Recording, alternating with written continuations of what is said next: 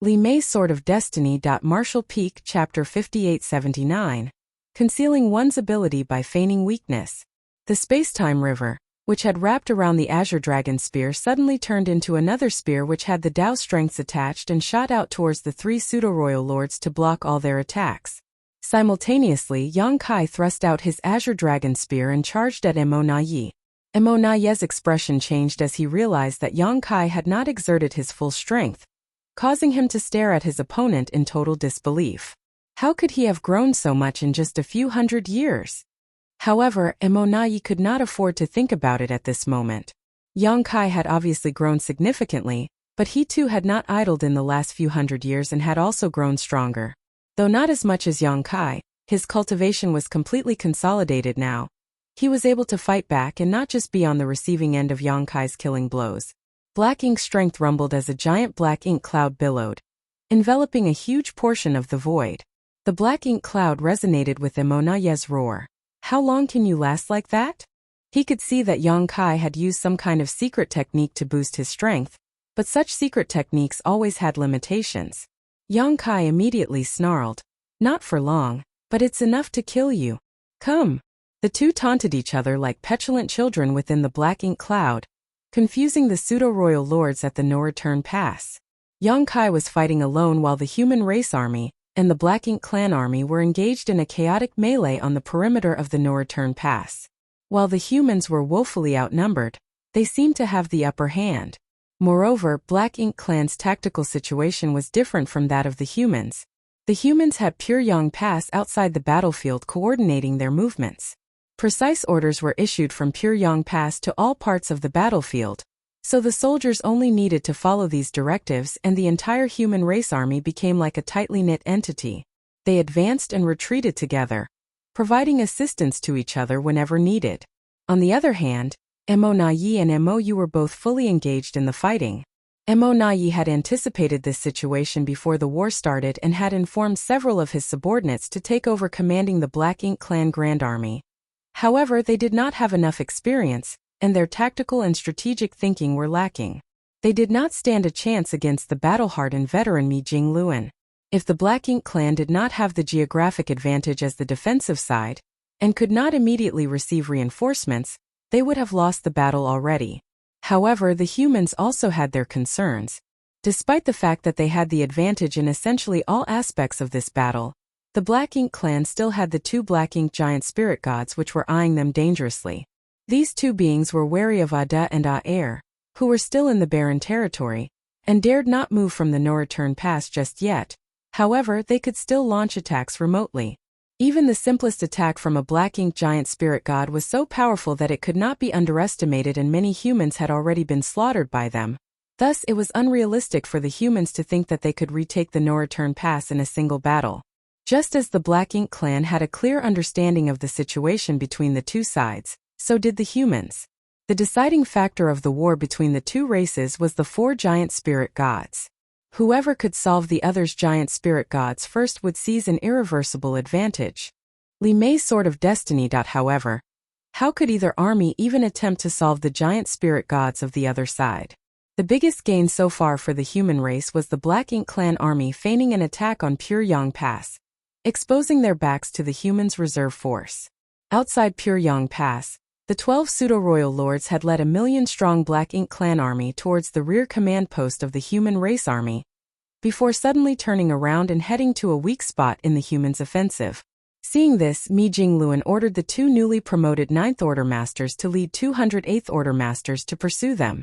The Black Ink clan army, which wanted to coordinate with their clansmen in the no-return pass, was suddenly set upon by these human masters.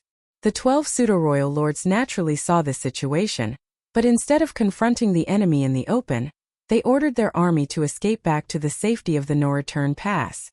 Unfortunately, this resulted in half of their subordinates being slaughtered. Mi Jingluan looked at the situation on the battlefield from Pure Yang Pass and sighed. After this fight with the Black Ink clan, he realized that the enemy had more strength than he had expected. Unlike the Black Ink clan, who did not care about their casualties, every human soldier was a rare warrior. Taking the no-return pass was just the beginning. The humans still had to go to the primordial heaven source grand restriction. If too many were killed or critically wounded in retaking the no-return pass, how could they embark on the next part of the plan? So when Mi Jingluan dispatched the army for this battle, he had emphasized the principle of preserving their war potential, rather than maximizing the damage to the Black Ink clan. He endeavored not to have severe losses in the army, especially among the high-ranking Open Heaven Realm masters. At this point in the battle, the humans certainly had the absolute upper hand. However, without resolving the Black Ink giant spirit gods, there was no way to retake the no-return pass. If they continued the fight unabated, there would definitely be more casualties. In such an intensely violent battlefield, every soldier would consume a lot of strength. Additionally, the medicinal efficacies of the purifying Black Ink pills, which were taken in advance, were time-limited. With so many dead Black Ink clansmen on the battlefield, creating massive amounts of Black Ink clouds, the protective effects of the purifying Black Ink pills were being constantly eroded. Once the medicinal efficacies of the purifying Black Ink pills failed, it would be difficult to fight in an environment filled with Black Ink strength. Mi Jingluan could not help but turn his head and look at the depths of the no-return pass, where he vaguely saw several figures in the midst of a fierce battle. Upon seeing this, he frowned slightly and muttered, "Concealing one's ability by feigning weakness?" Unlike Emona Yi, Mi Jingluan was aware of Yang Kai's actual strength, as he had discussed this with the latter recently. After 20 years of cultivating with the power of the two Open Heaven Realm cradles, Yang Kai's strength was vastly superior to what it used to be. With Yang Kai's current strength, he should not have any problems killing Emona Yi, even if 3 pseudo-royal lords were assisting the latter. However, the battle seemed to be an even struggle. Clearly, Yang Kai did not use his full strength, as he was intending to conceal the extent of his abilities. Mi Jingluan naturally was not worried about Yang Kai's safety. Before the battle started, Yang Kai approached Mi Jingluan and chatted with him privately, planning for various scenarios, including the current situation he was in. Mi Jingluan naturally knew why Yang Kai decided to feign weakness, even to the extent of letting Emona Yi live. Revealing his true strength to Emona Yi was not advantageous at this moment. It was far more important for the humans to deal with the 2 Black Ink giant spirit gods. Yang Kai decided to conceal his ability, and only strike at the critical moment against the Black Ink giant spirit gods. After a few more moments of watching, Mi Jingluan withdrew his gaze and said to himself, "We've met our objective." The officers around him immediately focused and waited for the order to be given. The next moment, Mi Jingluan declared, "Pass down the order. All armies are to retreat and regroup at Pyryang Pass." "Yes, sir." The messages were immediately sent to all the armies. At the same time, Pyryang Pass, which had been outside the battlefield, also moved and pressed forward in the direction of the no-return pass as all its artifacts came to life. Mi Jingluan then flew up and rushed towards the battlefield. As a Ninth Order master, he should have already taken to the battlefield to kill the enemy. However, he had to remain behind to direct the army's movements. Now that the battle was coming to an end, there was not much more for him to do. The human army only needed to withdraw from the battlefield in an orderly manner according to the original plan, so Mi Jingluan could finally put down the heavy burden of command and go to the battlefield to act as a lone Ninth Order master. At the same time as Pyryang Pass began moving, on the battlefield inside the no-return pass, Yang Kai muttered, "It's about time." Pyryang Pass heading to the battlefield was a signal for the retreat of the human race army, and Yang Kai knew it well. Although he had been fighting alone, he was still taking advantage of the momentum of the human army. At that moment, Yang Kai's extremely fierce attacks suddenly slowed down and he held a stoic expression. Across from him, Emona Yi was drenched in cold sweat as he felt like he just escaped from the gates of death. He did not expect Yang Kai's explosive assault to last so long and had almost not survived the onslaught. His body was covered with wounds now, and even though they were not life-threatening, it made him look quite disheveled. There had also already been several rounds of pseudo-royal lords who rotated in and out of the battlefield. He was secretly relieved that Yang Kai stopped his attacks at this point. Otherwise, once he was killed, the pseudo-royal lords would have to face Yang Kai on their own. Once that happened, the high-rank Black Ink nests would suffer heavy losses, which would make the entire war situation untenable. "Emona Yi," Yang Kai said after he adjusted his breathing, "let me show you something." Emona Yi kept his cool and remained silent, while he continued his attacks with the 3 pseudo-royal lords in a pincer move.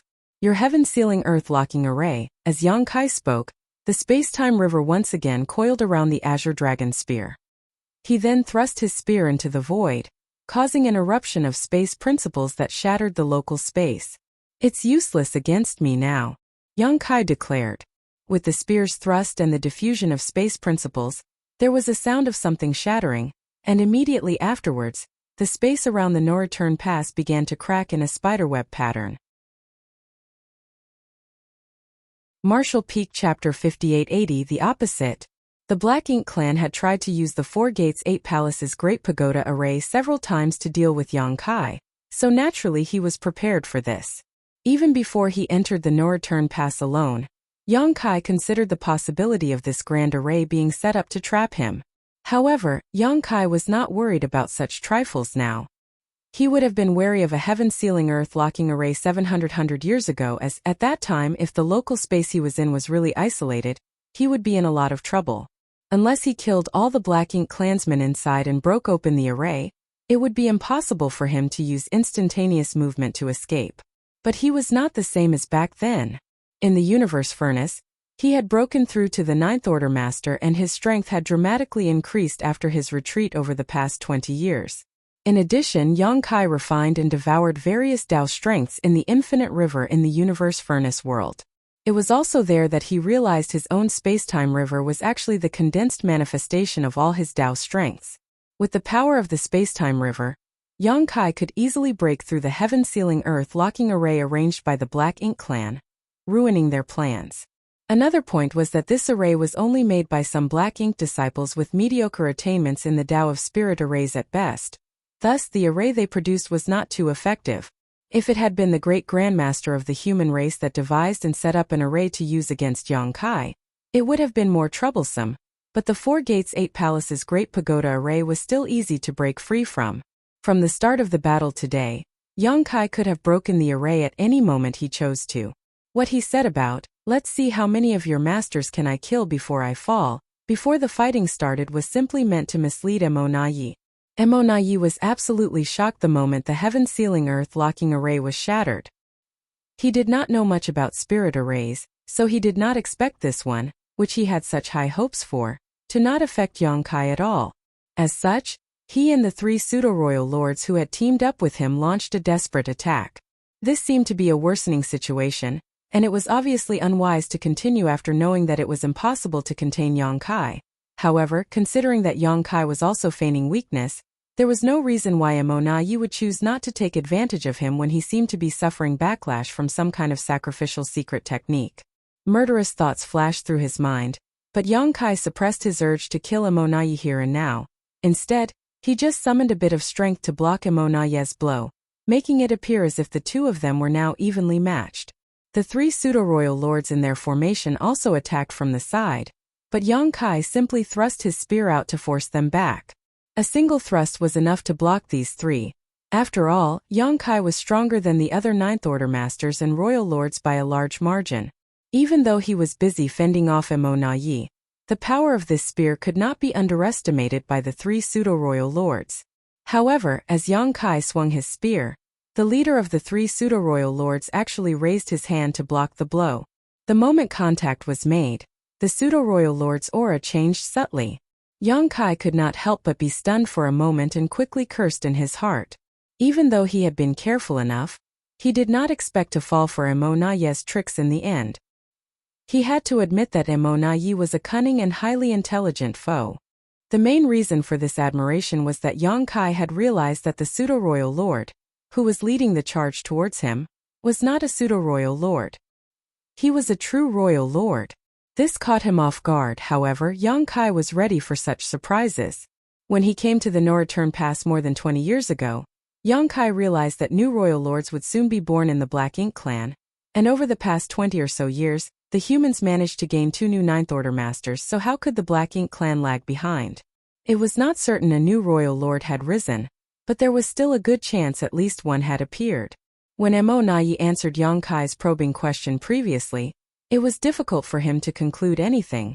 However, he still held the mindset that he would rather believe that there was at least one more. With such a mindset, Yang Kai was constantly on guard against any unknown royal lord who might be lurking and waiting for an opportunity to strike. He subconsciously felt that if a new royal lord appeared in the Black Ink clan, he would be hiding somewhere, looking for an opening to attack him.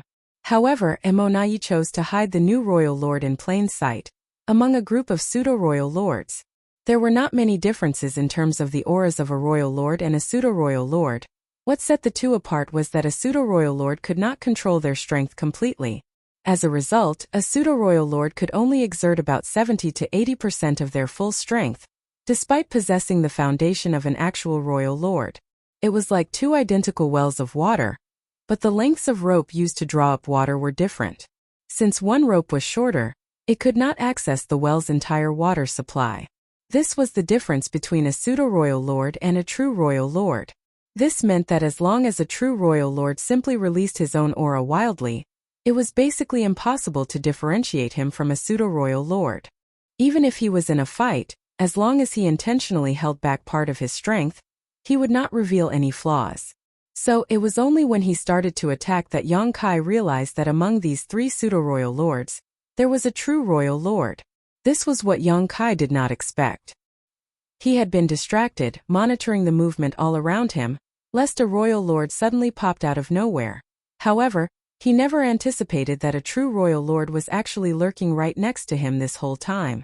This arrangement was extremely clever, and was definitely Emonai's idea. According to Emonai's instructions, 3 pseudo-royal lords would join him in suppressing Yang Kai, and so far several batches of pseudo-royal lords had rotated in and out of this battle. After establishing a kind of routine, even if Yang Kai was that astute, he would gradually become blind to such a possibility. Of course, Yang Kai was doing something similar in trying to conceal his abilities by feigning weakness. Consciously having to hold back was actually an additional burden on him, which left him somewhat distracted. There was no point in blaming himself at this point though. The 2 royal lords were close at hand, with one of them in the midst of a violent attack. In Yang Kai's current weakened state, it was impossible to dodge the incoming blow. Many thoughts flashed through his mind as Yang Kai as he weighed between continuing with the deception or revealing his true strength, counterattacking, and taking Emonai and the new royal lord by surprise. In the end, though, he restrained his murderous intent. The next moment, the new royal lord's fist found its way through Yang Kai's guard and struck his chest. This punch was so powerful that it almost caved Yang Kai's chest in, and a mouthful of fresh golden blood spurted out, turning into a thick mist of blood. Yang Kai swung his fist back to repel his new foe before sweeping at him with his spear, forcing the new royal lord to dodge out of the way. Monai was surprised that the heaven-sealing earth-locking array was broken by Yang Kai, but his original plan still worked out, which made up for the embarrassment. While Yang Kai was fighting with Dialuo, he raised his hand and black ink strength broke through the void, aiming at the back of the former's head. If this blow landed, it would be disastrous for Yang Kai. Emonai appeared exuberant and eagerly awaited what was to come. However, at this critical moment, Yang Kai unexpectedly swung his azure dragon spear behind his head and blocked the fierce blow precisely. Emonai immediately realized what was happening and yelled, "Don't let him get away!" As he shouted, he used his aura to shake the void, and the nearby black ink masters did the same. However, when Emonai and Dialuo pounced towards Yang Kai again, the latter's figure faded away. Without the heaven-sealing earth-locking array, there was no way to limit Yang Kai's instantaneous movement. Even Emonai's aura could only interfere slightly with it. As a result of the interference, Yang Kai showed up not far away and failed to completely escape from the no-return pass. At this moment, he was in a terrible state with his chest sunken considerably and his body covered in blood. His aura was so diminished that it seemed like he might die at any moment. However, Emonai knew Yang Kai very well. To a divine dragon, recovering from even such serious injuries was not an issue. The only way to ensure Yang Kai was dead was to kill him on the spot. Moreover, as soon as he saw Yang Kai's current location, which was close to the territory gate, he realized what his nemesis was planning. At this moment, Yang Kai had only 2 options to flee. One was to break through the Black Ink clan's defense line and escape towards the human race army. As long as the humans sent some masters to assist him, he could ensure his own safety.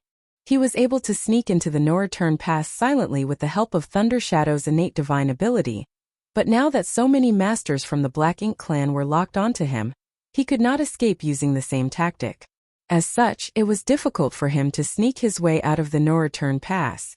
If he tried to fight his way out now though, Emonayi would surely notice something was off and reassess his strength. Thus, he had only one option left, which was to escape via the territory gate which led to the barren territory. Martial Peak Chapter 5881 Decision. Yang Kai's original intention was to use the human army to create chaos in and around the no-return pass, engaging as many masters from the Black Ink clan as possible, so he could find a chance to slip through the territory gate into the barren territory. That was why he snuck into the no-return pass alone when the opportunity presented itself. Otherwise, he could have continued to wander the battlefield and kill with impunity.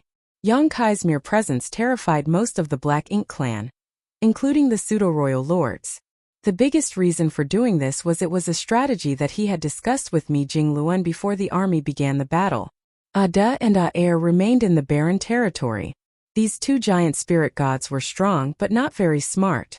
So, it was better to have a human direct and guide them, especially during the critical moments. Yang Kai was naturally the best candidate for this role. The two giant spirit gods considered him a friend, and he was strong enough to move alone to the barren territory and remain there to guard it. Furthermore, just because Yang Kai was in the barren territory did not mean that he could not participate in the battle. He was so strong that as long as he was in the barren territory, the Black Ink clan would have to divert some energy to guard against him attacking the no-return pass from the territory gate. The Black Ink clan would not be as worried had it been any other Ninth Order masters remaining behind the territory gate. Yang Kai intended to escape to the barren territory all along, but he did not expect the process to be so turbulent to the point he was forced to make such a bitter choice. Emonayi had also anticipated Yang Kai possibly escaping through the territory gate, but he had thought the 4 gates 8 palaces Great Pagoda array would be enough to stop the latter. Previously, Emonayi had quite some confidence in the heaven-sealing earth-locking array, but to his disappointment, he now realized that this array could no longer trap Yang Kai. So the moment Yang Kai reappeared, Emonayi and Dialuo led a large group of pseudo-royal lords over. Before they even arrived, powerful secret techniques were sent out like a storm towards Yang Kai. Yang Kai's face paled. Throughout this battle, he had been concealing his ability by feigning weakness. However, he was now really wounded and facing a deadly threat. The pseudo-royal lords who were responsible for guarding the no-return pass were all mobilized. In total, there were now nearly 30 top masters attacking Yang Kai, 2 of whom were true royal lords.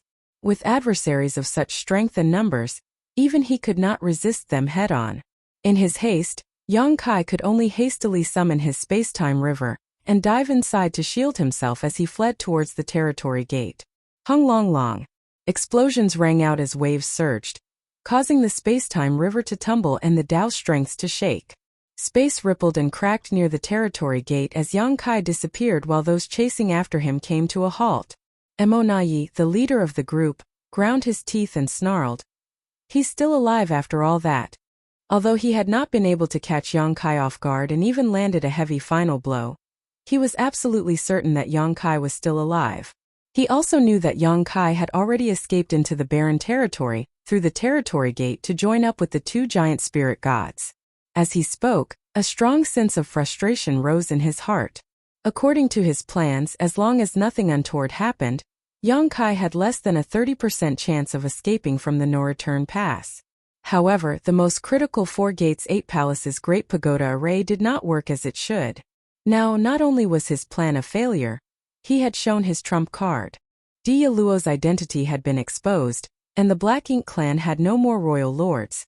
Thus, it would now be all but impossible to kill Yang Kai. Thinking back on all the years he had been fighting with Yang Kai, Emonayi realized he previously had 2 good chances to kill this plague but always failed at the last moment. No one could be sure if he was unlucky or if Yang Kai's fortune was just that much better to always allow him to survive. Dialuo comforted, "Don't blame yourself. Although we couldn't kill him this time, he is definitely severely injured and won't be able to cause any troubles anytime soon. Additionally, now is not the time to think about him. We should consider the overall situation." As a royal lord, Luo did not have many dealings with Yang Kai. More specifically, he had not suffered many losses at his hands. Thus, he did not have Monaye's obsession with killing Yang Kai. However, right now, the Black Ink clan had more problems than just a wounded but still alive Yang Kai. Monaye forced himself to calm down, nodded and said, "You're right." When he was fighting with Yang Kai, he did not have the time or the capacity to think of the situation on the battlefield. However, he immediately noticed something unusual as he observed the fights. The human race army was withdrawing while pure Yang Pass, which had kept its distance all this time, was actually advancing. It seemed to be using the power of its various arrays and artifacts to provide cover for the retreating humans. This was a planned withdrawal which was executed in an orderly and disciplined fashion. A moment later, Monaye understood why the humans chose to withdraw their forces despite having the advantage. It was true that the humans had controlled the flow of the battle this entire time and gained many advantages thus far, resulting in a lot of casualties among the Black Ink clan, including numerous pseudo-royal lords. However, the human warships also sustained a lot of damage and many of their masters had fallen. If the humans continued to fight, their casualties would only rise as more and more of their warships were destroyed. By choosing to withdraw at this point, they could preserve their own strength. Monaye would also make this choice if he was in such a situation. To put it bluntly, the Black Ink clan was now a caged beast and there was no need for the humans to fight them to the death. As long as there were a few more battles like this one, when Black Ink clan's strength was worn down enough, the humans could launch a decisive final attack and wipe them out. Want to leave? It's not that easy. Monaye coldly snorted as he saw through the human race's intention. This kind of hit-and-run tactic was despicable and clearly Mi Jingluan's plot, so he swiftly shouted, "Pass down the order, attack the humans at all costs. Have all the pseudo-royal lords in the Noreturn Pass join the offensive." The pseudo-royal lords were shocked by Monaye's boldness. The Noreturn Pass was the foundation of the Black Ink clan as all the high-ranked Black Ink nests were here. The pseudo-royal lords who stayed behind were tasked exclusively with guarding these Black Ink nests. If they left, the entire Noreturn Pass would be unguarded and extremely vulnerable. If at this moment any human race master managed to sneak through, it would definitely cause terrible damage to the Black Ink clan. However, the only one who could really achieve this was already badly injured and had escaped into the barren territory. Thus, he would not have the strength to cause trouble again. As for the others, there was no need to worry about them accomplishing what that anomaly could do. Although this order seemed to be a rash decision by Monaye, it was actually well considered. After giving this order, Monaye and Luo took the lead and rushed towards the battlefield, followed by several dozen pseudo-royal lords. Somewhere on the battlefield, Mi Jingluan, who had just started killing the enemies, keenly noticed this and sighed. That guy is really difficult to deal with. When an army was withdrawing from the battlefield, it was most fearful of such a situation. Now the humans were bound to incur even more losses. Thankfully, the advantage that the humans had gained this time was significant. Even though the Black Ink clan had responded in the worst way possible, the humans were still able to withstand the onslaught. Just as the battle was about to end, the fight suddenly became more intense than before. The orderly withdrawal of the human race army was interrupted by the Black Ink clan army doggedly chasing after them, with masters of both sides clashing in the void. Comparing the two sides, the humans were undoubtedly better organized. The 12 armies coordinated with each other as single units while Black Ink clan was much more chaotically and haphazardly arranged. Many of the Black Ink clan soldiers that gave chase could not interfere with the humans meaningfully as they did not coordinate properly, and were basically trampling over each other trying to get ahead. However, there was still some impact on the withdrawal of the army. The sudden attacks resulted in numerous losses among the humans. Many damaged warships were destroyed, and the cultivators on board were crushed. Seeing the situation deteriorating, one of the purifying Black Ink battleships actually turned around and dove into a close-quarters battle, its weapons firing madly as it plowed its way through the enemy lines.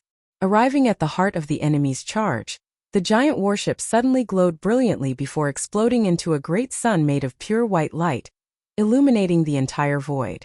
The great sun enveloped a massive area and wounded or killed all the surrounding Black Ink clansmen, creating an opening for the rest of the human forces to escape. The scene was magnificent and the battle-weary soldiers cheered from all corners of the battlefield. This was how far the humans were willing to go, how far they could go when they had something to protect. The 3,000 Worlds was their home, and although it was now an empty shell due to the Black Ink clan's wanton plunder, it was still their homeland and none of it would be ceded. If they wanted to protect their home, they had to uproot the Black Ink clan once and for all. The two mighty armies continued to clash with the humans fighting hard as they retreated. The Black Ink clan continued their pursuit for 5 million kilometers before finally stopping. The relentless and tenacious pursuit of the humans frustrated Mi Jingluan and he was tempted to order an immediate counteroffensive. However, considering that most of the warships were damaged and the effects of the purifying black ink pills was wearing out, he had no choice but to give up on this risky idea. The soldiers were very reliant on their warships for protection. For so many years, the human warships were the key to them taking on the numerically superior enemy and prevailing. Most of the losses in the later part of the battle were due to the destroyed warships, leaving the soldiers without extra protection. It was only when the pursuing Black Ink clan army retreated like an outgoing tide that this battle finally ended. Martial Peak Chapter 5882 The Simple Giant Spirit Gods. The human race army regrouped at their temporary camp 3 days away from the No-Return Pass. After this battle, the humans would be unable to launch another full assault on the No-Return Pass within a short time. The wounded soldiers needed time to heal, not to mention that the logistics were also unable to keep up with the intense consumption. A large number of damaged warships needed to be repaired, evil purging divine spears needed to be replenished, and the purifying black ink pills had to be refined. All of this required a lot of resources, so although there were currently 3 million third-order and below cultivators mining supplies in the vast black ink battlefield, it would always take some time to accumulate enough. A conservative estimate was that for the next 2 to 3 years, they would not have the ability to attack the No-Return Pass again. The Black Ink clan, even though they had found out that the humans had set up camp just days away, did not dare to harbor any aggressive thoughts. When the entire human race army withdrew, the Black Ink clan could still chase after them in order to thin their numbers. However, now that they had settled down and regrouped, it was not wise to disturb them again. Thus, although the humans were not far from the No-Return Pass, the two sides coexisted for a long period without much conflict. 1 month after the battle, at a certain place in the barren territory, Ada and Aer sat facing each other, looking down helplessly at the space in front of them. In their field of vision, a figure covered in blood was sleeping quietly. The blood had already congealed and stained the clothes. The figure slept on his side, suspended in the void as if there was an invisible bed underneath. Such a figure was small as an ant when compared with the towering giant spirit gods. This figure was none other than Yang Kai, who entered this place from the No-Return Pass.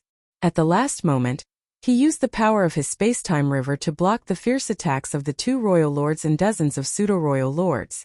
The impacts were so violent that his own Dao strengths were severely impacted, and his vitality plunged to the point he became delirious. He passed out soon after entering the barren territory. He would not have been able to sleep so peacefully for so long if not for Ada and Aer watching over him. With their protection, Yang Kai felt safe enough to recuperate in peace. However, his condition caused the 2 giant spirit gods to worry about him. After staring at the tiny figure in front of him for a long time, Ada suddenly wailed, "Dead."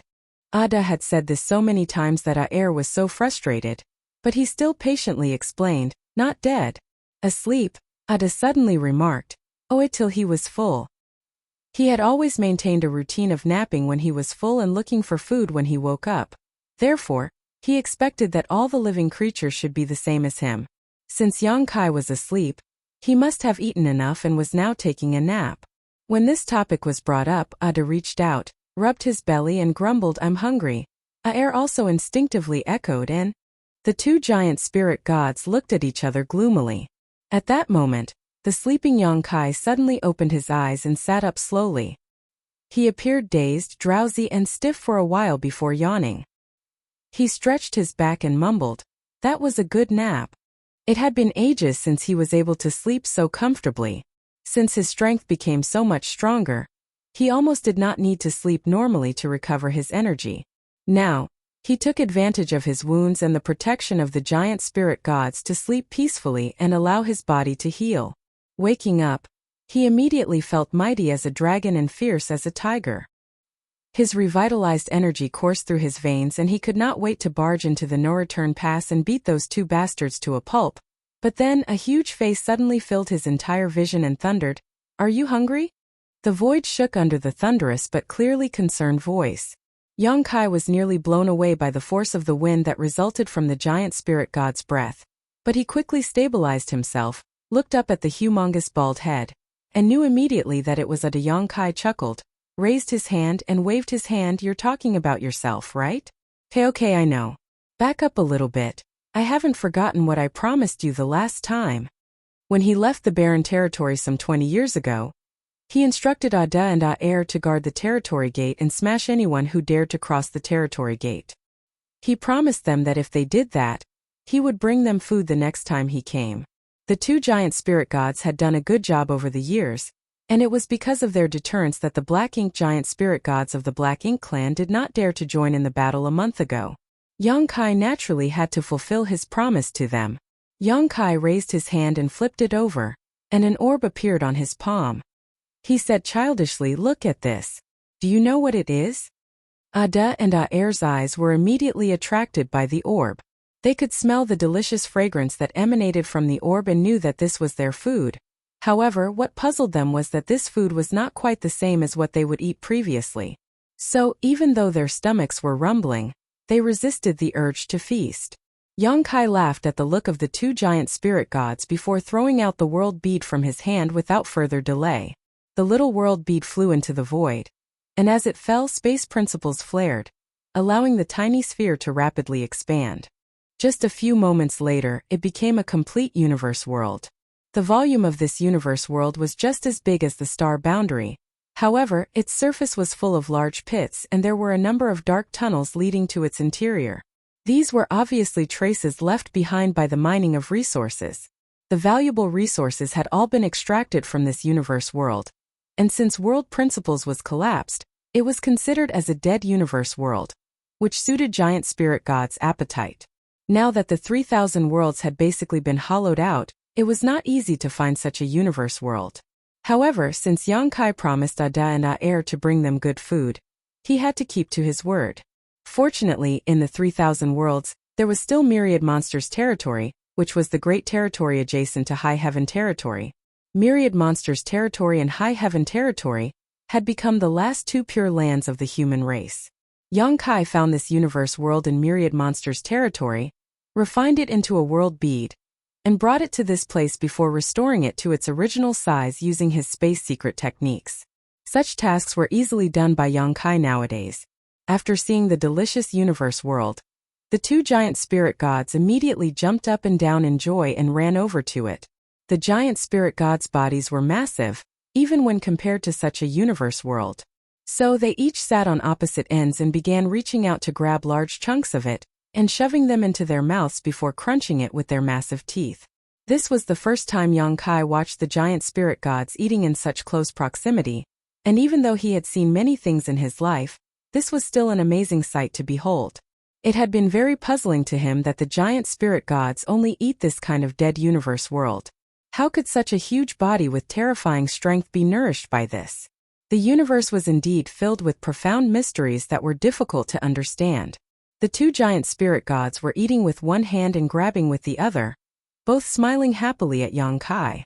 When Ada realized that Yang Kai was staring at them, he handed over a universe fragment and said, "Friend, let's all eat together."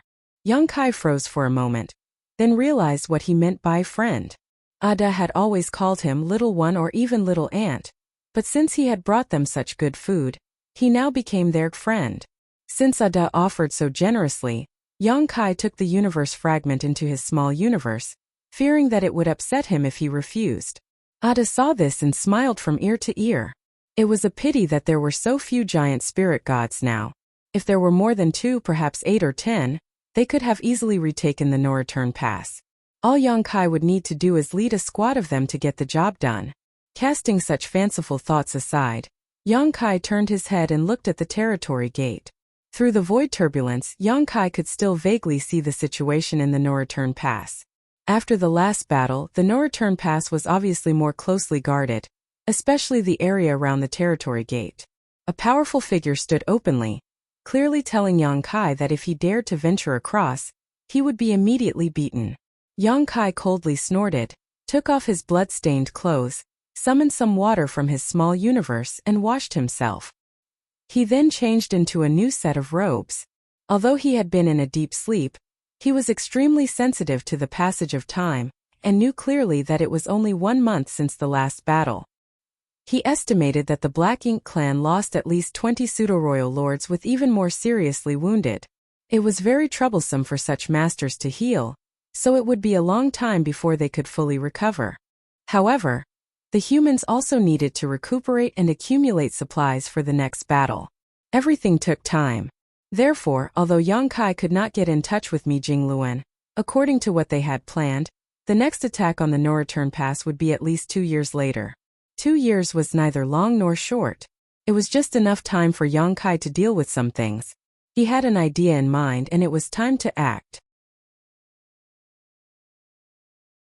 Martial Peak Chapter 5883, Out of Control Small Stone Race. Yang Kai was slightly taken aback looking at Ada and Aer. The universe world had been completely devoured by the 2 giant spiritual gods in just a short time. When they noticed Yang Kai looking at them, they immediately looked at him eagerly. Obviously, the 2 had not had their fill yet. Yang Kai immediately stated, "Wait here, I'll go find you something to eat now." Just like before, keep a close eye on this place.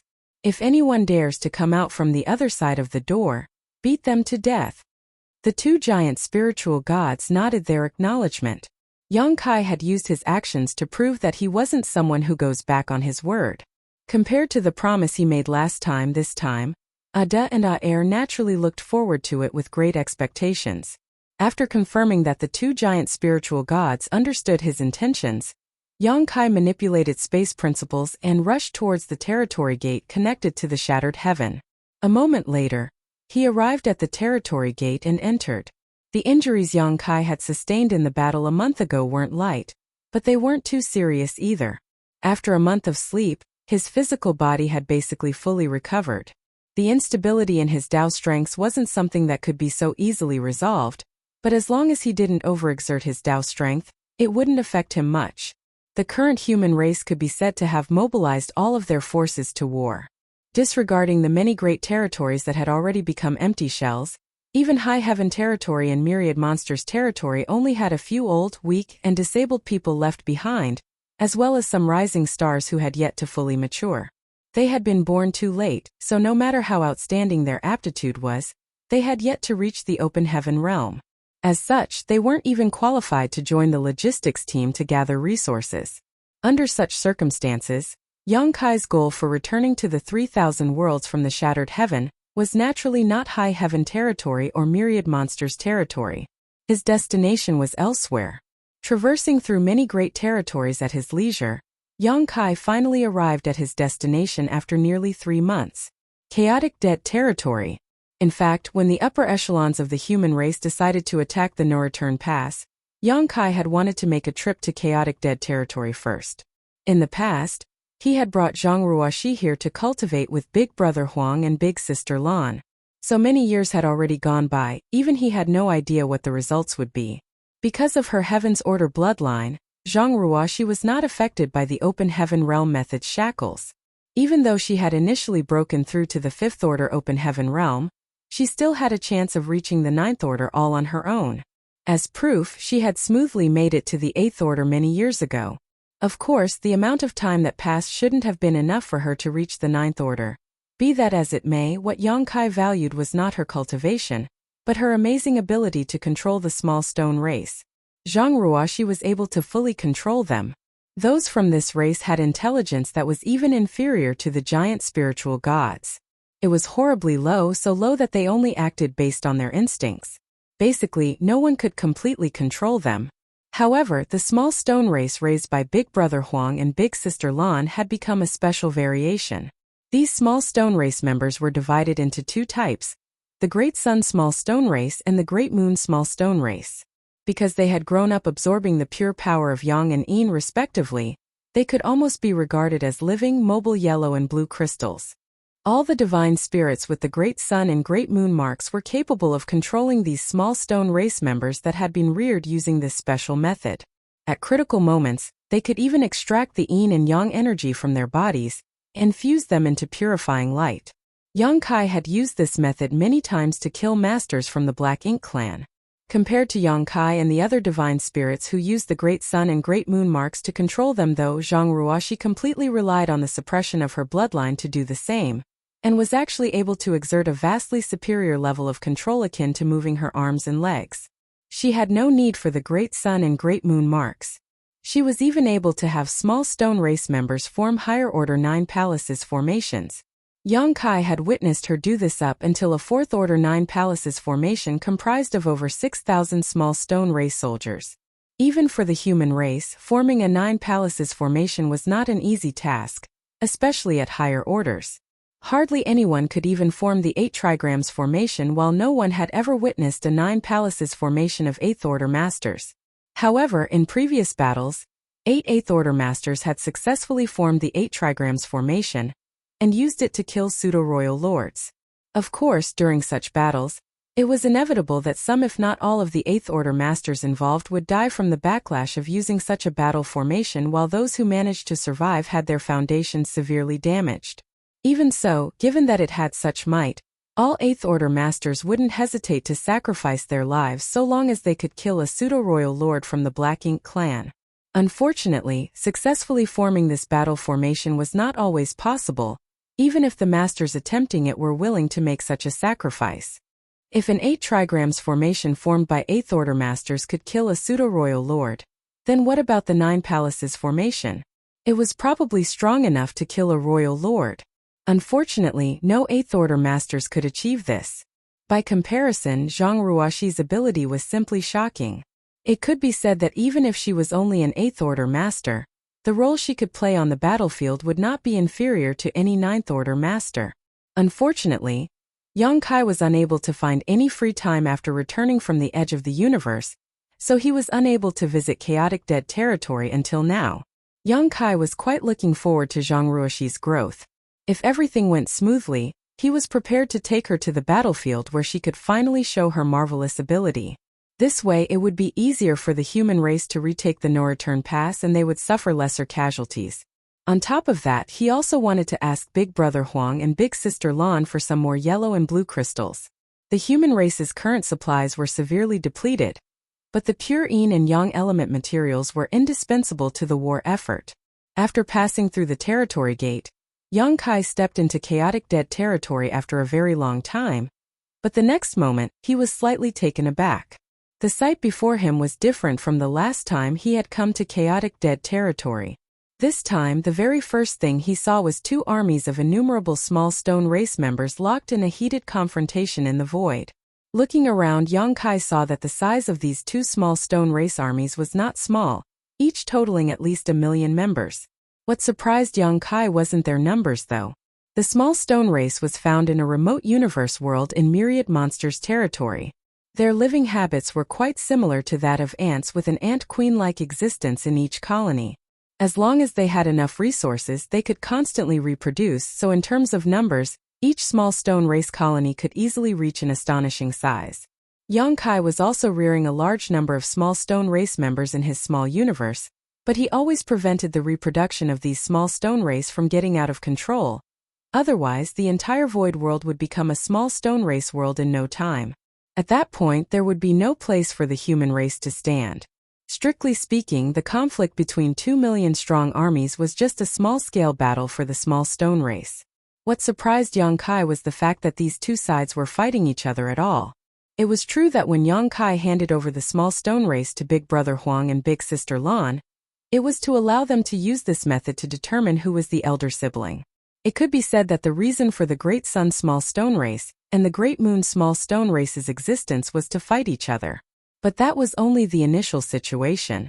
Since the Black Ink clan had invaded the 3,000 worlds, the 2 supreme masters of chaotic dead territory had stopped playing such silly games and instead focused on raising more small stone race soldiers to give their little brother Yang Kai to assist in the war. Yang Kai had looted yellow crystals, blue crystals, and even the small stone race armies from them several times. Although these two complained a lot about his open banditry, they had never let Yang Kai return empty-handed. Every time Yang Kai came to ask for their help, he would always reap a bountiful harvest. The relationship between Yang Kai and the two of them was similar to that of a prodigal son, who indulges in debauchery and parents who painstakingly accumulates their family's wealth.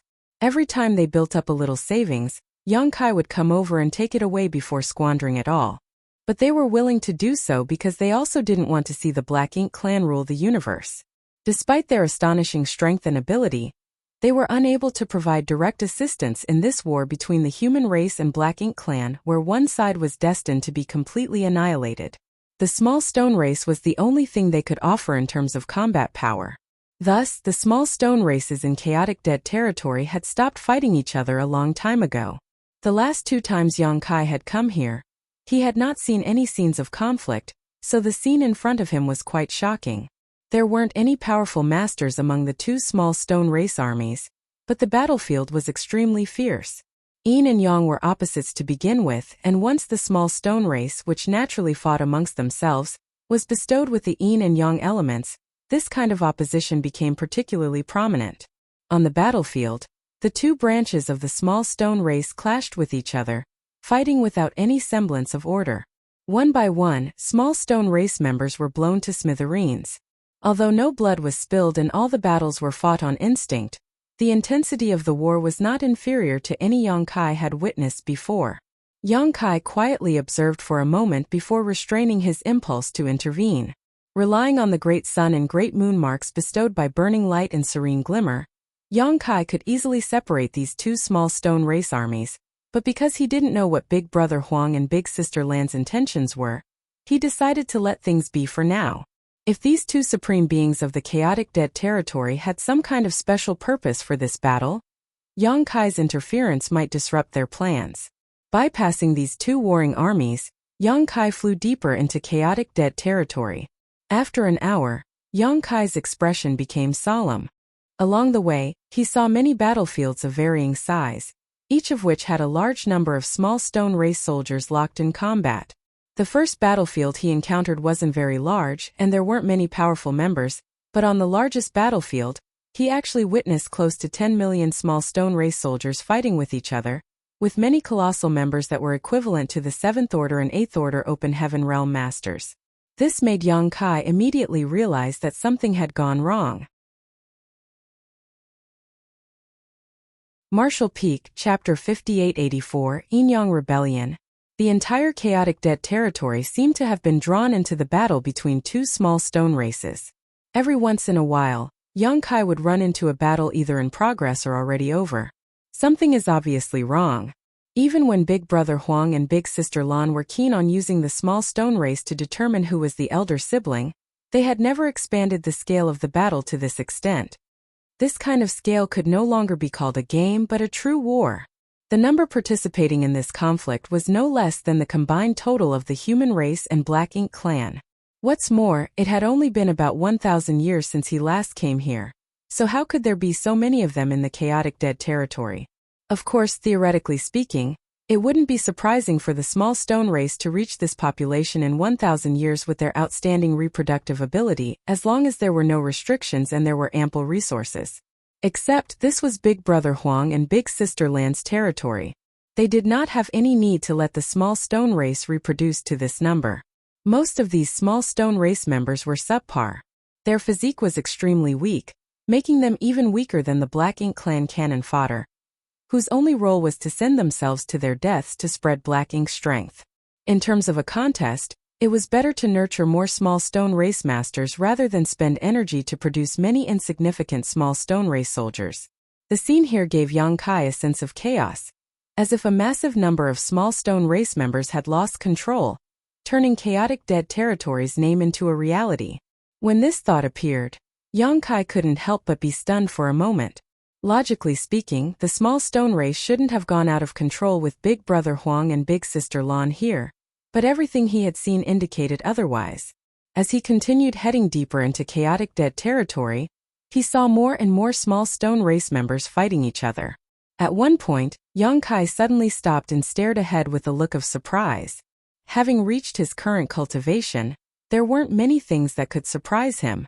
Even if he were to face the black ink giant spirit god right now, he would still remain perfectly calm, but the sight before him gave him a strange feeling. He felt as if something had erupted in the depths of the void. 3 breaths later, a dazzling spot of light appeared in Yang Kai's field of vision. This point of light was undoubtedly far away, but because it was so bright, Yang Kai could see it clearly even from where he stood. When it first appeared, this speck of light was only the size of a needle tip, but it spread out at an indescribable speed. At the same time, extremely powerful energy fluctuations came with it. Yang Kai could faintly hear a clear bird cry like that of a phoenix. The sounds of birds' cries became clearer and clearer, and multiplied every moment. Soon the dazzling light filled Yang Kai's vision. When the light dissipated, what Yang Kai saw and heard left him dumbfounded. Much to his surprise, countless strange existences of varying sizes had appeared in the void, resembling phoenix, but a little different from those from the Phoenix clan. Yang Kai immediately recognized these strange existences. He had seen these things the first time he came to chaotic dead territory with Ada. They weren't living creatures but rather masses of pure yin and yang energies, the manifestation of the burning light and serene glimmer's power. The orange-yellow creatures were the manifestation of energy leaking from burning light, while the blue-colored ones were the serene glimmer's power. Yin and yang were inherently opposites. When Yang Kai first came to the chaotic dead territory, these unique existences of different colors were fighting against each other just like the small stone race. The confrontation of these two pure opposing energies gave birth to large amounts of yellow and blue crystals, which allowed Yang Kai to reap great benefits. According to Burning Light and Serene Glimmer, they could not properly control their own strength once it was unleashed. So from the day they were born, their powers had been constantly clashing with each other, and this was what Yang Kai was seeing right now.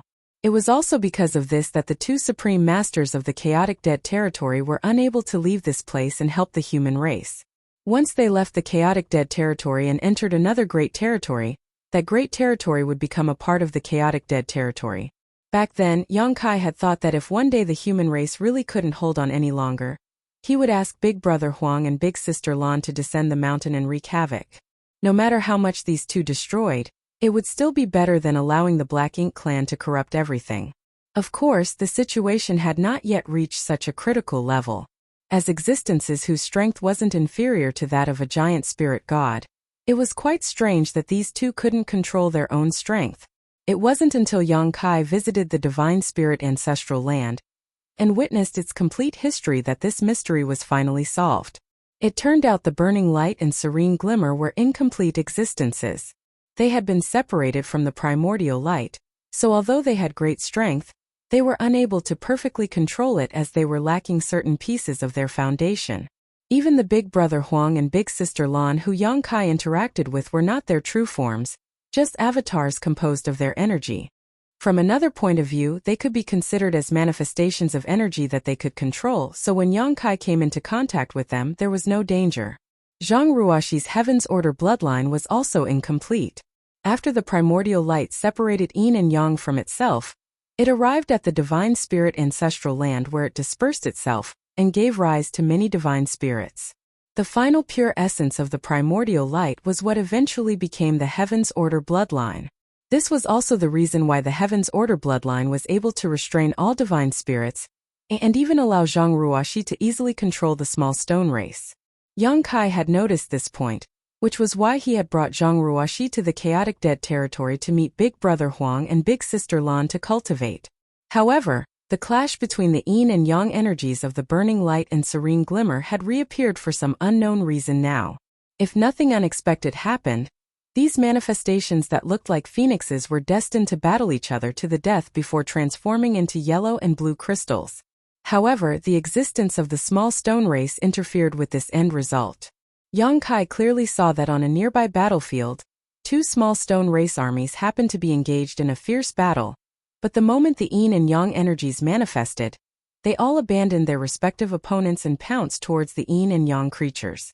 The small stone race had been raised by Big Brother Huang and Big Sister Lan using their own strength, so the yin and yang energies naturally had a fatal attraction to them. Under normal circumstances, an ordinary small stone race clansman was very small, only reaching an adult human's thigh in height, but they seemed to grow bigger and bigger as their strength increased. Be that as it may, they were still no bigger than ordinary humans before Big Brother Huang and Big Sister Lan began feeding them with their pure Yin and Yang energies. In the blink of an eye, the countless manifestations of Yin and Yang energies were surrounded by the small stone race, and even more small stone race members continued rushing over from afar to devour them. This scene resembled a swarm of ants covering a sweet and delicious meat bun. This was just the scenes Yang Kai could see, but considering how massive the pulse of light from before was, similar scenes must be happening all over the chaotic dead territory, out of Yang Kai's sight. Although the manifestations of Yin and Yang energies were essentially pieces of the burning light and serene glimmer, and took the form of various monster beasts and creatures, they were not alive. As such, even though they were being devoured by countless small stone race members, they didn't utter a single wail or even struggle to break free, because the small stone race members that were devouring them were just like them in terms of Yin and Yang attributes. The Great Sun small stone race devoured the Yang energy creatures, while the Great Moon small stone race devoured those made of Yin energy. Yang Kai clearly saw a small stone race member in a certain location, who was originally equivalent to a peak 7th order master, suddenly started radiating a yellow halo after devouring a large amount of Yang energy. Immediately after, its body, which was already larger than the other small stone race members, began growing rapidly as its aura reached something equivalent to an 8th order master. All the small stone race members who were ingesting Yin and Yang energies saw varying degrees of improvement. Yang Kai finally understood how this chaotic dead territory had so many small stone race members now. To the small stone race, the energy dispersing from burning light and serene glimmer was a great blessing. With such a massive amount of energy to use as food, the small stone race's reproduction was naturally smooth, and after many years of accumulation, it wasn't surprising for them to have reached such a massive number. The source of all this seemed to be deep in the distant void. Yang Kai turned his head to look in the direction where the explosion of light originated from. If he wasn't mistaken, the burning light and serene glimmer were there, because their energy was dispersing from that direction. What happened in the chaotic dead territory over the past 1,000 years? What are Big Brother Huang and Big Sister Lan up to? What about Ruoxi? Suppressing the many doubts in his heart, Yang Kai took a step forward and manipulated space principles, dashing off towards the distant void to investigate. With a clear goal in mind, Yang Kai sped up and arrived at his destination after an incense stick worth of time. When he saw what was happening from afar, a furrow appeared on Yang Kai's brow. To his confusion, a giant oval-shaped object that looked like a condensed mist was occupying a vast amount of space. At first glance, it gave the impression of an egg. Through the thick fog, Yang Kai vaguely saw a familiar figure. It was none other than Zhang Ruoxi, whom he had sent to this place many years ago. At this moment, Zhang Ruoxi seemed to be sleeping in this egg, her small figure curled up into a ball. The fog made it impossible for Yang Kai to see her expression, but judging by her sleeping posture, it seemed like she was resting peacefully. What is this? Yang Kai frowned. Zhang Ruoxi was here, but what about Big Brother Huang and Big Sister Lan? Looking around carefully, Yang Kai's heart suddenly jumped. The mist that had condensed into the shape of an egg was obviously filled with extremely rich and terrifying Yin and Yang energies. Also, two other blurry figures could be vaguely seen drifting through the mist. The Yin and Yang energies that were basically poles apart actually seemed to be merging together in this strange place. Yang Kai's brows slightly rose as he faintly understood what was going on, but this only made him happier rather than shocked. If he was right about what was happening, then the benefits Zhang Ruoxi would obtain this time would not be small.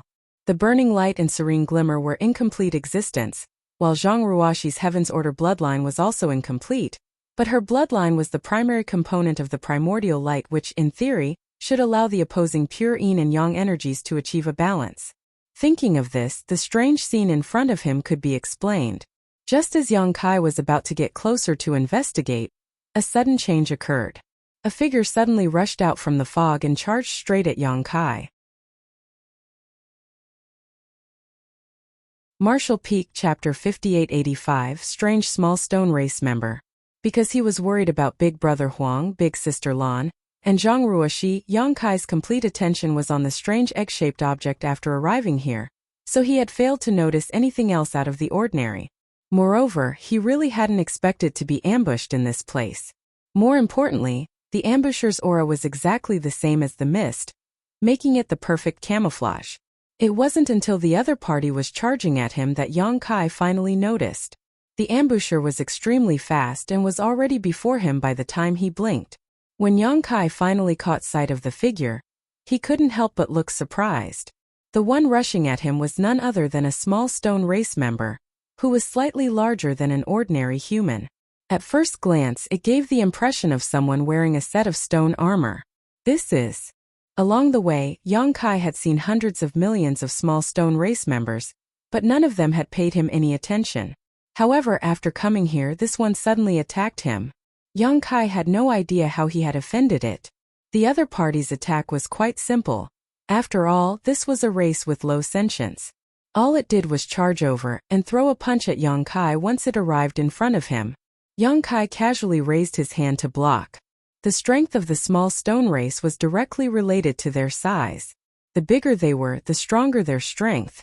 The small stone race members that were as strong as 8th Order Master were all 1,000 meters tall, and could only be considered giants.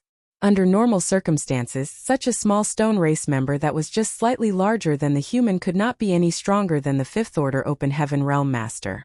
Yang Kai could easily block an attack from such a being with his current cultivation. However, Yang Kai realized how horribly wrong he was the next moment. Much to his astonishment, this punch actually made him stagger back, and the palm he used to block it was actually tingling slightly. If Yang Kai hadn't noticed that something was wrong at the moment of contact and hurriedly increased his strength, this single punch would have sent him flying. Before he could figure out what was going on, the small stone race member threw another punch at him at incredible speed. What the hell? Yang Kai was truly shocked and swiftly blocked the attack before fighting back. The shock in Yang Kai's heart was indescribable. This strange small stone race member before him was completely different from those he knew.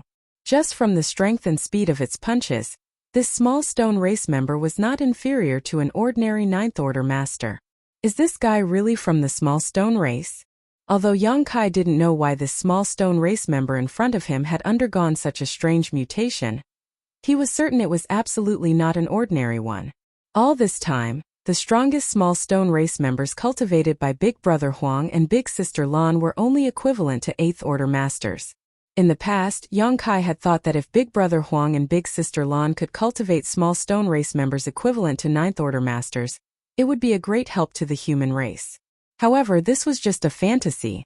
It was already Big Brother Huang and Big Sister Lan's limit to cultivate small stone race soldiers to the level of an 8th Order Master. Wishing to cultivate one that was equal to a 9th Order Master was simply a fool's dream. In the past, Yang Kai had asked them about this matter, and the answer he received was that all of the small stone race members were nurtured by either pure Yang or Yin energy. The Great Sun small stone race was created by Big Brother Huang, while the Great Moon small stone race was created by Big Sister Lan. As Yang Kai was intimately aware now, solitary Yin or Yang cannot give birth to true life. These two small stone race armies that had been cultivated using only one type of energy had an innate flaw, so it was impossible for them to grow to the level of a 9th Order Master, no matter how much energy they absorbed.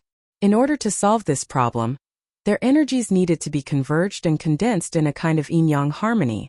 Only then would there be a slight possibility to go further. After having not come to the chaotic dead territory in so many years, Yang Kai had not only seen hundreds of millions of small stone race members rampaging out of control, but a 9th Order small stone race master also attacked him. Truly, life was unpredictable. Be that as it may, the appearance of this small stone race master in front of him undoubtedly proved that the small stone race could in fact produce existences comparable to 9th Order Masters. How did this happen? Yang Kai couldn't help but think of the strange mist he had seen as a vague guess popped up in his mind. Zhang Ruoxi's Heaven's Order bloodline was derived from the core essence of the primordial light, which was the harmonizing factor for the pure Yin and Yang energies of Big Brother Huang and Big Sister Lan. Yin and Yang were intertwining inside the mist, fulfilling the conditions required for the birth of a 9th Order small stone race. This discovery greatly excited Yang Kai. The small stone race had given birth to something equivalent to a 9th Order Master, which would definitely be of great help to the human race. It was the right choice to make a trip to chaotic dead territory. The mutant small stone race master continued its onslaught against Yang Kai owing to its limited intelligence, while Yang Kai couldn't retaliate against it, putting him in a bit of an awkward situation. Fortunately, that is all it is, Yang Kai softly muttered. Because the small stone race's intelligence was low, it only knew how to punch instinctively. So, even though it had strength and speed comparable to a ninth-order master, its combat capabilities were much inferior. Otherwise, it would be quite troublesome to deal with it. Just as this thought flashed through Yang Kai's mind, the small stone race master who had been chasing him all this time suddenly stopped, and did something that greatly stunned him. It raised its two hands and spread its arms, its palms facing each other as if it was holding a giant, invisible ball. The next moment, the color of its eyes suddenly changed, one becoming yellow, the other blue. Their colors weren't constant either and were instead rapidly changing. At any given moment, the color of its eyes flickered back and forth. Seeing this change, Yang Kai's heart jumped as he instinctively felt something wrong. By the looks of it, this strange small stone race master had another unknown ability. Just as expected, following the actions of this small stone race master, extremely rich yin and yang energies emerged in the space between in its palms.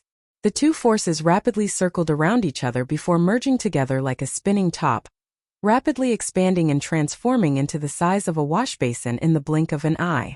As the two energies rotated, the yellow and blue colors also began to blend and change. Not far away, Yang Kai stopped and observed, sensing the fluctuations from the ball of energy formed by the fusion of yin and yang, quickly deducing the power of this move.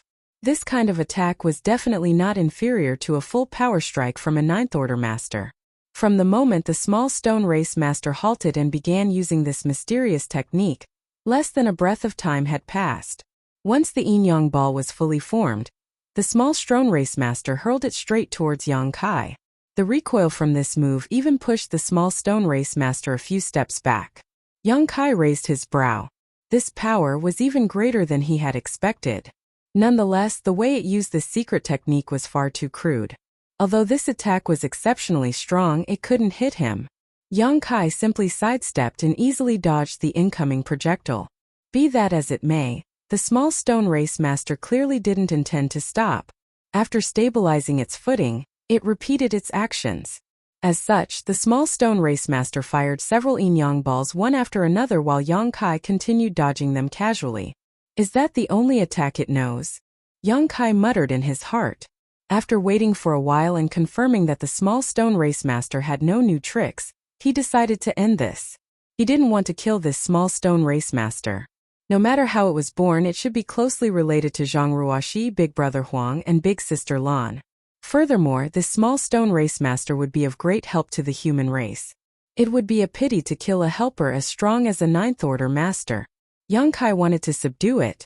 In order to command a race with such low sentience like the small stone race, the fastest and most convenient way was to activate the great sun and moon marks.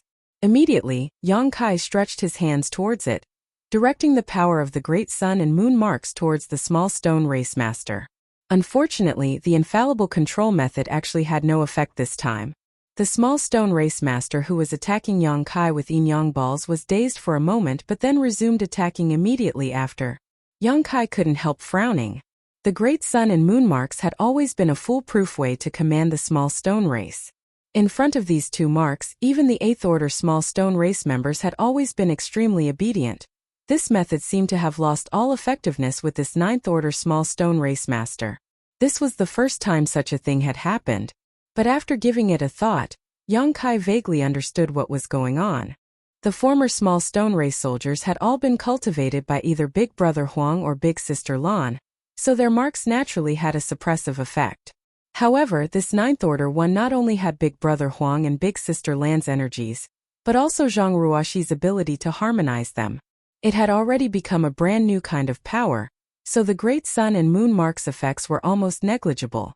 Although he had come to such a conclusion, Yang Kai was not willing to just give up and tried to activate the power of his marks several more times, but to no avail. Ultimately, he had no choice but to abandon this plan. Damn it! It wasn't easy for a 9th order small stone race master to appear, yet it refused to listen to his orders. Yang Kai wanted to bring it to the battlefield to use as a surprise trump card against the Black Ink clan. Apart from anything else, if such a small stone race master didn't care about its life or death, it wouldn't be a problem for it to battle a royal lord for a short time. Of course, because its attacks were simple and its intelligence was low, it wouldn't end well for it if it were to fight for too long. While many thoughts were flashing across Yang Kai's mind, the small stone race powerhouse seemed to have used up too much of its energy as the yellow and blue color in its eyes gradually became dimmer after sending out so many Yin-Yang balls. Immediately, it turned around and flew towards the direction it had come from. This situation was very much like going back to find food after a fight, not caring if Yang Kai would do anything to it. Yang Kai couldn't help but worry about the intelligence of this being.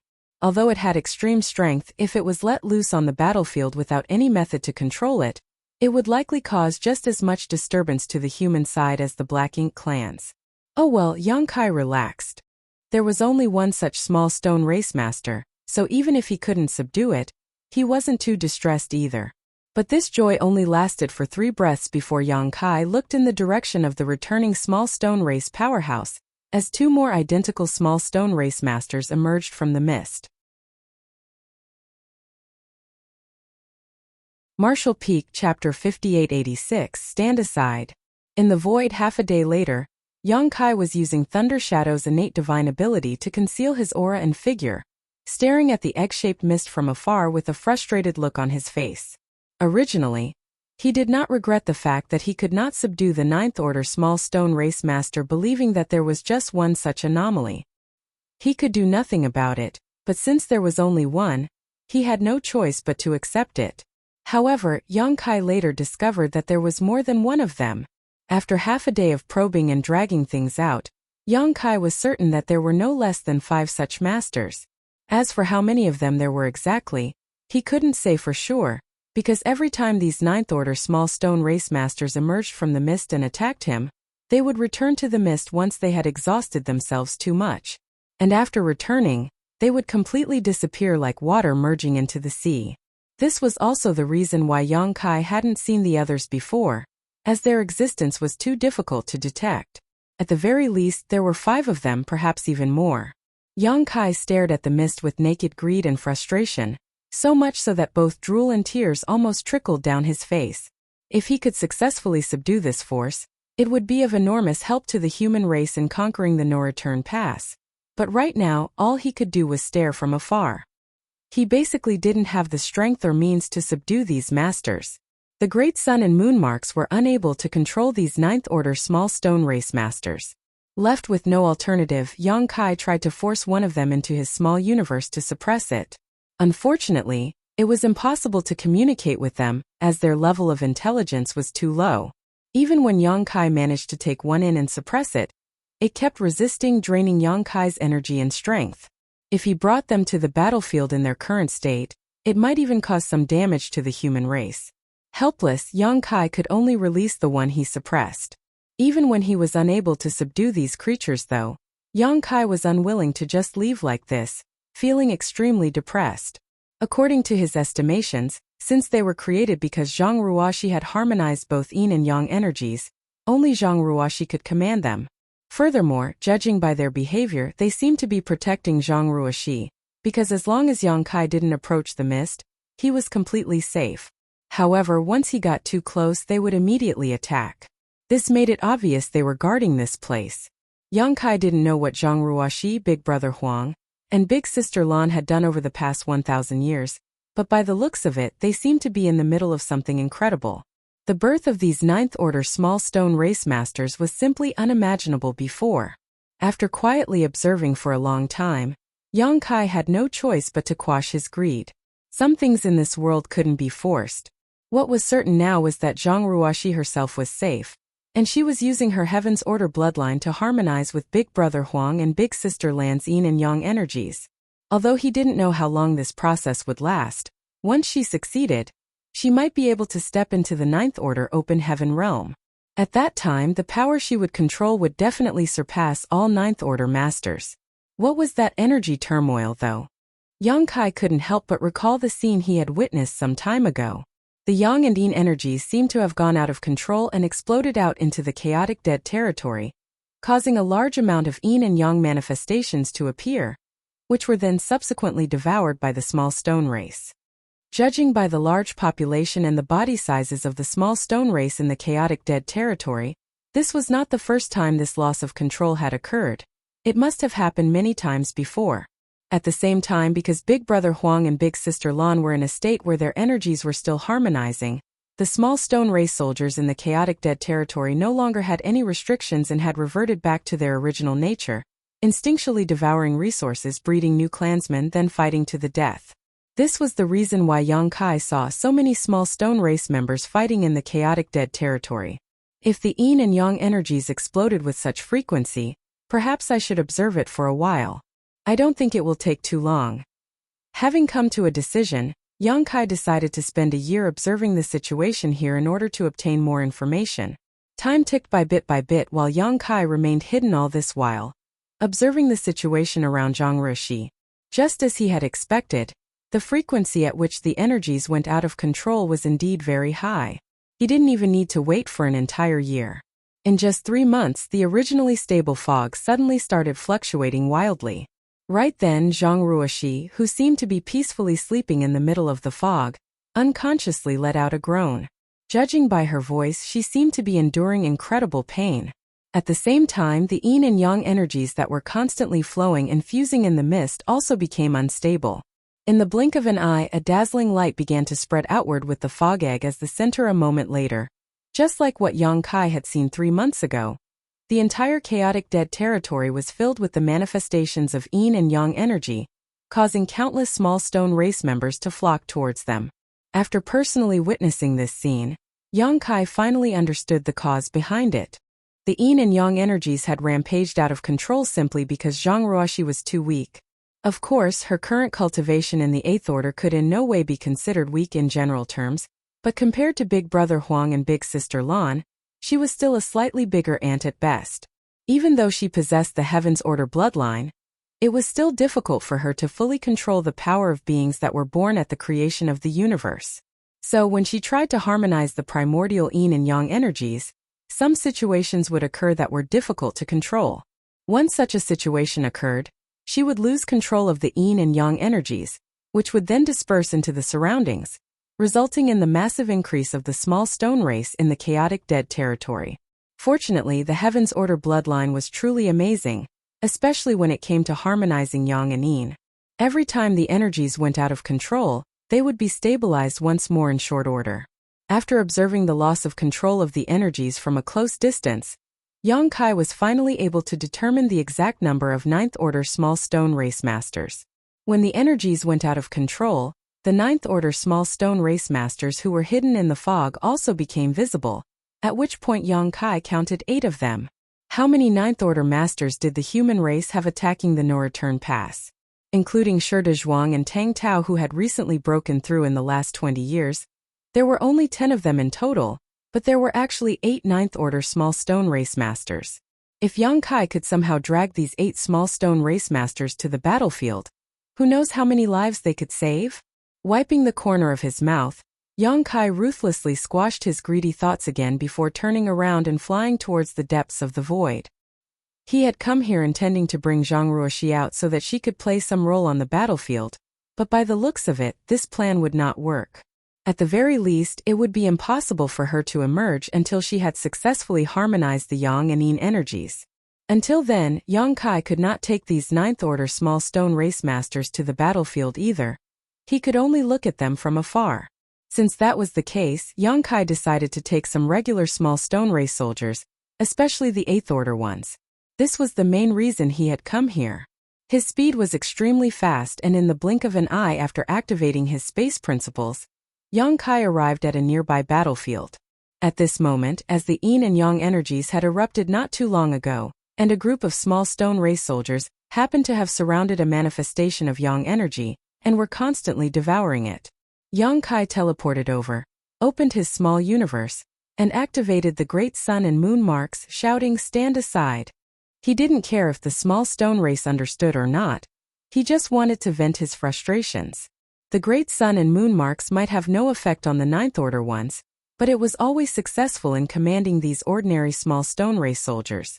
With a single command, the small stone race members stepped aside, revealing the yang energy manifestation they had surrounded.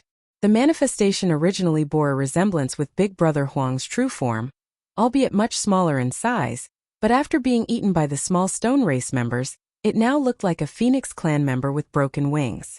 Yang Kai didn't mind and directly took it into his small universe and suppressed it. Immediately after, he rushed to the next location. After so many years of constant war, the human race's demand for yellow and blue crystals had become extremely high.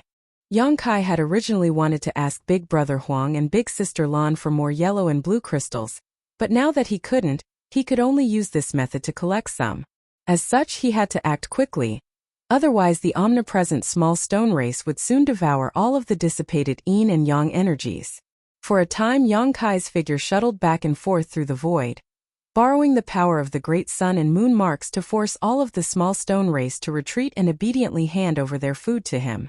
Even if Yang Kai was fast though, he had no choice but to stop after an incense stick worth of time, because apart from the yin and yang energies he had taken into his small universe, the rest of the dispersed energies had been devoured clean by the small stone race.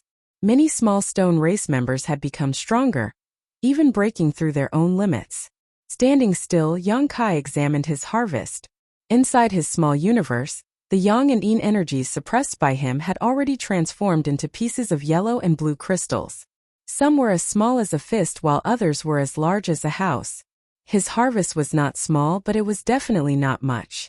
The main reason was that Yang Kai was a bit slow as he had to carefully observe Zhang Ruoxi's situation first, which gave the small stone race ample time to devour most of the dispersed yin and yang energies.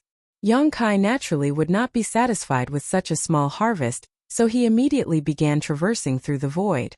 At the same time, he opened a portal to his small universe and kept it open all the while. In any case, Yang Kai wasn't worried about his own strength leaking with the World Tree clone protecting his small universe. This would have been quite a risky move for any other open heaven realm master, as every bit of energy leaking out of the portal was a result of arduous and time-consuming cultivation. The loss of every bit of energy would make one a bit weaker. Yang Kai also left the great sun and moon marks on the backs of his hands constantly active. Everywhere he went, he would collect all the suitable small stone race soldiers he could find into his small universe, just like how the autumn wind would sweep away the fallen leaves. The selection criteria was simple. All those comparable to human race third-order open heaven realm masters were taken. All the small stone race members who didn't even have such strength would be useless, even if Yang Kai collected them. If he were to let them out on the battlefield, he would just be sending them to their deaths, so he might as well let them continue to grow stronger here instead. Martial Peak Chapter 5887, Popping His Head Out. In just a short month, Yang Kai had taken in more than a couple 100 million small stone race soldiers into his small universe. Such a terrifying number put even Yang Kai's small universe under a great deal of pressure. Although he could still take in more, after carefully weighing the pros and cons, he decided to temporarily put aside this unrestrained method of collecting small stone race soldiers, and instead focus on taking in the elites. As such, he continued to wander through the chaotic dead territory's various battlefields for the next 2 months, specifically looking for the 8th Order ones. He might not be able to subdue Zhang Ruoxi's 9th Order small stone race masters, but with the help of the great sun and moon marks, it wasn't a problem to subdue some 8th Order ones. Right now, the 8th Order ones in the chaotic dead territory were in quite a large number, and with the constant dispersion of the yang and yin energy, this number would only continue to increase. As such, Yang Kai's actions didn't have much of an impact on the population of the small stone race. All he needed to do was grasp the balance between the two sides. While he was subduing a certain number of Great Sun small stone race, he also needed to subdue an equal number of Great Moon small stone race members. This way, he wouldn't break the balance in the chaotic dead territory, which would naturally prevent a situation where one side completely suppressed the other and would eventually wipe it out. 3 months after the last energy burst, a dazzling light once again appeared in Zhang Ruoxi's direction, followed by the dispersal of yin and yang energies in all directions, filling the chaotic dead territory. Yang Kai was well prepared this time. He immediately began competing with the small stone race armies for the manifestations of yang and yin energies. As such, his harvest was much greater than last time. When the energy went out of control, he would collect the manifestations, and after the energy stabilized, he would search for the 8th Order Small Stone Race members. Only after more than a year did Yang Kai finally leave the chaotic dead territory. The small stone race members he had subdued were enough, and he had also collected a large amount of yellow and blue crystals, enough to sustain the human race for 1,000 years. Although there was still some time left, Yang Kai didn't dare to stay any longer. According to his and Mi Jinglun's plan, after the human race's first attack on the No Return Pass, they would launch their second attack 2 years later regardless of the previous results. However, sometimes plans couldn't keep up with sudden changes in the status quo and accidents might occur, causing the second battle to be brought forward ahead of schedule. As such, he had to return to the barren territory as soon as possible. The return trip was uneventful, and Yang Kai returned to the barren territory after 3 months. Yang Kai had taken 3 months to reach the chaotic dead territory as well, because he wasn't in a hurry, and he was injured as well. He was using the journey to slowly recover from his wounds, so he hadn't used his full strength. Yang Kai didn't stop for even a moment on his way back, but the reason why he had spent the same amount of time was because his top speed had fallen. He had taken in too many small stone race into his small universe, which made it difficult for him to circulate his strength. To put it simply, the small universe's burden had affected his strength, lowering his speed. The moment Yang Kai returned to the barren territory, he immediately looked in the direction of the territory gate. He could vaguely see the magnificent No Return Pass, but there seemed to be no sign of a battle. Yang Kai immediately breathed a sigh of relief after confirming this. However, just to be safe, he still entered the territory gate and poked his head out to take a closer look at the No Return Pass. As far as the eye could see, the entire No Return Pass was in an extremely tense state, with soldiers flinching up at the slightest sound. The dense black ink strength was like a thick layer of dark clouds that covered the sky. Compared to the last battle, the current No Return Pass had obviously undergone some changes in its defensive arrangements. With the help of the damaged Great Passes, the Black Ink clan's perimeter had shrunk, and a large number of artifacts had been placed on these damaged Great Passes. The entire No Return Pass was filled with a sense of danger. By the looks of it, the last battle had clearly made the Black Ink clan aware of their own disadvantages. Although occupying the No Return Pass gave them the defenders' advantage, correspondingly, it made them a fixed target. The human race's strategy of using universe worlds to attack them was a perfect example of how their fixed position could be taken advantage of. As such, even though the Black Ink clan's forces were still strong, they had still shrunk their defensive perimeter, greatly increasing their defensive strength. Under normal circumstances, it would be impossible for the human race to obtain similar results after the Black Ink clan had made such changes. In the last battle, the Black Ink clan was caught off guard when the universe worlds came flying at them. Hundreds of universe worlds had various spirit arrays arranged on them, so the damage from this assault was immense.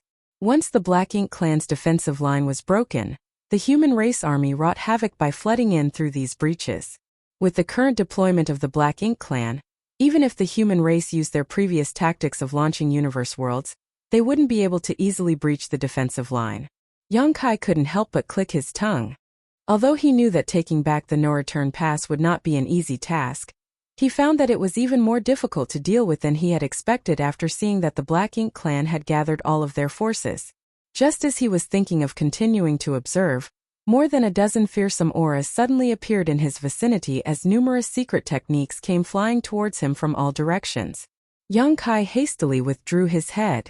The commotion here quickly attracted Mo Naye's attention and he instantly rushed out, arriving near the territory gate. He took a glance around before coldly asking, "What is it?" One of the pseudo-royal lords who was stationed here for a long time replied. Yang Kai's head just popped out. Yang Kai was currently in the barren territory with the 2 giant spirit gods, so how could Mo Naye not be on guard against him?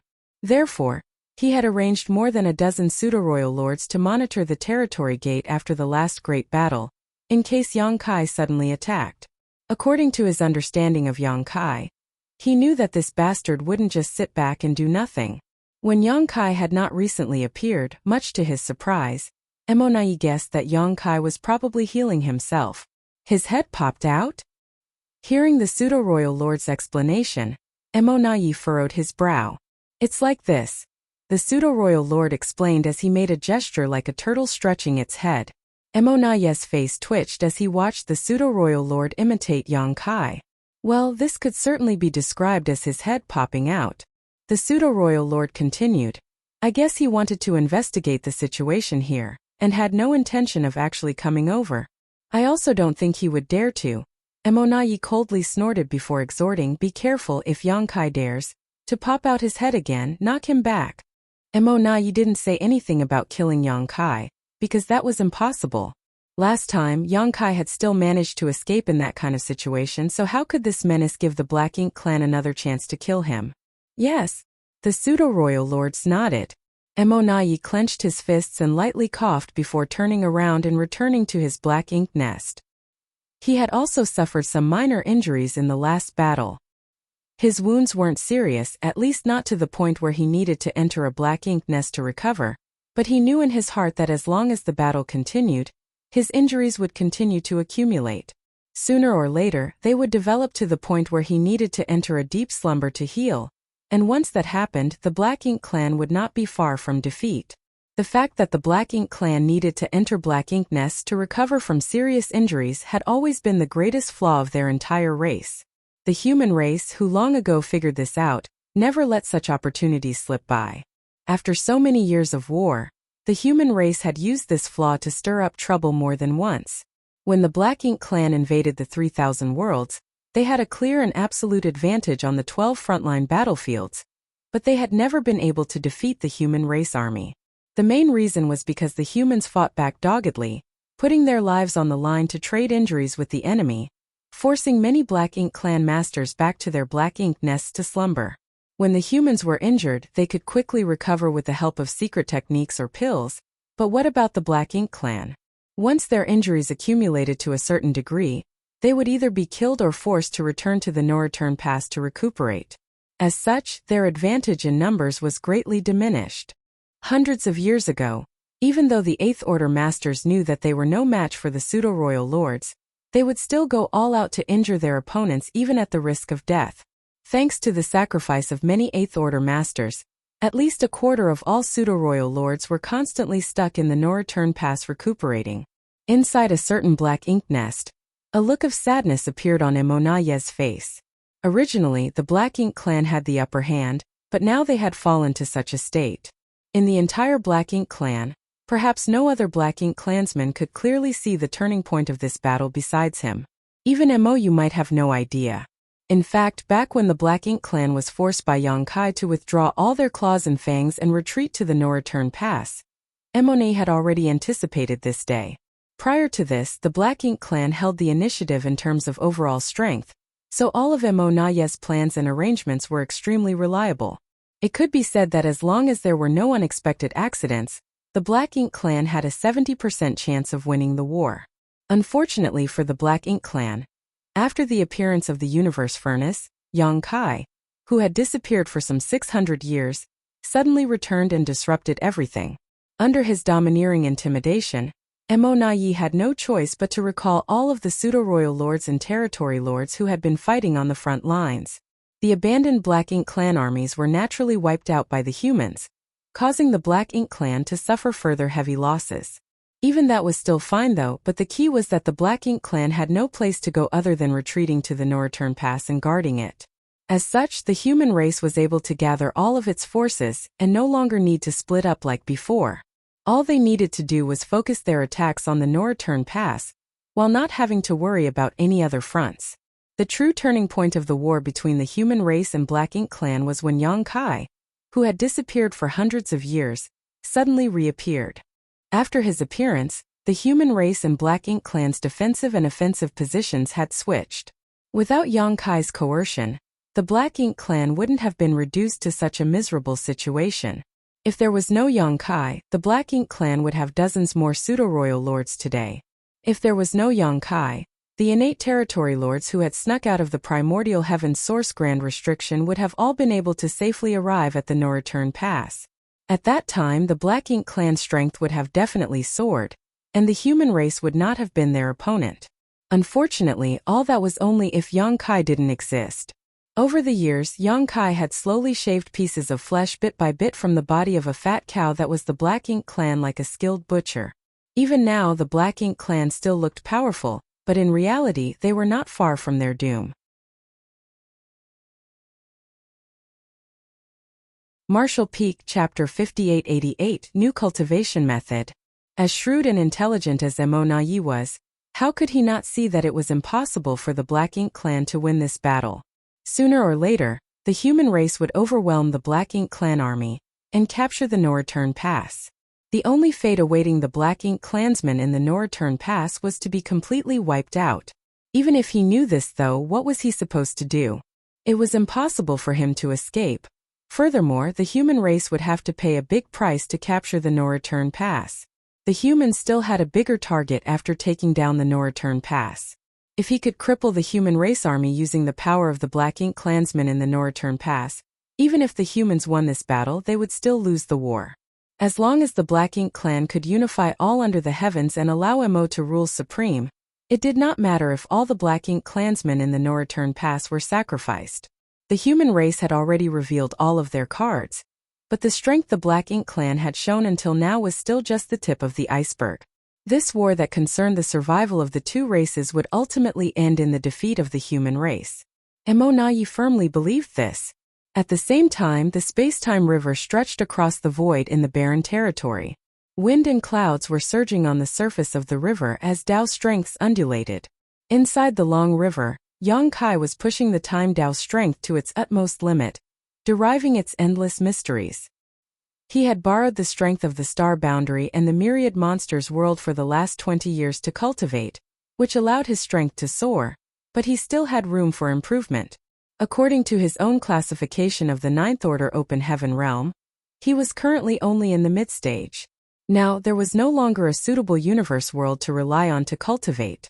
If he wanted to simply rely on the accumulation of time to increase his strength, even with Yang Kai's cultivation speed and his small universe's innate advantages, 2,000 years would likely be the minimum he needed to reach the peak of the Ninth Order Open Heaven realm.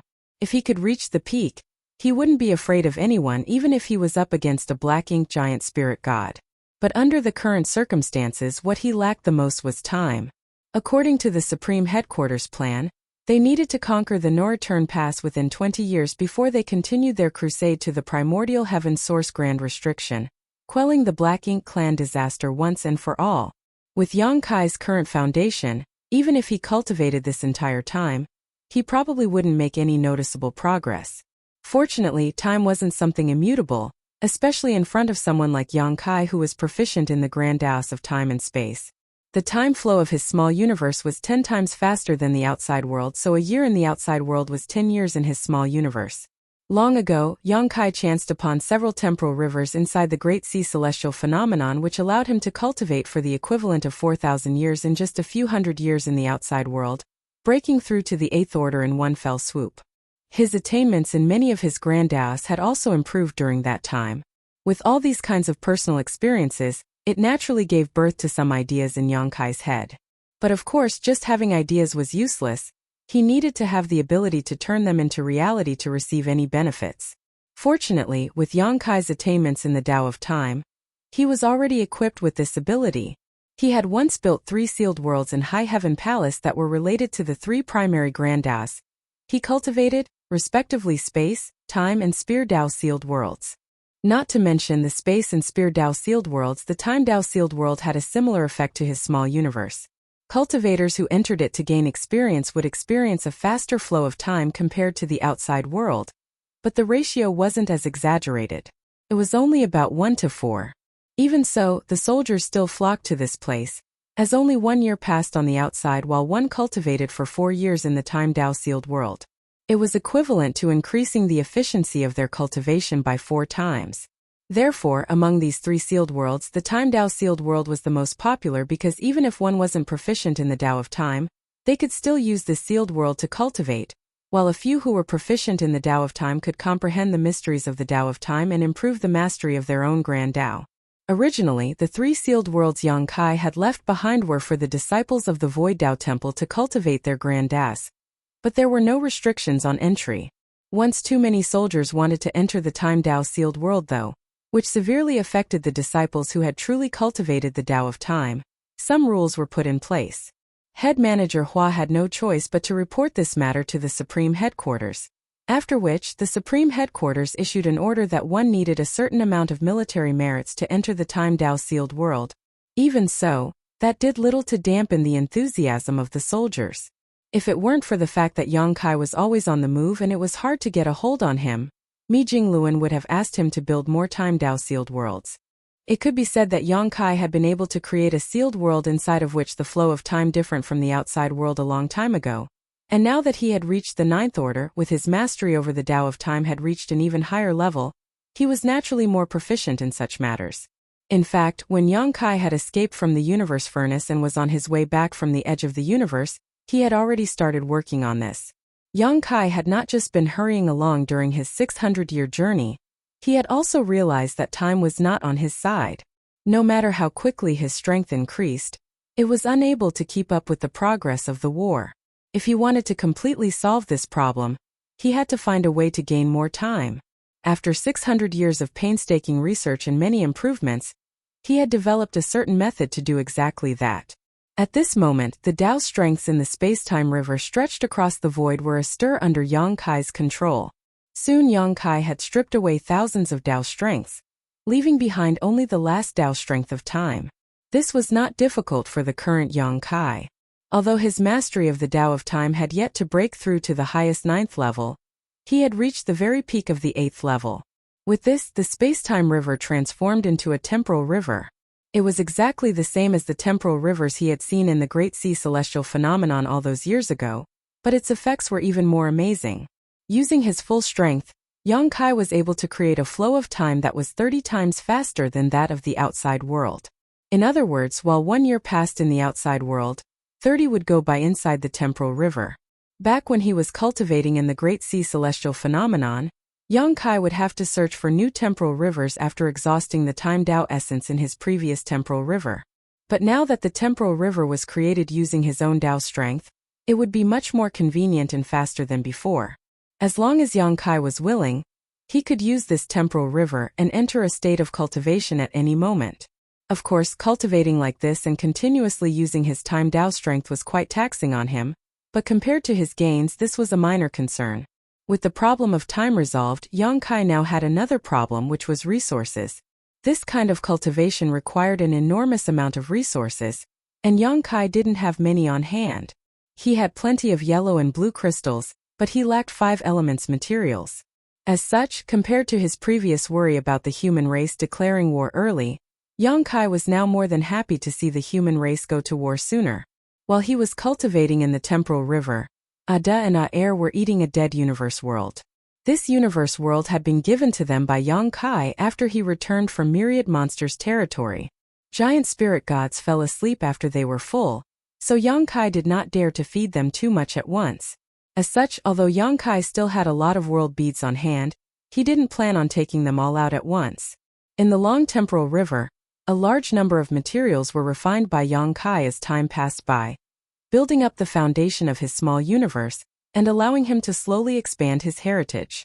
After an unknown period, Yang Kai suddenly felt a shockwave and immediately ended his cultivation, exiting the temporal river.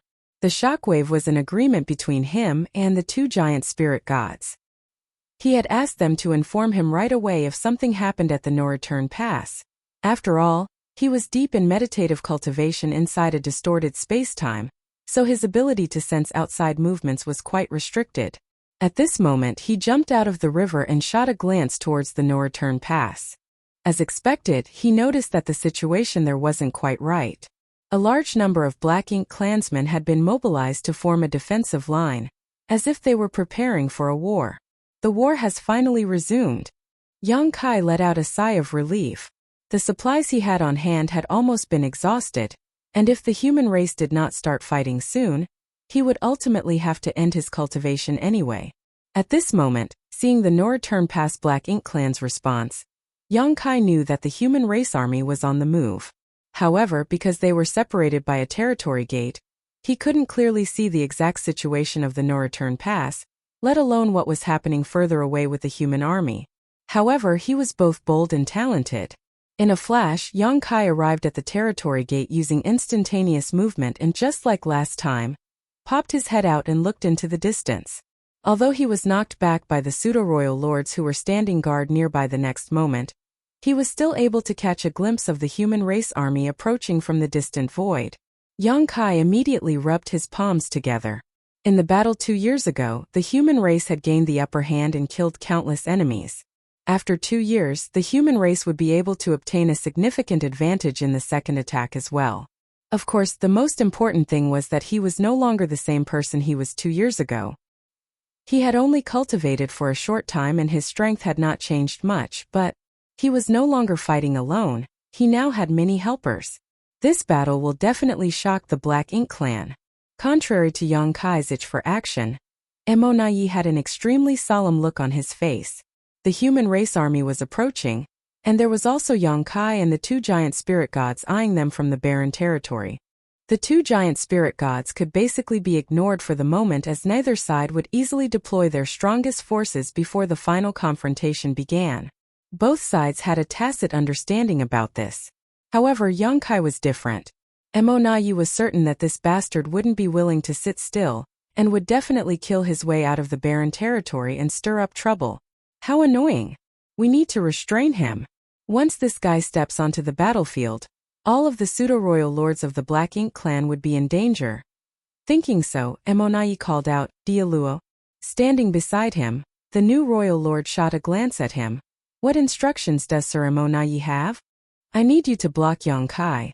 Don't let him come to the no-return pass. Emonayi concisely stated. Dialuo's expression slightly changed as he hesitated. If it was just me, I'm afraid. The pseudo-royal lords guarding the territory gate will cooperate with you. Emonayi interrupted, are you confident? Dialuo was silent for a moment before quickly replying. I will do my best. Martial Peak Chapter 5889 The Second Battle. From this answer, it was clear that Dialuo didn't have much confidence. Emonayi was well aware of this as well. In fact, even Emonayi did not have confidence even if he personally took action. Unfortunately, since the situation had come to this, what more could he say? Actually, ever since the 4 Gates 8 Palaces Great Pagoda Array had lost its effect on Yang Kai, the Black Ink clan no longer had the ability to deal with him at all. This was also the reason why Emonayi knew that the Black Ink clan in the No-Return Pass would definitely be defeated. A powerful Ninth Order master, who could appear and disappear like a ghost and couldn't be killed or even contained, brought too much pressure to the Black Ink clan. Sighing, he could only say, do your best. Assisted by a dozen pseudo-royal lords, even if Dialuo could not stop Yang Kai from entering the No-Return Pass, it shouldn't be a problem to keep him busy. As long as they could restrain him somewhat, the other pseudo-royal lords on the battlefield would be able to use their full strength and not have to worry about sneak attacks. This was also an acceptable outcome. After instructing Dialuo, Emonayi turned his head towards the depths of the void and coldly snorted. This move again. Similar to what had happened 2 years ago, the human race army was attacking from left and right, while in the center massive universe worlds could be seen flying over from a distance. The human race's strategy of using universe worlds to attack was too dirty and despicable, but it was an undeniable fact that although this strategy was simple, it was extremely effective. In the last battle, the human race had used this tactic to tear apart the Black Ink clan's defensive perimeter and open multiple gaps in their lines. After tasting the benefits, the human race was obviously going to use the same tactic again. The Black Ink clan had taken precautions this time, however, contracting their defensive line quite a bit compared to last time. As a result, the defensive forces in all directions had become more solid and compact, making it impossible for the humans to easily break through again. The human race obviously understood this point as well. Over the past 2 years, a number of human scouts had been constantly appearing at the periphery of the No-Return Pass, spying on the No-Return Pass. As such, the Black Ink clan's deployment and arrangements were no secret to the humans. Since the human race was employing the universe world attack strategy once again, they must have something to rely on. As the first universe world approached, Emonayi quickly discovered that something was wrong. This was because he only saw one universe world shooting towards them. It wasn't like last time when many came flying over together. overwhelming the Black Ink Clan forces in the area where they would strike. But what could one universe world do? Although seeing a universe world come shooting at them was extremely oppressive, a single pseudo-royal lord could easily destroy it with a single blow. After taking a closer look though, Emonayi suddenly realized that there was indeed more than one universe world. In other words, he could only see one universe world, but there were definitely more universe worlds hidden behind the first one. If all the universe worlds were lined up, shooting towards the no-return pass one after another, it would be possible to create the illusion of there being just one. It's a single-point attack. Emonayi immediately understood the human race's strategy. This time they were clearly aiming at just one spot in the Black Ink Clan's defensive line. The Black Ink Clan's defenses were undoubtedly more condensed than last time. But if the humans focused all their attacks in just one place, even the strongest of defensive lines would be broken. Emonayi's heart was gripped with a chill as he secretly cursed the slyness of the human race. He quickly redeployed his troops and powerhouse from both sides of the defensive line to the center, preparing to face the incoming universe worlds. The battle was about to begin. The atmosphere was extremely tense. The flow of time seemed to have significantly slowed down. While countless Black Ink clansmen were waiting anxiously, the universe worlds flying over from the depths of the void finally arrived. Emonayi's arrangements had the desired effect. Thanks to deploying a large number of masters from the Black Ink Clan to the location where the universe worlds were going to strike, the first universe world was blown to smithereens before it could even get close. Just as Emonayi had expected, a second universe world was revealed right after the first was destroyed. The second universe world was also destroyed by the endless secret techniques, followed by the third. Then nothing. Emonayi was dumbfounded as he stared at the empty void littered with universe fragments, unable to understand how there were just 3 universe worlds. Why weren't there any more universe worlds shooting over now? The next moment, his expression drastically changed as his black blood turned cold and goosebumps rose all over his body. He suddenly turned his head towards the direction of the human race army on the left, just in time to see it smoothly change its formation as it sailed forward. The vast number of warships parted to the sides, revealing the void behind them which had previously been concealed by the massive fleet. Much to Emonayi's horror, numerous universe worlds were rapidly shooting over from that direction. He could already see at least a dozen of them, but there were obviously more, most of them hidden from his sight. It was hard to tell exactly how many universe worlds there were. Emonayi then turned to look at the human race army on the right, only to see a situation that was identical to the one on the left. He had fallen into a trap. Emonayi instantly understood what had happened. The human race had deliberately arranged a few universe worlds in a straight line to mislead him into deploying more troops to reinforce the center of their defense line. However, once he did this, he would fall into the human race's trap. The 3 universe worlds in the center were just a distraction, while the real killing blow was hidden behind the human race's left and right armies. At this moment, the human race's 2 armies had already closed to firing range of the no-return pass, and the universe world's assault was about to arrive. Even if Emonayi understood the human race's schemes at this moment, there was nothing he could do to stop them. All he could do now was issue orders at the fastest speed possible, and send back the forces he had deployed from the left and right sides.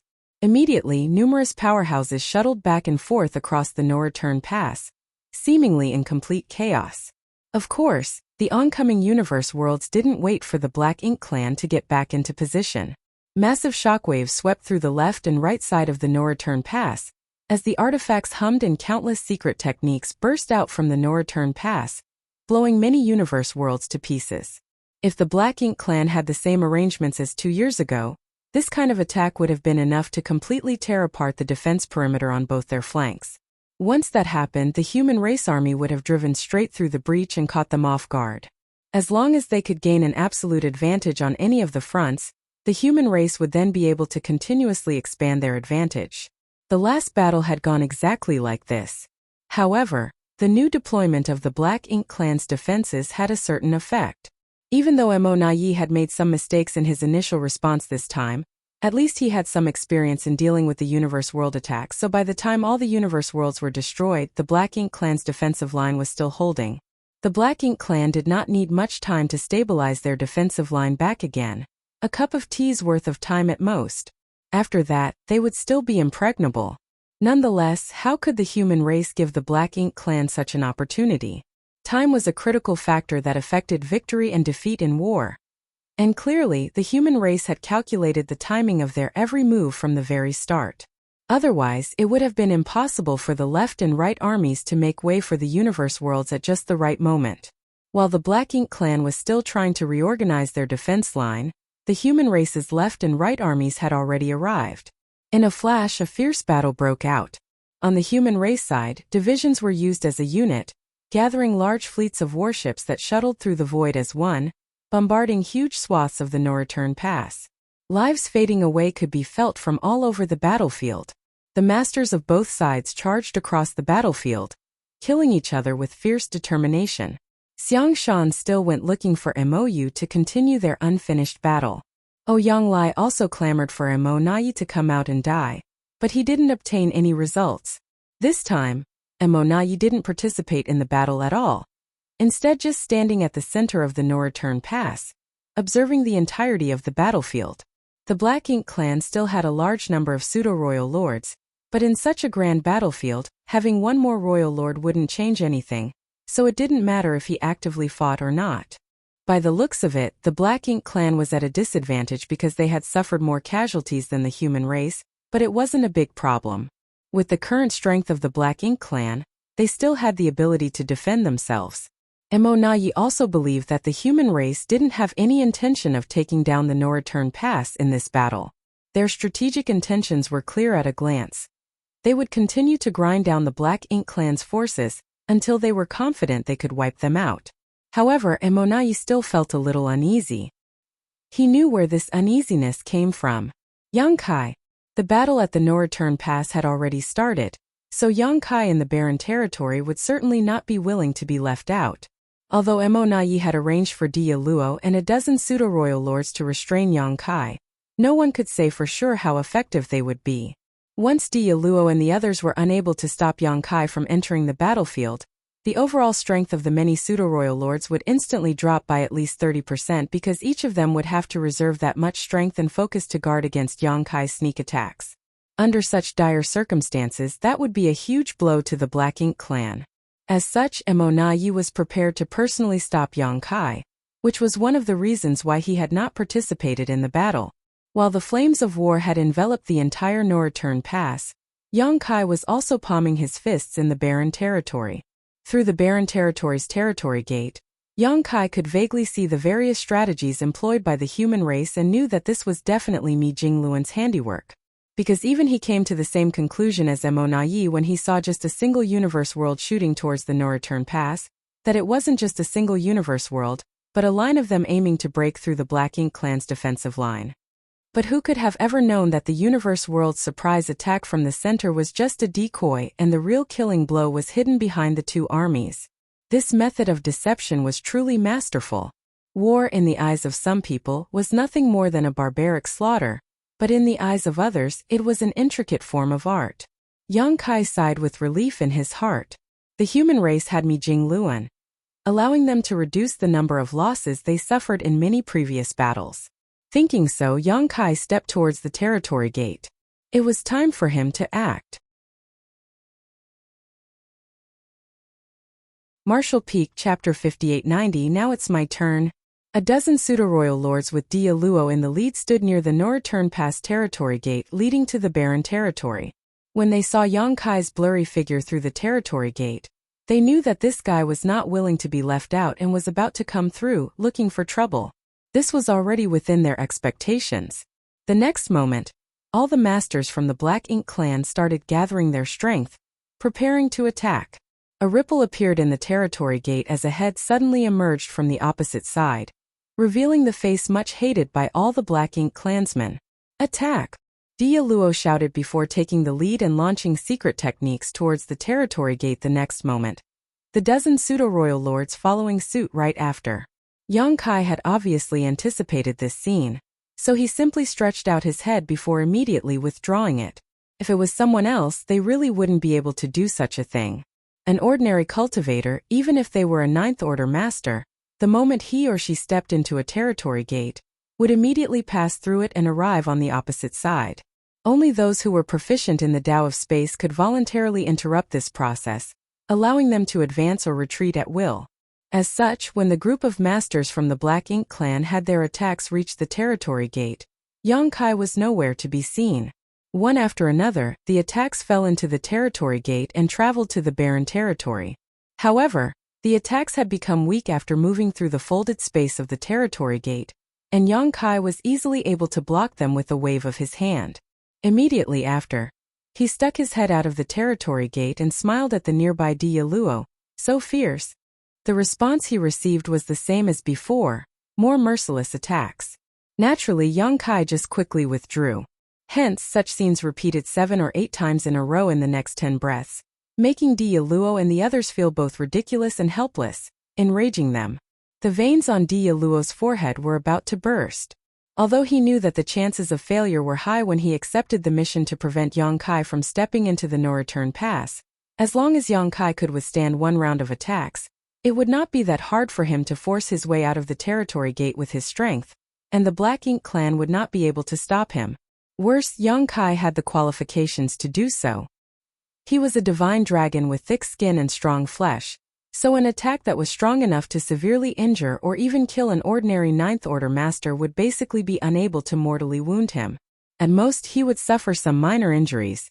As long as Yang Kai broke into the no-return pass, the Black Ink clan would not be able to restrain him with their current means and strength. Dia Luo had to at least inflict enough injuries on Yang Kai before he could break into the no-return pass. If he could do that, he would barely be able to give an explanation to Mo Na Yi. As the defending party, it should not have been difficult to accomplish this. However, he never imagined that Yang Kai could actually come up with such a shameless plan. Every time he revealed his head, the masters from the Black Ink clan would attack him with all their might, because if they didn't do so, no one could guarantee that he wouldn't really leap out of the territory gate. Unfortunately, once they attacked, Yang Kai would just retreat to the barren territory and easily neutralize their attacks. Dia Luo was disgusted by Yang Kai's tactics. The Black Ink clan should have been the ones with the initiative in this kind of confrontation, but after Yang Kai started doing this, the Black Ink clan had basically turned into his puppets. If Yang Kai wanted them to attack, they would attack. If he wanted them to stop, they would stop. Damn it! Even so, I can't stop him. Dia Luo lamented in his heart. Although he and the other pseudo-royal lords could use this method to temporarily block Yang Kai, they couldn't use it indefinitely as they were exhausting their energy every time they launched an attack. In fact, they had used up a great deal of their strength in just a few rounds of attacks. Although it was a brief confrontation, it felt as if they had been engaging other human race masters for several days. They were both physically and mentally exhausted. Facing the killing star, Yang Kai, if they didn't have enough strength to protect themselves, they might be caught off guard once he saw an opening. With this thought in mind, Dia Luo raised his hand slightly and made a gesture, whereupon the dozen or so pseudo-royal lords immediately moved towards him. Soon Yang Kai's head emerged from the territory gate again. There was no attack this time, so he wasn't in a hurry to withdraw and gazed at the nearby Dia Luo, grinning. Not attacking again? Dia Luo remained silent, staring dead straight at Yang Kai and secretly circulating his strength. Since you're not planning on attacking, I'm coming. Okay? Yang Kai said as he took a step out of the territory gate. I'm really coming over. Yang Kai stated again with a teasing look on his face, as if he was playing some kind of interesting game. Dia Luo still didn't take any action while the pseudo-royal lords too remained silent. Good. Yang Kai didn't waste any more time and walked out of the territory gate before taking a long deep breath. Clearly, he was in the void and there was nothing he could smell, but he still wore an intoxicated look on his face, as if he had arrived at a wonderful place that he could only dream about. Attack! Dia Luo really couldn't bear it any longer. Knowing that it was the best chance to strike, he took the lead and charged straight towards Yang Kai with the dozen pseudo-royal lords in tow. The next moment, powerful secret techniques rained down on Yang Kai one after another, instantly engulfing his figure and tearing it to shreds. Be that as it may, no joy could be found on Dia Luo's face, because he could tell at a glance that it was just an afterimage. His powerful divine sense swept out like a tide as he kept emitting his aura, locking onto Yang Kai's erratic movements. While at it, he also led the dozen pseudo-royal lords to chase after their target. The pseudo-royal lords' auras had also locked onto Yang Kai's figure, and were constantly shelling the nearby space in order to prevent him from suddenly using his space secret techniques to escape. Everything that was happening here did not escape from Emonaye's eyes, but after observing for a while and confirming that Dia Luo had Yang Kai pinned down, he finally relaxed a little. In truth, he had no choice but to let Dia Luo be in charge of dealing with Yang Kai. If possible, he would rather personally deal with Yang Kai, but the Black Ink clan army needed someone to coordinate it, so it was really out of his hands. Unless it was absolutely necessary, Emonaye would not make a move, as it would just make him waste his strength. Although he had been a little worried about this matter, by the looks of it, Dia Luo was doing a pretty good job. Although there was nothing they could do to stop Yang Kai from stepping into the no-return pass, a momentary hiccup was nothing. As long as they could successfully restrain Yang Kai, tasking Dia Luo with this would be meaningful. After the last battle, Emonaye had a rough estimate of Yang Kai's true strength. He knew that a newly promoted royal lord like Dia Luo was definitely not his opponent, but with a dozen pseudo-royal lords supporting him, it was impossible for Yang Kai to escape from their blockade. In fact, if Yang Kai wasn't careful enough, he might even get seriously injured.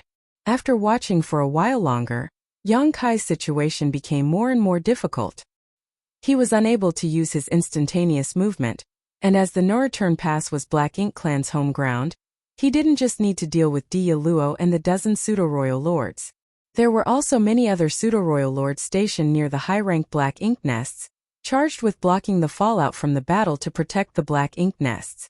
Although they wouldn't participate in the pursuit, if Yang Kai passed by them, these pseudo-royal lords wouldn't mind attacking him once or twice. Yang Kai, who was getting attacked from every direction, had no choice but to flee like a rat. He was in such a tight spot that he had already summoned his space-time river, and had it circling around him like a dragon. Many of the attacks landed on the river, causing it to rock and tremble. When this scene entered Dia Luo's eyes, he was a little bewildered. Logically speaking, Yang Kai shouldn't be so weak.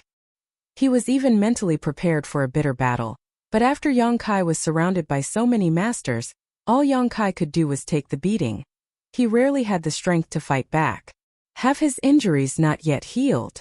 Considering the severe wounds Yang Kai had suffered at the last moment in the battle 2 years ago, it was understandable if his injuries hadn't healed. In fact, Yang Kai's poor performance was not because of his injuries. After 2 years of recuperation, whether it was the damage to his physical body or the instability in his Dao strength, he had already completely recovered. There were multiple reasons why this was happening.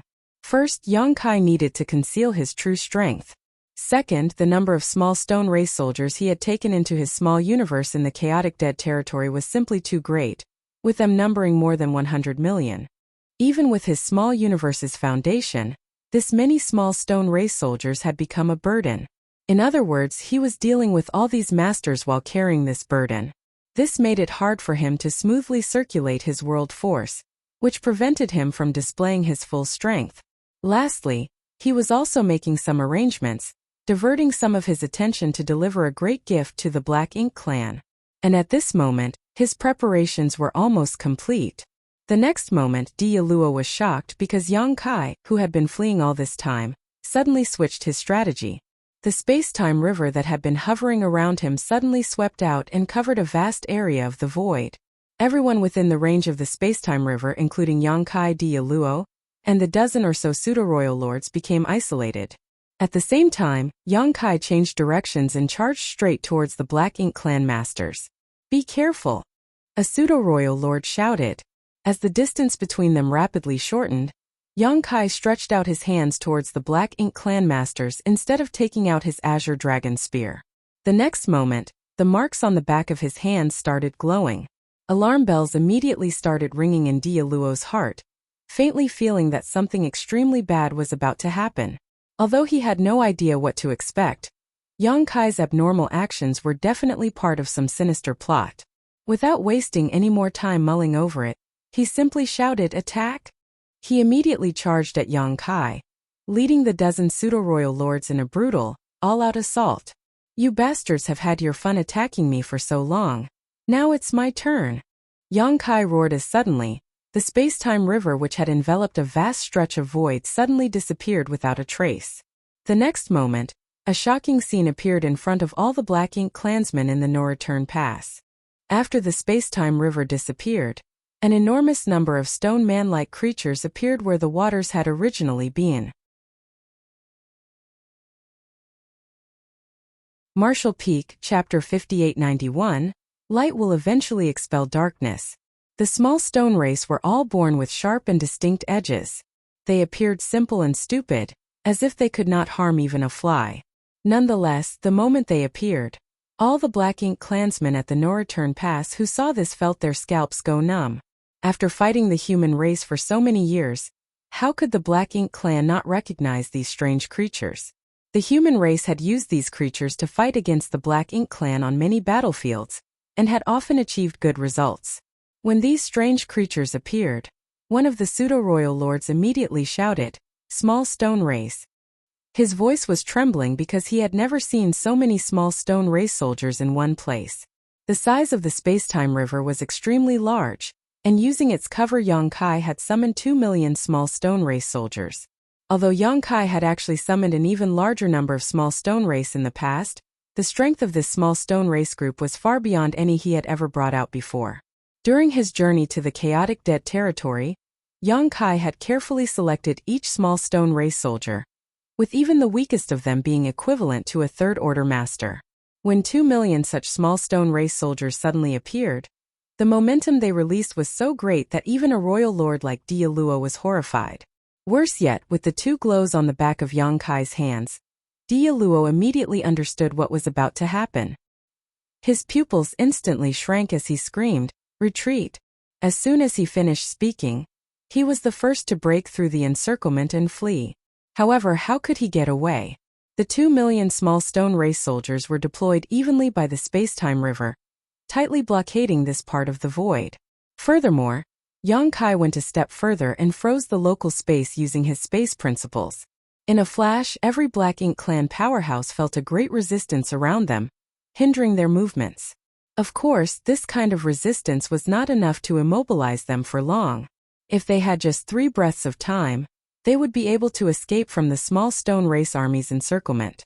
However, while 3 breaths was normally just a blink of the eye to such masters, in this instance 3 breaths was an eternity which separated life and death, making it impossible to cross. Light will eventually expel darkness, Yang Kai declared in a low voice, clenching his fists. As he did so, intense yellow and blue glows suddenly emerged from the bodies of the 2 million small stone race soldiers, filling the void in the blink of an eye. The yellow and blue lights converged and fused together, blooming into a dazzling white light. The pure white glow was not eye-catching at first, but in an instant, it started rapidly expanding like a great sun which had exploded. Time seemed to freeze inside the No-Return Pass, but a moment later, shrill cries broke the despairing silence. Shrouded in the white light, every Black Ink clansman, whether it was Dialuo, the pseudo-royal lords, or even the lowly Black Ink serfs, were howling in pain. Even the distant Black Ink clansmen who were bathed in this white light were shrieking in horror. Purifying light had always been the greatest nemesis of Black Ink's strength, and the Black Ink clan's power was basically entirely derived from Black Ink's strength. When the Black Ink clansmen were exposed to the purifying light, the pain they felt was no different from an ordinary human's thrown into a boiling pot of oil. This kind of torture was simply unbearable. While the pure white light was blooming, Yang Kai didn't remain idle. His figure shuttled through the battlefield like he was walking in his backyard, appearing and disappearing like a ghost, and each time he flickered, a powerful aura would disappear. After 10 breaths, the pure white light finally faded away. At this moment, the originally chaotic battlefield had been cleared away. In the void, Yang Kai stood alone, holding a hideous head in his hand. The cut on the head was uneven. It didn't appear to have been made by a sharp weapon, but rather looked like it had been torn apart with his bare hands. Jet-black blood was still gushing out from the neck. More importantly, the head was very much alive. It was grimacing in pain and a trace of confusion could be seen in its eyes, as if it was still a little dazed about its current state. Regardless, this trace of life was destined to disappear soon. On the battlefield, several other mutilated corpses were lifelessly floating about, all of them belonging to powerful pseudo-royal lords. The surviving pseudo-royal lords looked completely terrified, their eyes filled with horror. The reason they were able to survive was not because they were stronger than their dead comrades, but because they were luckier. Yong-kai simply didn't have time to kill them. Originally, the entire no-return pass was filled with a massive amount of black ink strength, giving the impression as if it was shrouded in one enormous black ink cloud. But at this moment, in this environment in which every nook and corner was filled with black ink strength, there was now a spherical zone where the black ink strength was completely purified. On this battlefield, although Yong-kai was alone, he was like an army of thousands, putting enormous pressure on the entire black ink clan. Standing right across him was Dialuo, his face filled with fear. Mo Nai, who was supposed to be commanding the Black Ink Clan army, was also standing beside him, staring at Yong-kai with a solemn expression. "Are you all right?" While Mo Nai was asking this, his eyes remained completely fixed on Yong-kai. As soon as Yong-kai activated the great sun and moon marks on the backs of his hands, Mo Nai realized what was about to happen and immediately rushed over to help. Fortunately, he had reacted fast enough. Otherwise, it would not have ended well for Dialuo. After the purifying light burst, Yong-kai casually took the lives of several pseudo-royal lords before directly attacking Dialuo. Originally, he had planned to use this opportunity to eliminate a royal lord. Under the cover of the purifying light, Yong-kai was confident that he could accomplish it without anyone's notice. However, Mo Nai had come to interfere at the critical moment. This forced Yong-kai to fall back for the time being. It was still understandable to kill Dialuo by borrowing the intense purifying light, but if he were to eliminate even Mo Nai, who had come to rescue the former, it would surely raise flags, which would cause the black ink giant spirit gods to become vigilant. As such, he could only kill 2 more pseudo-royal lords to vent his anger. Nonetheless, the current situation was still acceptable. Dialuo had been enveloped by the purifying light, which had affected his strength. Furthermore, he was a newly promoted royal lord, so his foundation was probably unstable now. Unless the Black Ink clan used some kind of sacrificial secret technique to restore his strength, he wouldn't be much more useful than a pseudo-royal lord on the battlefield in the future. Half of the dozen pseudo-royal lords who had besieged Yong-kai had died, while the remaining half had their foundations severely damaged, causing their strength to plummet. Trading 2 million small stone race soldiers for the life of half a dozen pseudo-royal lords was an acceptable price. After staring at Mo Nai for a moment, Yong-kai coldly snorted before tossing the severed head away and taking a step forward, heading towards the no-return pass. Yong-kai's speed wasn't fast, but Mo Nai didn't seem to have any intention of stopping him. He did not even issue an order to stop him. He couldn't determine how many small stone race soldiers Yong-kai had left, and until he did, it would be unwise to continue provoking him. But the main reason was that the Black Ink clan no longer had the ability to restrain Yong-kai. Originally, they could still rely on Dialuo, but now that the latter was injured, confronting Yong-kai would be tantamount to suicide. From the start, Mo Nai didn't want to have any kind of confrontation with Yong-kai. So since he wanted to leave, all he could do was let him go. Thus, while the 2 armies were engaged in a fierce battle, Yong-kai leisurely made his way from the back of the Black Ink clan's defensive line to the battlefield without any hindrance. Immediately after, a scene appeared that sent all the Black Ink clan soldiers into despair. A portal to Yong-kai's small universe suddenly opened up as an endless small stone race army rushed out. This time, Yong-kai didn't use the great sun and moon marks to control their movements at all. Under the stimulation of Black Ink strength, the small stone race soldiers immediately charged towards the Black Ink clan army the moment they came out of Yong-kai's small universe, without any fear of death. Attacked by the small stone race army, the Black Ink clan's defense line, which was originally quite sturdy, immediately saw countless casualties. Not long after, Yong-kai strolled along the defensive line, which resulted in small stone race armies appearing on every front. They didn't cooperate with the human race, each and every small stone race soldier simply acting like a killing tool without any sentience, attacking anyone or anything with Black Ink strength. Inside the no-return pass, Mo Nai watched the entire debacle from a distance, gloom and despair gripping his heart. Under the current circumstances, it was just a matter of time until the human race conquered the no-return pass. Only death and destruction was waiting for the Black Ink clansmen here. Be that as it may, Mo Nai had never been one to sit back and just wait for death. Even if he couldn't defend the no-return pass, He had to try his best to weaken the human race army, so that they wouldn't have the strength to continue their crusade to the primordial heaven's source grand restriction. Emonayi originally had some confidence that he could achieve this goal, but after witnessing such a huge small stone race army appear on the battlefield, this confidence was completely shattered. These small stone race soldiers basically blanketed the entire battlefield, and they could not be stopped. Their population size was several times greater than the humans, so using them as cover, the humans would definitely suffer fewer casualties. Under these circumstances, it would be extremely hard for the Black Ink clan to destroy or even critically damage the human race army. Emonayi couldn't figure out where Yang Kai had obtained so many small stone race soldiers. In fact, Emonayi had done some research on these strange beings known as the small stone race, so he knew about their characteristics. The only thing he didn't understand was their origins. From some Black Ink disciples, he came to learn that the small stone race was a special race brought out by Yang Kai. But where did Yang Kai get them from? Everything in the universe had a source. After suffering countless casualties over the thousands of years of war, the small stone race had gradually faded from the Black Ink clan's sight. So Emonayi had never expected Yang Kai to bring so many small stone race soldiers to the battlefield before today, catching them off guard. It's Yang Kai again. Every single turning point in the war between the human race and the Black Ink clan is connected to him. Emonayi couldn't help but feel a little regretful. Had he known that Yang Kai had such a card up his sleeve, he would have insisted on keeping him here even if he had to sacrifice more pseudo-royal lords. But when he gave it another thought, Emonayi realized that nothing was going to change even if he somehow pinned Yang Kai down here. Sacrificing 2 million small stone race soldiers, Yang Kai had managed to kill a few pseudo-royal lords and injure Di Luo. Even if they managed to pin him down, the Black Ink clan would have to mentally prepare themselves for even heavier losses. Martial Peak, Chapter 5892, Handover.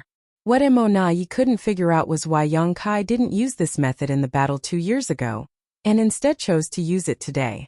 It was simply unreasonable.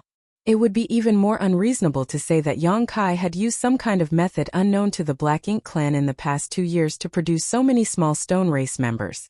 Although he really wanted to find out the reason, Emonayi didn't have the time to do so. As over 100 million small stone race soldiers joined the battlefield, the Black Ink clan's originally stable line of defense began to collapse. A large number of the Black Ink clan soldiers fighting at the forefront fell, affecting the lives of even the masters behind them. Emonayi could only focus on the battle in front of him, issuing a stream of orders one after another, trying to kill as many enemies as possible, while resisting the attacks of the human race and small stone race. At the same time, he also didn't forget to pay attention to Yang Kai's movements. After Yang Kai had made his way to the battlefield, his presence had restrained all the pseudo-royal lords who had been fighting outside.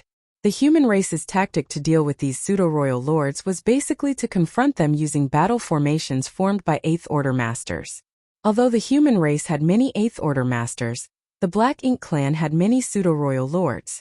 Moreover, when 3 pseudo-royal lords assumed a simple 3 fortunes formation, they were easily able to restrain the several battle formations formed by 5 8th Order masters. Although the human race could still use more 8th Order masters, using any more of them would just make it even harder for them to effectively coordinate with each other. It would defeat the purpose and put them in jeopardy. As such, most of the battles between the top combatants of the 2 races were evenly matched. Only a small number of pseudo-royal lords could disrupt the balance, while it took far more 8th Order masters to compensate. However, when Yang Kai disappeared after rushing out of the no-return pass and releasing a massive number of small stone race soldiers, the situation abruptly changed. All the pseudo-royal lords who had stepped on the battlefield immediately fell into a disadvantageous position as they were now highly distracted, stretching their divine senses to the limit to monitor their surroundings, guarding against any sneak attacks. It wasn't until a pseudo-royal lord saw Yang Kai's figure appear at Pure Yang Pass that they all collectively breathed a sigh of relief. Yang Kai hadn't launched a sneak attack and had instead gone to Pure Yang Pass, which was undoubtedly good news for the Black Ink clan on the battlefield. Be that as it may, they couldn't figure out why Yang Kai had gone to Pure Yang Pass at this time. Just like the last battle, Pure Yang Pass, the only great pass occupied by the human race, was located away from the battlefield. acting as a coordination center to control the overall situation. Mi Jingluan was standing on the city wall with a feather fan in his hand, like a weak scholar, quietly observing the battlefield and issuing precise orders. In a flash, Yang Kai appeared beside him. Mi Jingluan shot a glance at him and asked, "Did you go to the chaotic dead territory?" The small stone race in the hands of the humans had almost been completely exhausted after all these years of war. Since Yang Kai could suddenly summon an army of 100 million small stone race soldiers to participate in the siege of the No-Return Pass, it was obvious that he had been to chaotic dead territory. And Yang Kai nodded. "Isn't this too wasteful?" Mi Jingluan asked, feeling a bit distressed. Since Yang Kai bestowed a large number of small stone race members to the various armies of the human race, these strange creatures had made great contributions in many battles. In many small-scale battles, the human race had been able to win with their smaller numbers because of the small stone race's fearlessness. Years of war had depleted the small stone race and deprived the human race of this huge support. Mi Jingluan's heart ached when he witnessed Yang Kai throw so many of the small stone race members into the battlefield in one go. It had to be known that all these small stone race soldiers that were deployed on the battlefield could never be recovered, because they would fight until their bodies were crushed to pieces. Only when humans used a beast-taming technique or an artifact refining technique to refine them would they be able to command these creatures with low intelligence. If the human race was like a huge family, then Yang Kai would definitely be the prodigal black sheep. His extravagance made Mi Jingluan, who was in charge of the daily budget, feel a great deal of pain. Yang Kai grinned at him. "Don't worry, I've collected a lot this time." "A lot?" Mi Jingluan raised his brow. "A lot." Yang Kai repeatedly nodded. Even if he had released 100 million small stone race soldiers, he still had about 3 times as many left in his small universe. Mi Jingluan was relieved after hearing this. "Senior brother, please open a portal to your small universe," Yang Kai requested. Mi Jingluan naturally knew what he wanted to do, and immediately opened the portal. The next moment, Yang Kai also opened a portal to his small universe. The two portals quickly overlapped, as if they were about to merge into one. Soon after, an enormous number of small stone race soldiers were transferred into Mi Jingluan's small universe. Slowly, Mi Jingluan's expression changed. Although he had some inkling from Yang Kai's answer that he had indeed brought back a lot of small stone race members, he had never expected this number to be so exaggerated. A moment later, Mi Jingluan raised his hand and stated, "Enough. I can't take it anymore." After all, his small universe's foundation was not as strong as Yang Kai's. He had almost reached its limit after accepting 100 million or so small stone race soldiers. At this moment, the circulation of his world force was strained so much that if he were to fight the Black Ink clan in this state, even a territory lord could take his life. "How many more?" Mi Jingluan asked. "About twice as many as I gave you."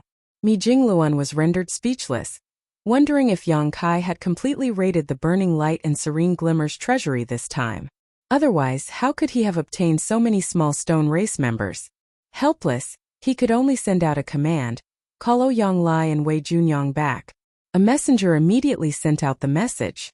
Somewhere on the battlefield, Ouyang Lai happened to be facing 3 pseudo-royal lords in a 3 fortunes formation. He was fighting to his heart's content, but after receiving the message, he was shocked and quickly withdrew from the battle, rushing towards Pyongyang Pass.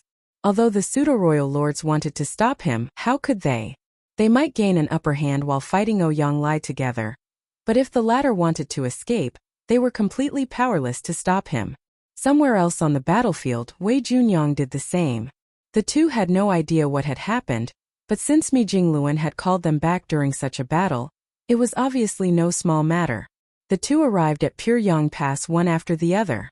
When Mi Jingluan briefly explained everything, they finally understood why they were recalled. The small stone race soldiers couldn't just be let out in the open. The only option they had was to temporarily suppress them inside a Ninth Order Master's small universe. After this battle was over, they would then be refined and used by the human race's soldiers. Ouyang Lai and Wei Junyang didn't delay things any further. Just like Mi Jingluan, each opened a portal to their small universes before Yang Kai transferred the small stone race to them. After the time it took for an incense stick to burn, Yang Kai finally breathed a sigh of relief, looking refreshed. His small universe had been under pressure ever since he left the chaotic dead territory, which finally disappeared until now. Of course, he had also kept a few small stone race masters for his own use, but he could easily afford to keep them without affecting himself. On the other hand, Mi Jingluan and the other two looked strained, as if they had eaten too much. Even their auras were unstably fluctuating. Ouyang couldn't help but complain. Please inform me in advance next time something like this happens. He was halfway through his fight with the pseudo-royal lords and was unhappy to be recalled just for something like this. Worse, after this, he could not participate in the following battle. Yang Kai grinned, just bear with it. While they were speaking, a figure flew out from the depths of Pure Yang Pass and landed in front of everyone, handing a large number of space rings to Mi Jingluan. Supreme Commander Mi, all the supplies are in here. Mi Jingluan gestured casually to Yang Kai. Give them to him. The man then handed the space rings to Yang Kai, who took them and swept them with his divine sense before nodding his acknowledgement. Quite efficient. The human race's supplies had almost been depleted after the last battle. So obviously, these resources had been mined over the past 2 years. The humans had scattered nearly 3 million soldiers throughout the Black Ink battlefield to mine resources. And with the universe temples as transfer points, their efficiency was naturally quite high. Of course, using the universe world assault tactic in this battle had also consumed a lot of resources. Otherwise, there would have been more. There were 2 reasons Yang Kai came to Mi Jingluan from the no-return pass. Firstly, he wanted to hand over the small stone race army, and secondly, he wanted to ask Mi Jingluan for some supplies, as well as hand over the yellow and blue crystals he had looted from the chaotic dead territory. After silently calculating for a moment, Yang Kai stated, the next battle should still be fought after 2 years, yes? The supplies in his hands were enough for him to last 2 years. If the human race launched a war after his supplies had depleted, he would be able to ask for them once again. This way, his cultivation would not be delayed, and he could quickly reach the peak of the Ninth Order Open Heaven realm. In the next war, the human race would have the assistance of a large number of small stone race soldiers, so the situation would definitely be different. Indeed. Mi Jingluan nodded his agreement. The human race would also need some time to recuperate after such a large battle. On top of that, mining supplies would also require time. An interval of 2 years was the absolute minimum. How are the Void Guard doing? Yang Kai asked again. According to the previous arrangements, the Void Guard led by Li Wu-Yi would be setting up space arrays leading to the Primordial Heaven Source Grand Restriction in advance in preparation for the future crusade.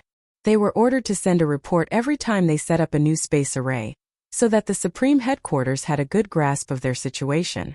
The Void was a dangerous place, especially the vast late ancient era battlefield, which was fraught with many unknown dangers. So, it was necessary to send reports back in a timely manner. Everything is going smoothly, Mi Jingluan replied. They have already laid out 8 space arrays. Yang Kai nodded his acknowledgement. It had only been 2 years since Li Wu-Yi and the others had set out, while the Primordial Heaven Source Grand Restriction was extremely far from here. Even if they went all out, it would take Li Wu-Yi and the others several years to reach the Primordial Heaven Source Grand Restriction. On top of that, they also had to stop and arrange space arrays while circumventing unknown dangers along the way. It would take them a while to complete this task. Yang Kai reckoned that they had only covered about 30% of the total distance at most. I'll go and fight, everyone take care. Yang Kai didn't say anything else. He simply cupped his fists towards Mi Jingluan and the others before taking a step forward and disappearing from their sight. Martial Peak Chapter 5893, The Small Stone Races Charge. On the battlefield, the Black Ink clan's situation became even more dire as the Small Stone Race army continued their assault, tearing apart many of their defensive lines. Meanwhile, the human race army took advantage of this opportunity to hit the Black Ink clan, forcing them to retreat. On the top combatants' battlefield, the pseudo-royal lords were still holding their ground. However, when Yang Kai used Thunder Shadow's innate divine ability to suddenly appear behind one of the pseudo-royal lords, and pulled him and 2 other pseudo-royal lords who were in battle formation with him into the space-time river, the rest of the pseudo-royal lords lost their will to fight. Mo Nai timely adjusted his strategy, issuing one order after another. The pseudo-royal lords and the Black Ink clan army began to shrink their lines once again. concentrating their forces to resist the combined assault of the small stone race and the human race armies.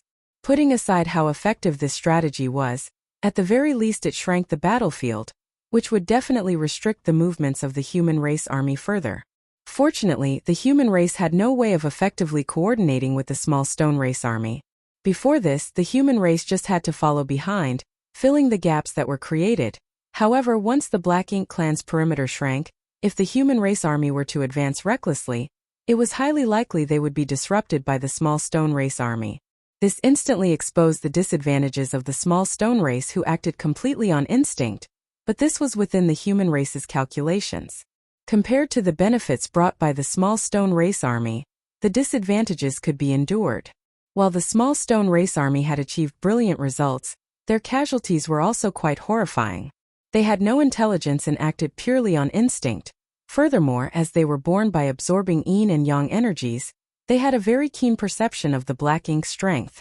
Yang Kai had already discovered this characteristic when he acquired the first batch of the small stone race soldiers from Big Brother Huang and Big Sister Lan. On the battlefield, as long as the small stone race sensed the existence of Black Ink's strength, they would immediately swarm towards it like cats smelling the scent of a fish and fight to death. Advancing like this would inevitably result in a large number of casualties among the small stone race. By the time Yang Kai made his way to Pyongyang Pass from the No-Return Pass, the small stone race army had lost about 10% of their forces.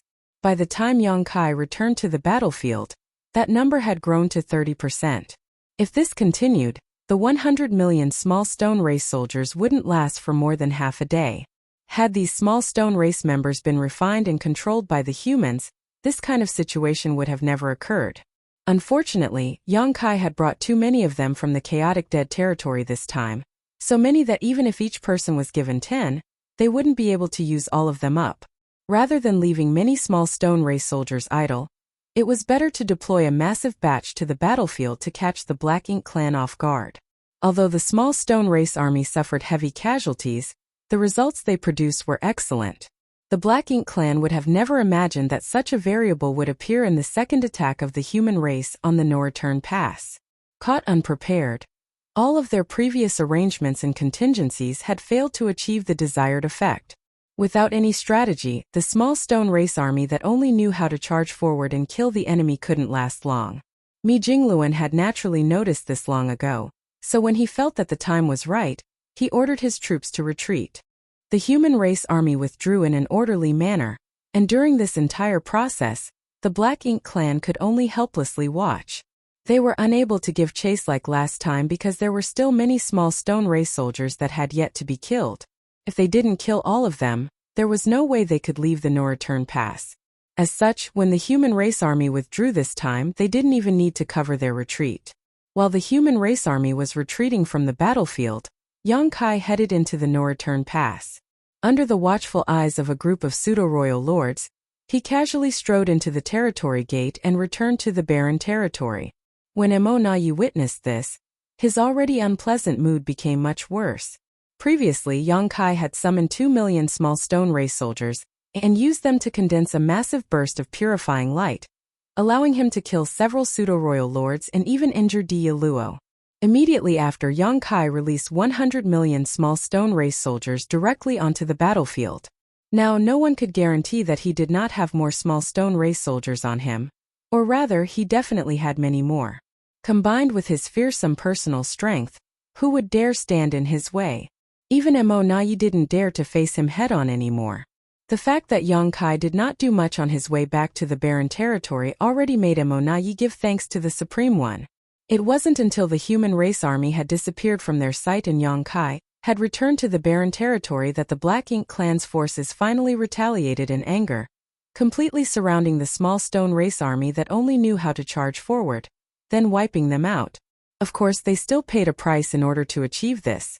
At this point, the human race's second attack on the No-Return Pass had come to an end. For the Black Ink clan, the result of this battle was even worse than the previous one. Last time, the human race had used the universe world bombardment tactic to catch the Black Ink clan off guard, causing them to suffer heavy losses. Although the effects of the universe world bombardment had been reduced during this second attack, The small stone race army brought by Yang Kai had become the hidden dagger that caused the Black Ink clan to suffer even greater losses than before. At the end of the last battle, the Black Ink clan still managed to chase after the retreating human race army, barely managing to save some face, but this time they were not even able to do that. Shrouded in a rich black ink strength, the no-return pass was filled with gloom as fear and despair ran rampant.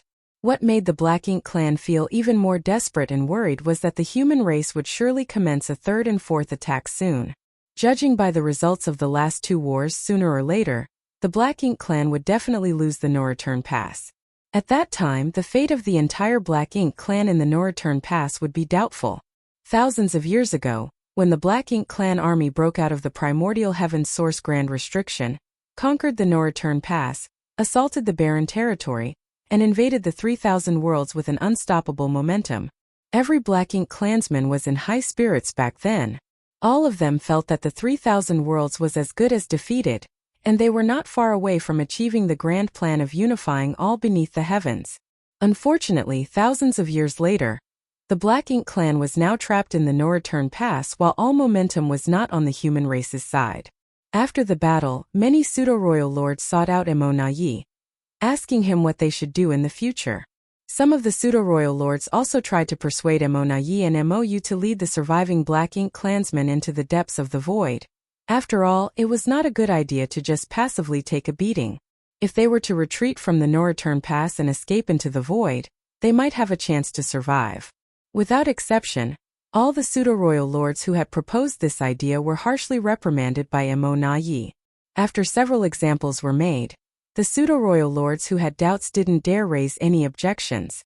In truth, they also knew that if they left the no-return pass, the Black Ink clan would be in an even worse situation.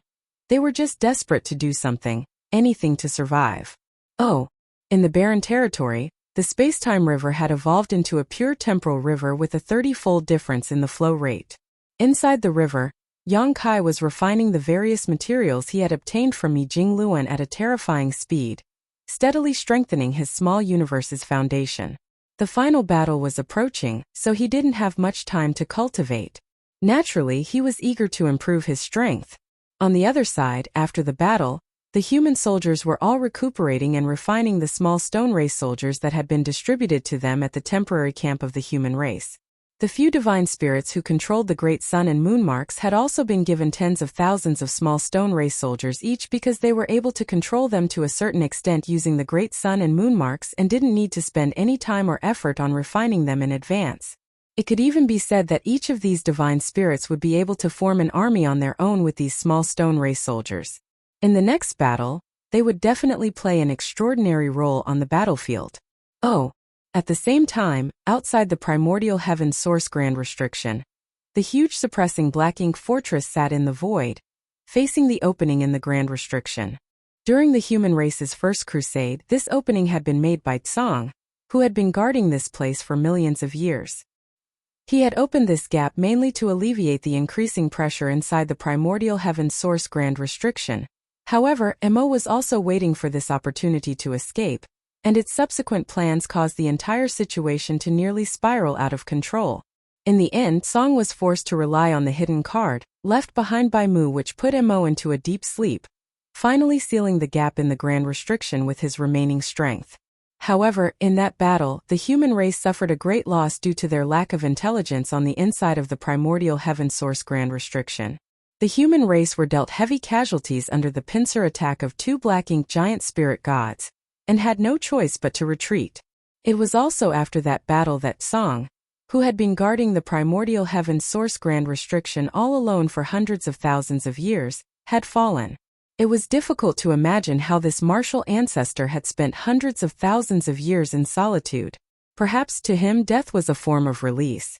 But as a result, the descendants had to take on the burdens and expectations of their ancestors. Later, Yang Kai brought Wu Kuang to this place and had him assume control of the primordial heaven source grand restriction. Yang Kai then arranged for the suppressing Black Ink army and suppressing Black Ink fortress to be stationed here. After making all the necessary preparations, Wu Kuang once again opened a gap in the grand restriction. As before, this was to relieve the pressure inside the primordial heaven source grand restriction, because the Black Ink clan and Black Ink strength was constantly increasing. Wu Kuang was ultimately weaker than Song, so he was unable to forcefully suppress it, and could only use this method to relieve some of the burden. Unfortunately, there was no way to completely close the opening this time. The primordial heaven source grand restriction was set up in an era long ago, and had been opened a few times now, which had ultimately caused some irreparable damage to it. It was further worsened by Wu Kuang's lack of ability to control it. Fortunately, the suppressing Black Ink army was stationed outside the opening. Ever since the suppressing Black Ink army arrived here, they had fought countless battles against the Black Ink clansmen that rushed out of the primordial heaven source grand restriction. Although the situation had nearly spiraled out of control several times, Wu Kuang and the suppressing Black Ink army had worked together to resolve these crises.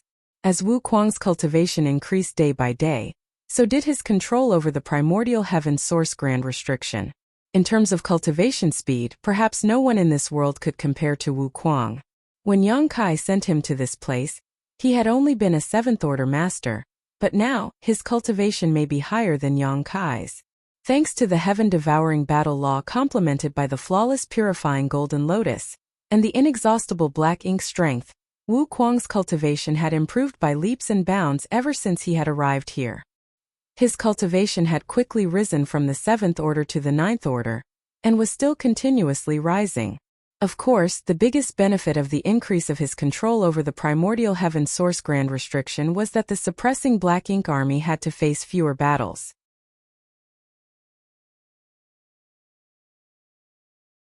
Martial Peak Chapter 5894. That day has arrived.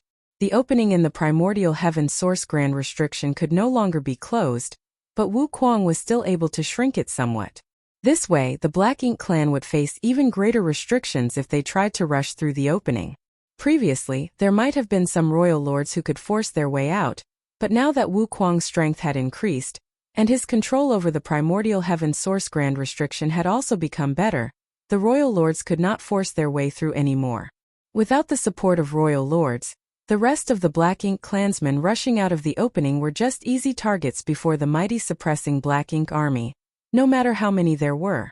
The suppressing Black Ink army did not have that many soldiers, only a few thousand, but their overall strength was pretty amazing. It could be said that they were the elite of the elites of the human race. Back when Yang Kai and Mi Jingluan had chosen the soldiers for the suppressing Black Ink army, the minimum requirement was the 6th order. In other words, if one had not reached the 6th order, they would be unqualified to join the suppressing Black Ink army. Furthermore, the 6th order wasn't the limit of the suppressing Black Ink army soldiers. They still had room to grow. After so many years, most of the original 6th order masters of the suppressing Black Ink army had advanced to the 7th order. In the entire suppressing Black Ink army, there were only a few whose cultivation remained at the 6th order. Besides, some of these 6th order soldiers had reached the peak of the 6th order and could break through at any moment.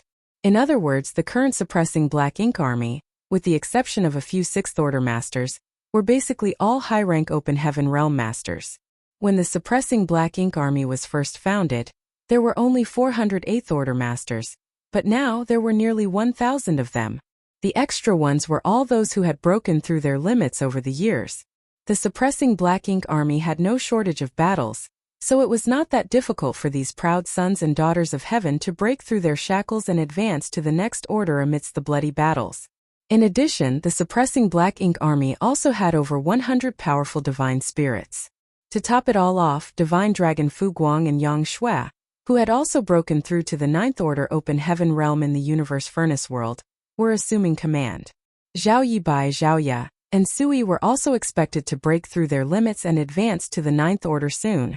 The three of them were Yang Kai's legacy disciples.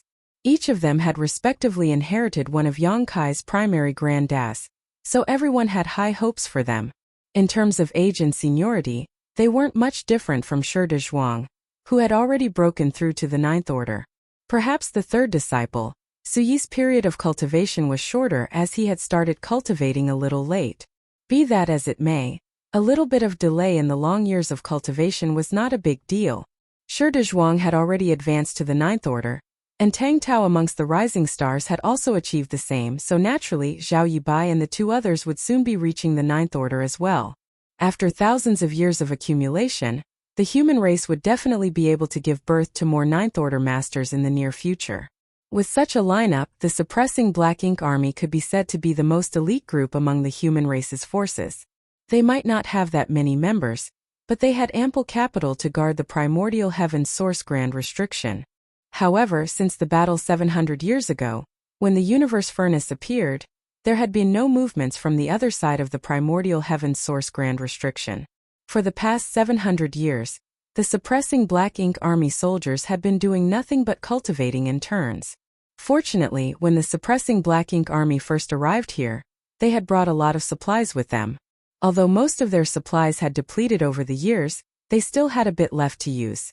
On the Suppressing Black Ink Fortress, the silver-haired Fu Guang looked towards the opening in the darkness and sent a message via his divine sense. Wu Kuang, how is the situation? It wasn't that he had discovered anything unusual, it was just a routine inquiry done once a month. Judging by this, it was obvious that Fu Guang was an extremely cautious person. As usual, Wu Kuang's lazy voice echoed in Fu Guang's mind. Some small fish are spying on the opening, but they probably don't dare to rush out. He had already closed the opening to its utmost limit, so if a royal lord tried to force his way through, there was a high chance he would die along the way. Even if he didn't die, he would definitely be severely injured. In light of this, no royal lord was stupid enough to attempt to force their way out of the primordial heaven's source grand restriction. And without a royal lord to keep Fu Guang in check, how could the Black Ink clansmen inside the primordial heaven's source grand restriction dare to challenge the Suppressing Black Ink Army? Although they had been sealed inside the primordial heaven's source grand restriction, they were not completely ignorant of the outside world. After having fought with the Suppressing Black Ink Army for so many years, they were well aware of their enemy's strength. Stay alert, Fu Guang exhorted as usual. Wu Kuang replied, I know you all just, huh? Halfway through his words, he suddenly let out a startled cry. Fu Guang's expression became serious as he shouted, what's wrong? However, he didn't receive any response from Wu Kuang even after waiting for a while. This had never happened before. Fu Guang's heart immediately jumped to his throat as a great sense of crisis suddenly enveloped him, prompting him to quickly check upon the primordial heaven's source grand restriction. The entire primordial heaven's source grand restriction was like an enormous beast lying in the void, covering a truly vast area. It was basically impossible to see its end at one glance. This dark area was completely imbued with black ink strength. If it wasn't for the primordial heaven's source grand restriction, it was very difficult to imagine just how far this endless darkness would have spread. Fu Guang could not see any change to the primordial heaven's source grand restriction, but his sense of unease grew stronger and stronger. He knew that something must have happened. Otherwise, it was impossible for Wu Kuang to not give any response. Without hesitation, he shouted, "Prepare for battle." The next moment, the entire Suppressing Black Ink Army, whether they were cultivating or on guard duty, began to move. Spirit arrays lit up one after another, and the soldiers took position before the artifacts. In just 10 breaths, the thousands of Suppressing Black Ink Army soldiers were ready for battle. A storm was brewing. Yang Shui flashed over to Fu Guang's side and asked with a solemn look on her face, "Senior, what happened?" Fu Guang slowly shook his head in response, "I don't know." Yang Shui's expression only became even more solemn upon hearing that. Since even Fu Guang had no idea what was going on, it was clear that the situation was already beyond their control. "Where is Senior Wu Kuang?" she asked again. "He is not responding." Yang Shui knew that things weren't looking good. Wu Kuang was in charge of overseeing the primordial heaven source grand restriction, but he was not responding. Could it be that the primordial heaven source grand restriction had stopped functioning? If so, it would be a disaster for the human race. Just as she was thinking of heading to the primordial heaven source grand restriction to investigate, Wu Kuang's voice came from the other side, sounding anxious and horrified. "It's awake. Be careful." These sentences instantly made Fu Guang and Yang Shui's scalps go numb. They both knew what Wu Kuang was referring to. Mo, a supreme master from the primordial era, was the source of the Black Ink clan. It was the darkness born alongside the primordial light. It was basically immortal and indestructible. The Suppressing Black Ink Army had always been on guard against it. In the past, Song had forced Mo into a deep slumber at the last moment using the trump card left behind by Mu, but no one knew how long this method would last. The only thing they could foresee was that this method would become ineffective sooner or later. Once that day came, Mo would completely awaken.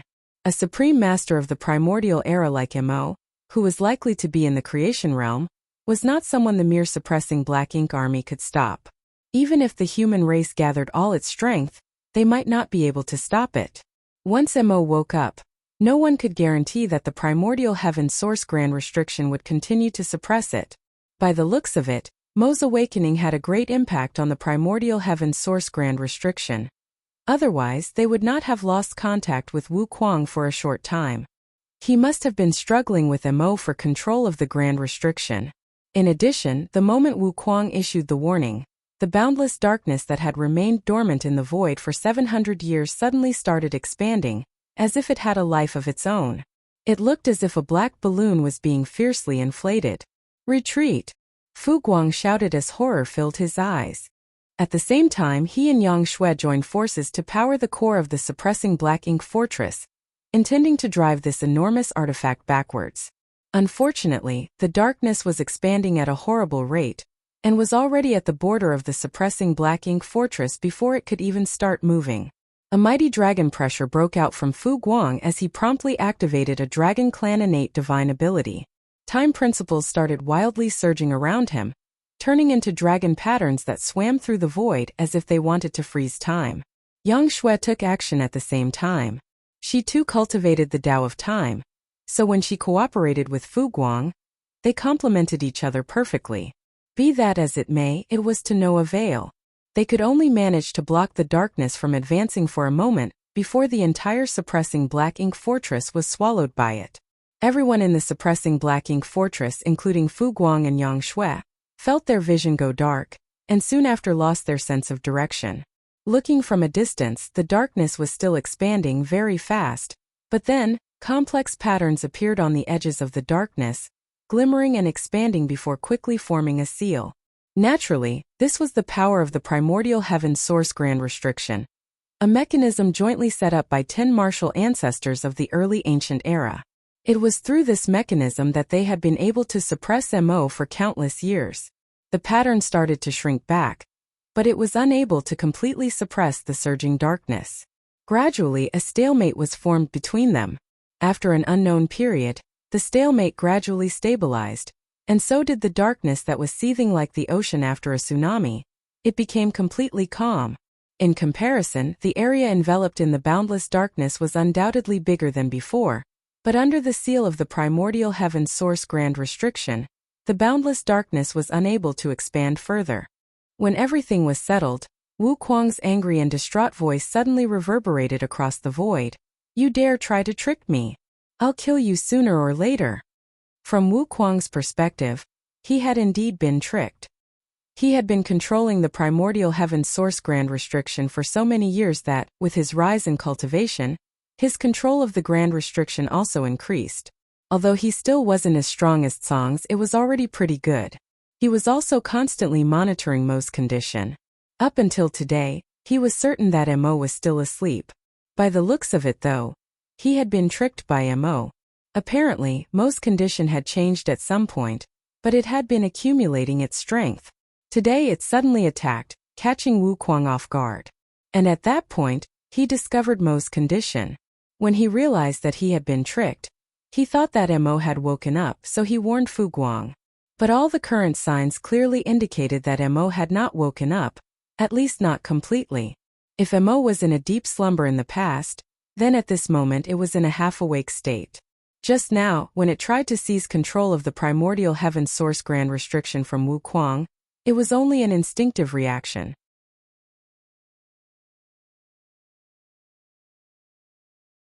Martial Peak Chapter 5895, The Change in the Grand Restriction.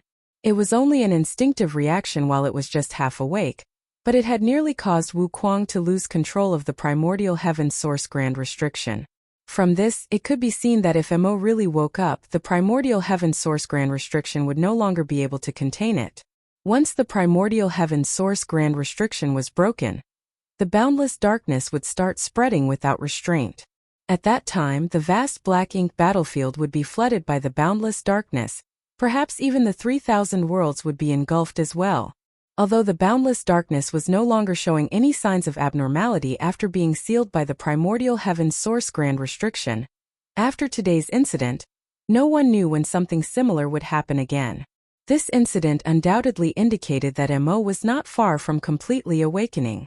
Inside the grand restriction, Wu Kuang's heart was gripped with fear and worry.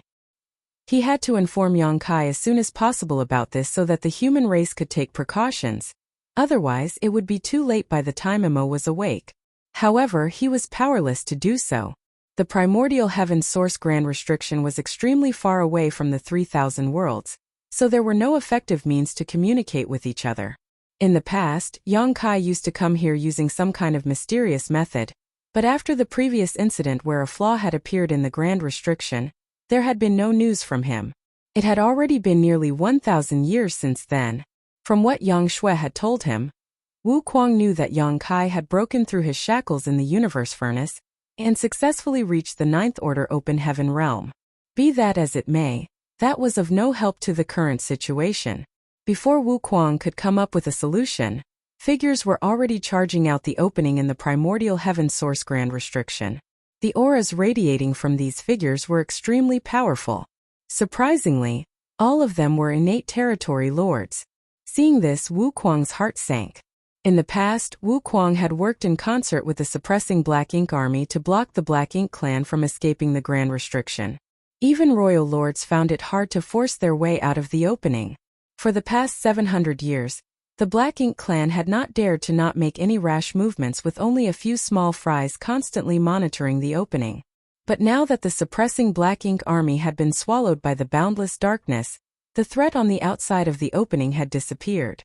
Even if Wu Kuang could still maintain his control over the primordial heaven source grand restriction, he couldn't stop the Black Ink clan from rushing out. Not to mention, because of the suppressing Black Ink army, he was unable to put his entire focus on controlling the primordial heaven source grand restriction. He had to divert some of his attention to look after the suppressing Black Ink army. Having been swallowed into the primordial heaven source grand restriction by the darkness, it was tantamount to falling into the Black Ink clan's lair. Even if the suppressing Black Ink army had countless elites, without Wu Kuang's protection, only death was waiting for them. With his protection, they could at least survive for a little while. The only silver lining was that Wu Kuang's strength had greatly increased over the past few millennia, and he was close to the peak of the Ninth Order open heaven realm. Thanks to this, his control over the opening was stronger than ever. He was still able to prevent royal lords from making it through the opening, so the strongest Black Ink clansmen who could make it out were just the innate territory lords. As time passed, more and more Black Ink clansmen of varying strength rushed out of the opening, their faces filled with excitement and joy, like they were prisoners who had finally gained freedom after countless years of imprisonment. A portion of the Black Ink clansmen remained near the opening, while the rest quickly flew deeper into the void under the leadership of the innate territory lords. When Wu Kuang witnessed this, his gloomy mood suddenly lifted. He had been having a headache over how to send a warning to the human race, but he had been unable to come up with a viable plan. But apparently he didn't need to deliver any news. The Black Ink clansmen who had left this place must have gone to support their allies who were fighting the humans. Such a huge amount of reinforcements joining the battlefield would definitely draw the human race's attention, especially the appearance of so many innate territory lords. And as long as the human race's reaction wasn't too slow, they should be able to quickly identify the root of the problem. At that time, the human race would definitely know that something had happened to the primordial heaven source grand restriction. This was the case when the innate territory lords snuck out from the primordial heaven source grand restriction last time. At that time, Wu Kuang's control over the primordial heaven source grand restriction was not nearly as firm, and he did not even have an inkling about it before Yang Kai came to inform him about it. Thus, when he saw a group of Black Ink clansmen heading deeper into the void, Wu Kuang knew that in at most 20 or 30 years, the human race would know that something had happened to the primordial heaven source grand restriction. At that time, not to mention others, Yang Kai would definitely come here to investigate. Nonetheless, Wu Kuang couldn't help but feel worried. Whether the human race came to know about the mishappening of the primordial heaven source grand restriction sooner or later, it was not going to help him in his current situation in the slightest. Right now there were two important tasks ahead of him. Firstly, he had to do his best to ensure the safety of the suppressing Black Ink army, allowing them to hold on for as long as possible. Secondly, protecting himself. The Black Ink clansmen who stayed behind did not remain idle. These Black Ink clansmen took out unhatched Black Ink nests one after another, before innate territory lord took position in front of every Black Ink nest. Afterwards, these innate territory lords put their hands over the unhatched Black Ink nests and started infusing their strength into them, allowing them to rapidly grow bigger. Not counting the years he had spent guarding the primordial heaven source grand restriction, Wu Kuang hadn't had many dealings with the Black Ink clan. The first time he had fought with the Black Ink clan was after the human race retreated to the barren territory. As a human, he had participated in the war against the Black Ink clan. It was during that battle that he had made a name for himself, relying on the treacherous and powerful heaven-devouring battle law, drawing the attention of many Ninth Order old ancestors.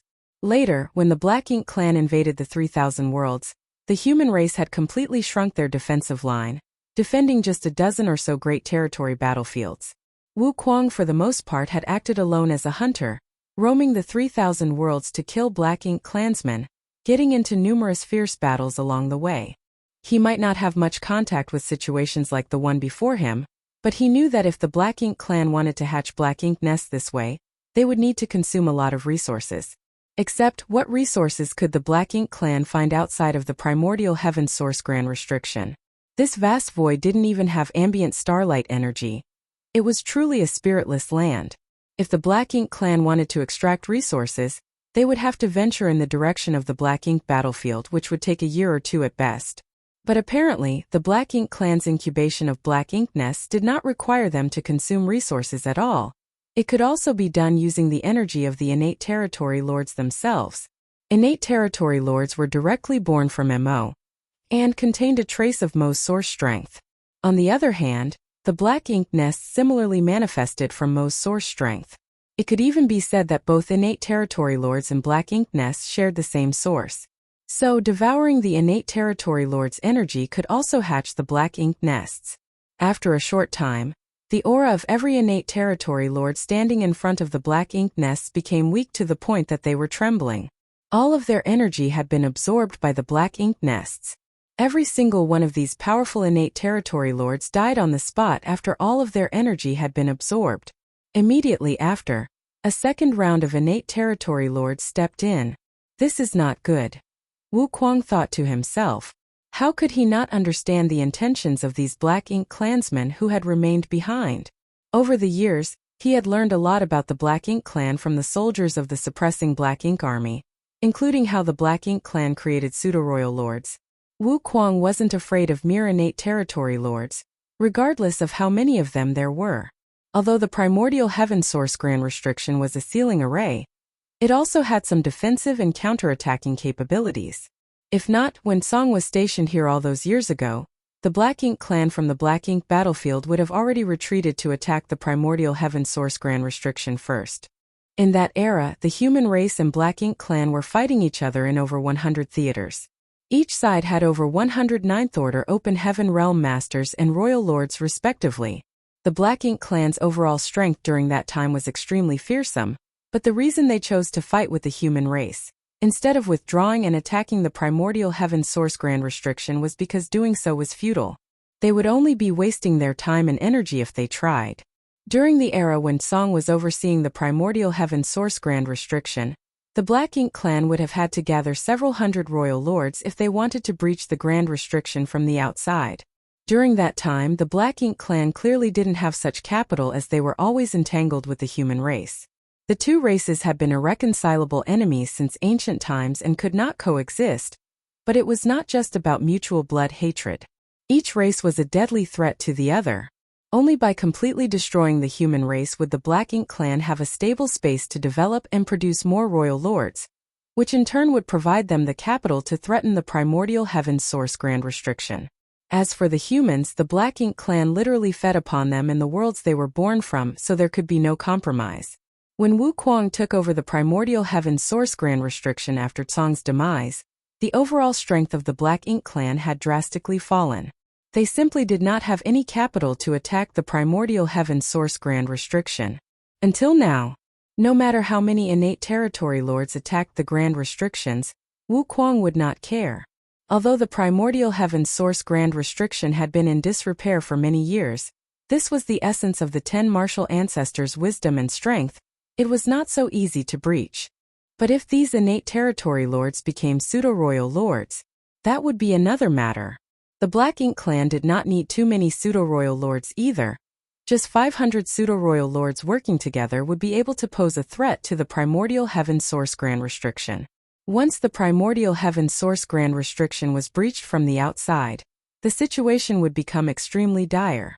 So when he witnessed the actions of these Black Ink clansmen, Wu Kuang knew that things had taken a turn for the worst. Nonetheless, he was in an absolutely passive position at the moment. Even if he could see through the intentions of the Black Ink clan, it was difficult for him to do anything about it. All he could do was wait and watch. As time passed, and one innate territory lord after another sacrificed themselves, the Black Ink nests grew bigger and bigger at an astonishing speed. Just as Wu Kuang had expected, these Black Ink nests were all high-rank Black Ink nests. In just a few days, almost 300 fully matured high-rank Black Ink nests stood tall outside of the primordial heaven source grand restriction. During this time, Black Ink clansmen kept pouring out from the opening in the primordial heaven source grand restriction in a steady stream. Although the number of Black Ink clansmen coming out each time wasn't great, adding them all up made for a terrifying number. These newly emerged Black Ink clansmen also split into groups like before. Most of them flew towards the depths of the void, heading towards the 3,000 worlds, while the rest stayed behind to prepare to attack the primordial heaven source grand restriction. Inside the primordial heaven source grand restriction, Wu Kuang let out a sigh of relief after confirming the number of high-rank Black Ink nests. This number was still within the limits of what he could bear, but he did not underestimate the situation. After all, he still had to divert a portion of his attention to watch over the suppressing Black Ink army, which would make it difficult for him to respond to the attacks from outside of the grand restriction. In the face of adversity, having good news like this was not too bad. As a large number of Black Ink clansmen had rushed out from the primordial heaven source grand restriction, things had become less dangerous for the suppressing Black Ink army. Now, as long as he was paying close attention to the movements of the royal lords, Wu Kuang could basically ensure the safety of the suppressing Black Ink army. Meanwhile, outside the primordial heaven source grand restriction, after the high-rank Black Ink nests had been erected, the innate territory lords who had rushed out of the primordial heaven source grand restriction began entering them one after another, willingly walking to their deaths with a smile.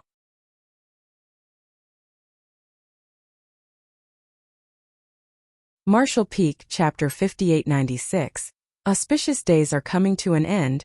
After having been fighting with each other for so many years, both the human race and Black Ink clan knew very well about each other, apart from a few confidential pieces of information that only a few authoritative figures knew about. For instance, the Black Ink clan was able to create a pseudo-royal lord borrowing the strength of innate territory lords and a high-rank Black Ink nest. This was no secret to the human race, and Yang Kai had even personally investigated this matter.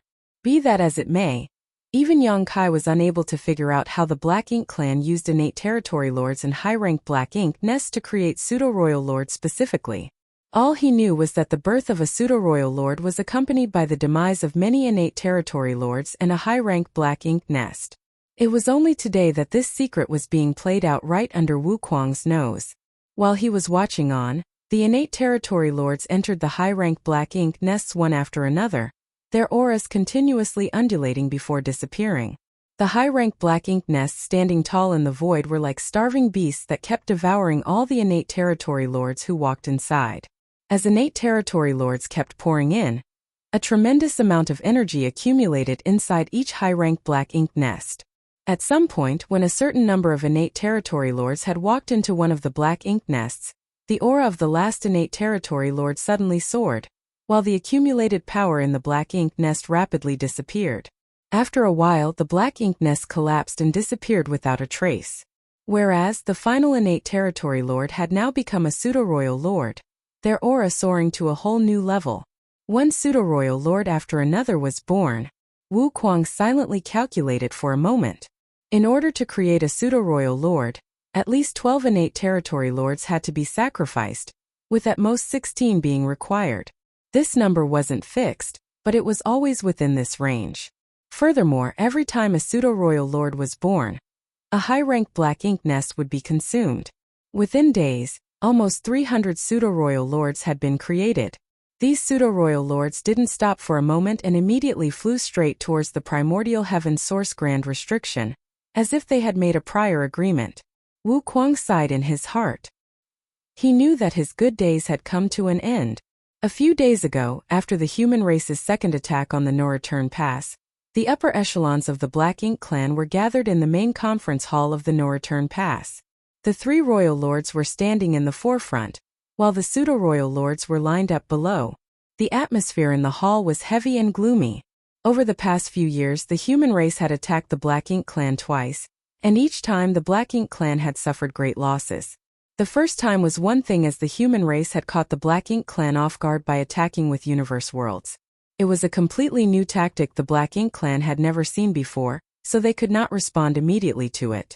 However, the Black Ink clan had already made preparations to deal with this universe world attack before the second battle. They had even shrunk their defensive line. Yet they were still unable to reverse the situation. A small stone race army of over 100 million had brought great benefits to the human race, becoming one of the keystones for their victory. Since Yang Kai was able to release over 100 million small stone race soldiers at once, it was evident that he still had more with him. From the start, the human race army was aggressively attacking, determined to retake the No Return Pass. Now, with the help of the small stone race, they were like tigers with wings. After the last battle, even the stupidest Black Ink clansmen knew that the war was already lost. The No Return Pass would eventually fall, and the Black Ink clan here was doomed to extermination. Over the past few thousand years, the Black Ink clan had held the initiative and absolute advantage in the war against the human race. However, things had taken a sharp turn in the last few decades. The Black Ink clan found it really hard to accept this change in the status quo. Among the 3 royal lords, only Mo Nai appeared to be in a decent condition, while Mou and Dia Luo's auras were slightly unstable, occasionally coughing to show their injuries. In these 2 battles, Mou and Xiang Shan had fought with each other one-on-one twice. The latter was a newly promoted 9th Order Open Heaven Realm Master, and his strength and foundation might be worse than a veteran royal lord like the former, but he fought with his life on the line every time. Even if Mou was slightly stronger, he still took serious damage from the near-suicidal human master. The human race understood that the Black Ink clan's biggest weakness was healing. So, when human race masters fought against those masters from the Black Ink clan, they frequently did so by trading injuries. The goal of this strategy was completely cut and dry. If a human was injured, they could use pills or secret techniques to recover, but if a Black Ink clansman was injured, they had to slumber inside a Black Ink nest to properly heal. However, in the face of such a shameless strategy, there was nothing the Black Ink clan could do. They could only try to be more cautious in battle, and not allow the human race to succeed. As the popular adage goes, one can be a thief for 1,000 days, but one cannot guard against a thief for 1,000 days. In a battle, there would always come a moment in a battle when one had no choice but to take risks, no matter how careful they were. This was pretty much the case with Xiang Shan in the last 2 battles, which had inflicted serious injuries on Mou. Of course, Xiang Shan did not have it easy either. Had he not run quickly enough at the last moment, Mou had the confidence that he could kill him on the spot. The veteran royal lord Mou could barely be considered to have beaten the newly promoted 9th Order Open Heaven Realm Master, so his injuries were worth the price. In contrast, Dia Luo was rather miserable. His injuries were caused by the burst of intense purifying light Yang Kai had created when he summoned 2 million small stone race soldiers under the cover of his space-time river. At the time, 6 pseudo-royal lords perished, and if not for Mo Nai's timely rescue, the total number of royal lords would now be 2. 2 of the 3 royal lords were seriously injured. Their condition could be described in just one word: miserable. The pseudo-royal lords were in an even more miserable state. At a glance, Mo Nai found many familiar faces missing.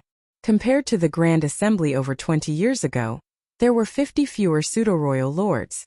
In just 2 battles, 50 pseudo-royal lords had perished. This was an unprecedented loss. No matter how many pseudo-royal lords the Black Ink clan had, they would not be able to withstand such a rate of attrition. The human race did not need to engage the Black Ink clan many more times in such high-intensity battles. Perhaps the Black Ink clan would no longer be able to hold on after 3 more such fights. When the disparity in top masters reached a certain extent, it would be impossible for the Black Ink clan to hold their ground on the battlefield. The air inside the hall was extremely heavy. The shame and pressure of the battle was weighing down on all the Black Ink clansmen like a mountain. "Sir." Emonayi turned to Mou and asked for his permission to speak. Mou was sitting upright on his thrones of bones, his face a little pale. Hearing Emonayi's request, he simply raised his hand a little and weakly gave his permission. "Go on." "Yes." Emonayi respectfully accepted. Although he was already a royal lord and had the qualifications to sit on the same level as Mou, he had always maintained a certain degree of deference and respect towards Mou. And why not? After all, Mou had given him enough trust for so many years. When Emonayi was still just a pseudo-royal lord, Mou had allowed him to take complete charge of the Black Ink clan's affairs. Although this was partly because Mou was not good at managing things, Emonayi was still quite grateful. A true king didn't need to do things personally, but rather knew how to use others to accomplish his goals. After responding to Mou, Emonayi stood up and swept his gaze over the many pseudo-royal lords. The faces of the pseudo-royal lords instantly went cold as they realized that Emonayi had made an important decision and was about to announce it.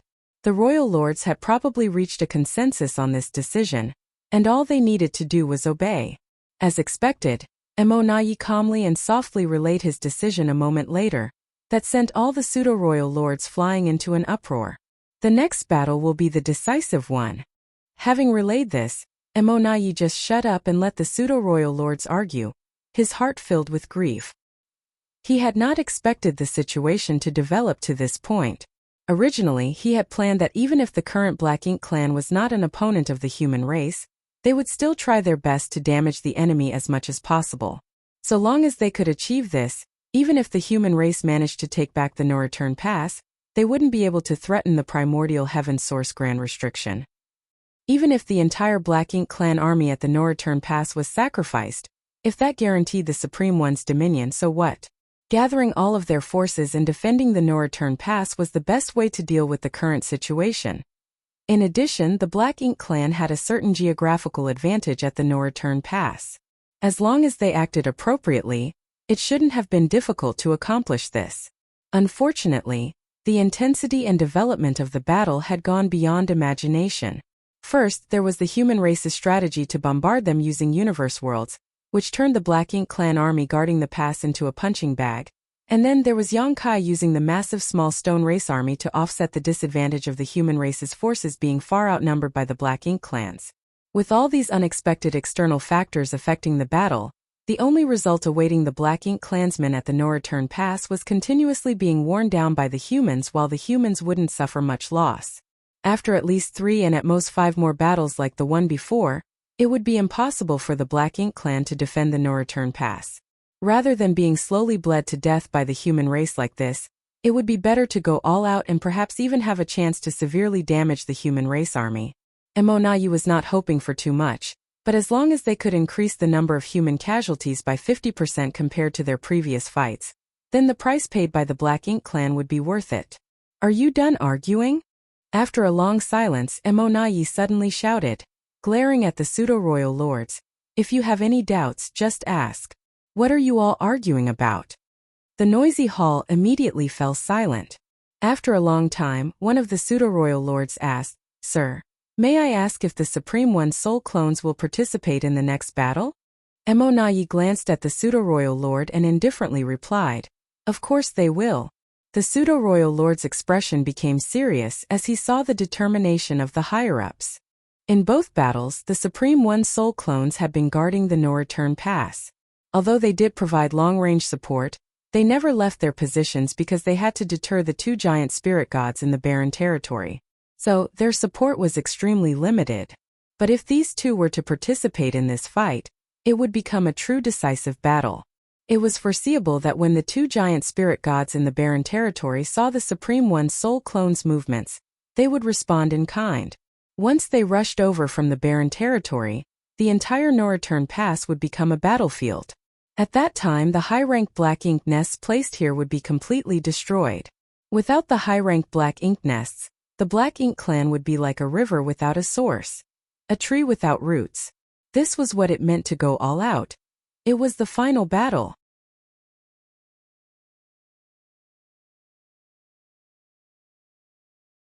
Marshall Peak, Chapter 5897, Complete Defensive Posture. This battle was both a crisis and an opportunity to the Black Ink clan. No matter the outcome, there was only one ultimate fate waiting for the Black Ink clansmen at the no-return pass, and that was to be exterminated by the human race. There was only one thing they could aim for: to weaken the humans as much as possible. If they succeeded, the human race would lose the ability to launch a crusade to the primordial heaven source grand restriction. Even if they failed, they would still weaken the human race, so whether they wanted to or not, the Black Ink clan had no choice but to go all out. In light of the current situation, the Black Ink clan still had a good chance of severely wounding the human race army. In the last two battles, the Supreme One's two soul clones had remained motionless. If the human race launched another attack, they might not have considered the possibility of these two also participating in the battle. At that time, as long as the two soul clones made a move at the right time, the human race army would suffer a huge blow.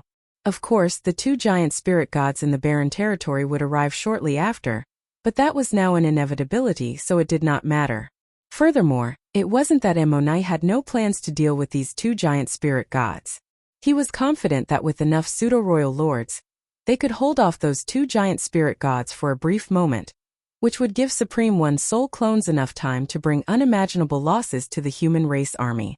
In the main hall, only one pseudo-royal lord asked a question, and after obtaining the answer, the pseudo-royal lords no longer spoke. Since the Supreme One's soul clones were preparing for war, the next battle would definitely be the last for the Black Ink clansmen at the no-return pass. Emonai continued, "Judging by the timetable of the last two battles initiated by the human race, the next one will probably happen 2 years from now. The decisive battle is imminent, but both Sir Mo and Dia Luo are injured, putting them at a disadvantage. In order to ensure that the final battle will proceed smoothly, the two of them must quickly recover." Saying so, he swept his eyes over the pseudo-royal lords below. "So, I need your help. Who is willing to sacrifice everything for the Supreme One?" Whether it was Mo or Dia Luo, both had suffered heavy injuries. If they wanted to fully recover, they would have to slumber inside Black Ink nests for several decades to a century. Of course, the human race would not give them so much time, so they had to resort to other methods to quickly restore these two royal lords. Back in the universe furnace, when Emonai fought with Yang Kai, he was cornered in a hopeless situation, but just as Yang Kai was about to kill him, Meng Ke sacrificed himself using the source fusion technique, integrating his strength into Emonai, which ultimately helped the latter recover and escape. This was a secret technique that only the pseudo-royal lords and innate territory lords could use. As pseudo-royal lords were born with the help of the source fusion technique, they could use the source fusion technique to infuse their strength into other Black Ink clansmen to help them recover. Under normal circumstances, the Black Ink clan would never choose to sacrifice pseudo-royal lords, but desperate times called for desperate measures. They had no choice but to do so. A royal lord in perfect condition would naturally be able to play a greater role in the upcoming battle than a pseudo-royal lord. After Emonai presented this question, all the pseudo-royal lords remained muted. This was also within his expectations. After all, not every pseudo-royal lord had the same courage and resolve as Meng Quebec. Furthermore, the reason Meng Ke helped Emonai at that time was because he knew he was already doomed to die, so he wanted to make his death meaningful. This time, when Emonai asked if they were willing to die for the two royal lords, even the Black Ink clansmen, who were known for their extreme loyalty to the Supreme One, had to think twice about it. Although he had already expected this, Emonai was still displeased when it actually transpired before him. Thus, he coldly snorted before rebuking, "It seems that you still have to weigh things in your loyalty to the Supreme One. Since that's the case, I will be the one to decide." Apparently, he was prepared for this and casually picked out two severely wounded pseudo-royal lords.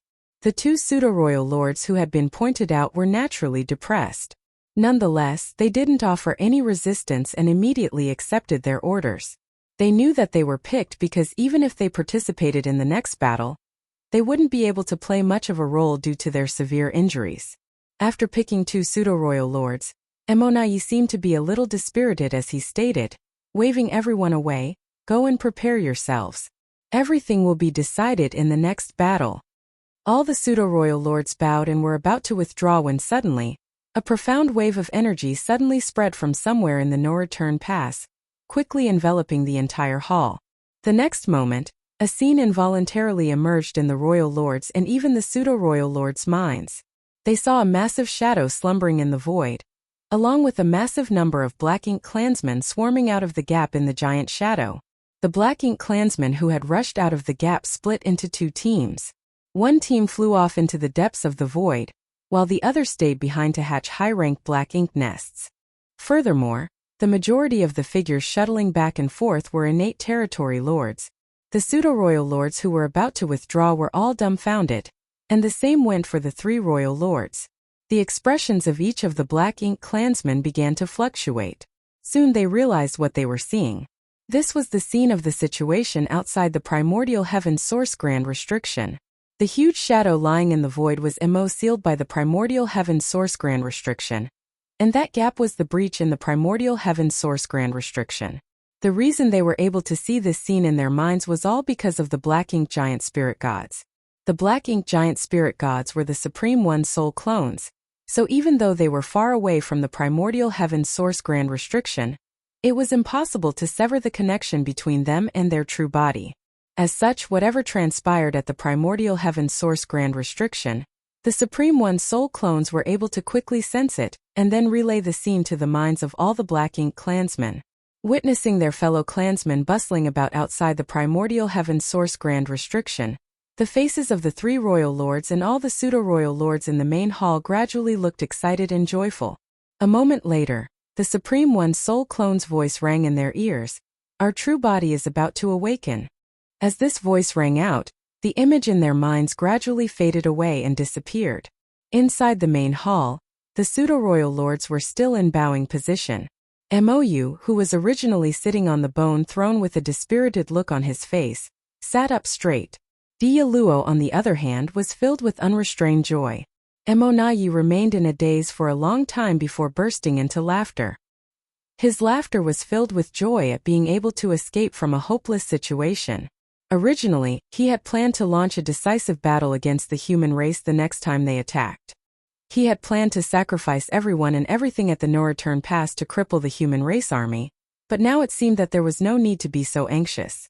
Moreover, judging by the current situation, the Black Ink clansmen at the no-return pass still had a slim chance of survival in the face of the human race's aggression. So long as the no-return pass could hold out for a decade or two, their allies from the primordial heaven source grand restriction would arrive to support them. When that time came, they might be able to pincer the human race army and turn the tide, ultimately emerging as the winners of the battle. Of course, even if they were defeated, it didn't matter.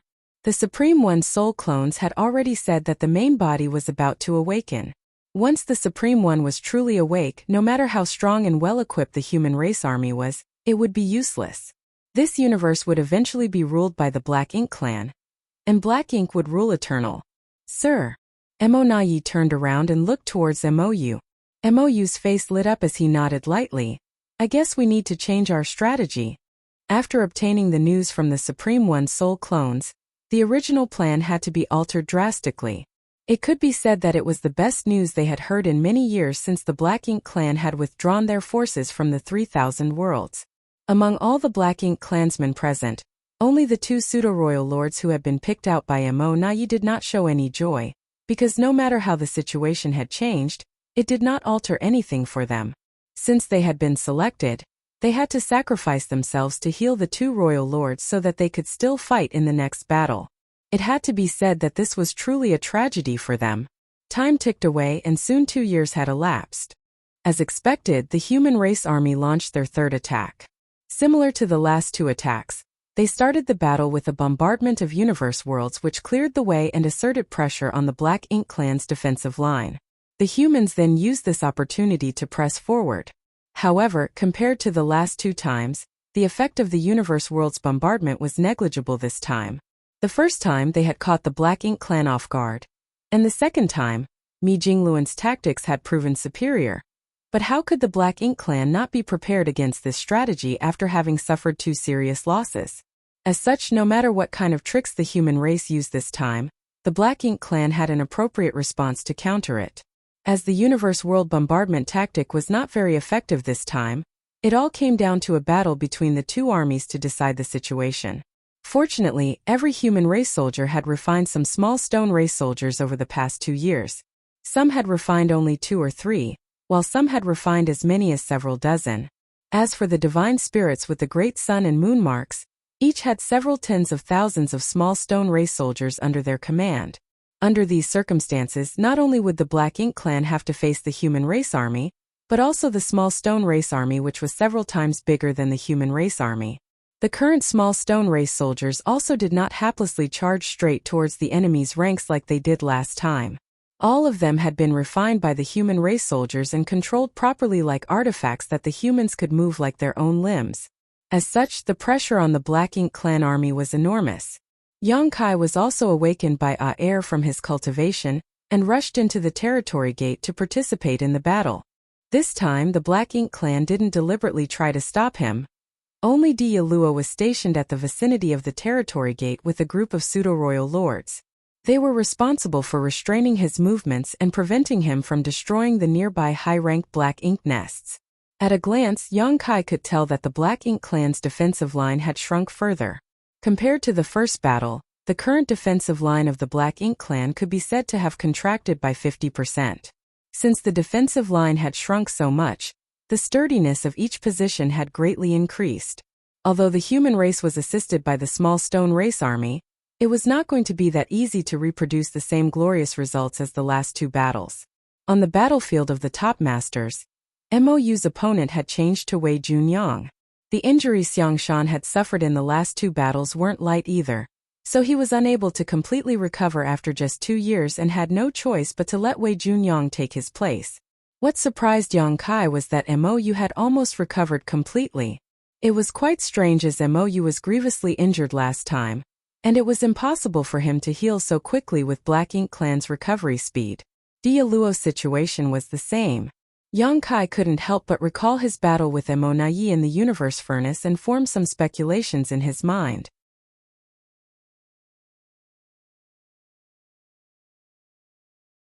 Martial Peak Chapter 5898 Guess. Throughout the entire battlefield, the Black Ink clan had assumed a full defensive stance. Regardless of how aggressive the humans were, they just focused on defending themselves, unlike the previous 2 times where they would attack whenever they found an opportunity. Yang Kai found it a little strange. It was true that the Black Ink clan was able to reduce their own losses by completely abandoning offense and focusing on defense, but the Black Ink clan wasn't stupid. This would only prolong their death throes, and would also greatly reduce the risk the human race army had to bear. In a huge battle like this, being completely on the defensive would definitely significantly reduce Black Ink clan's losses, but the human race would suffer even fewer casualties as a result.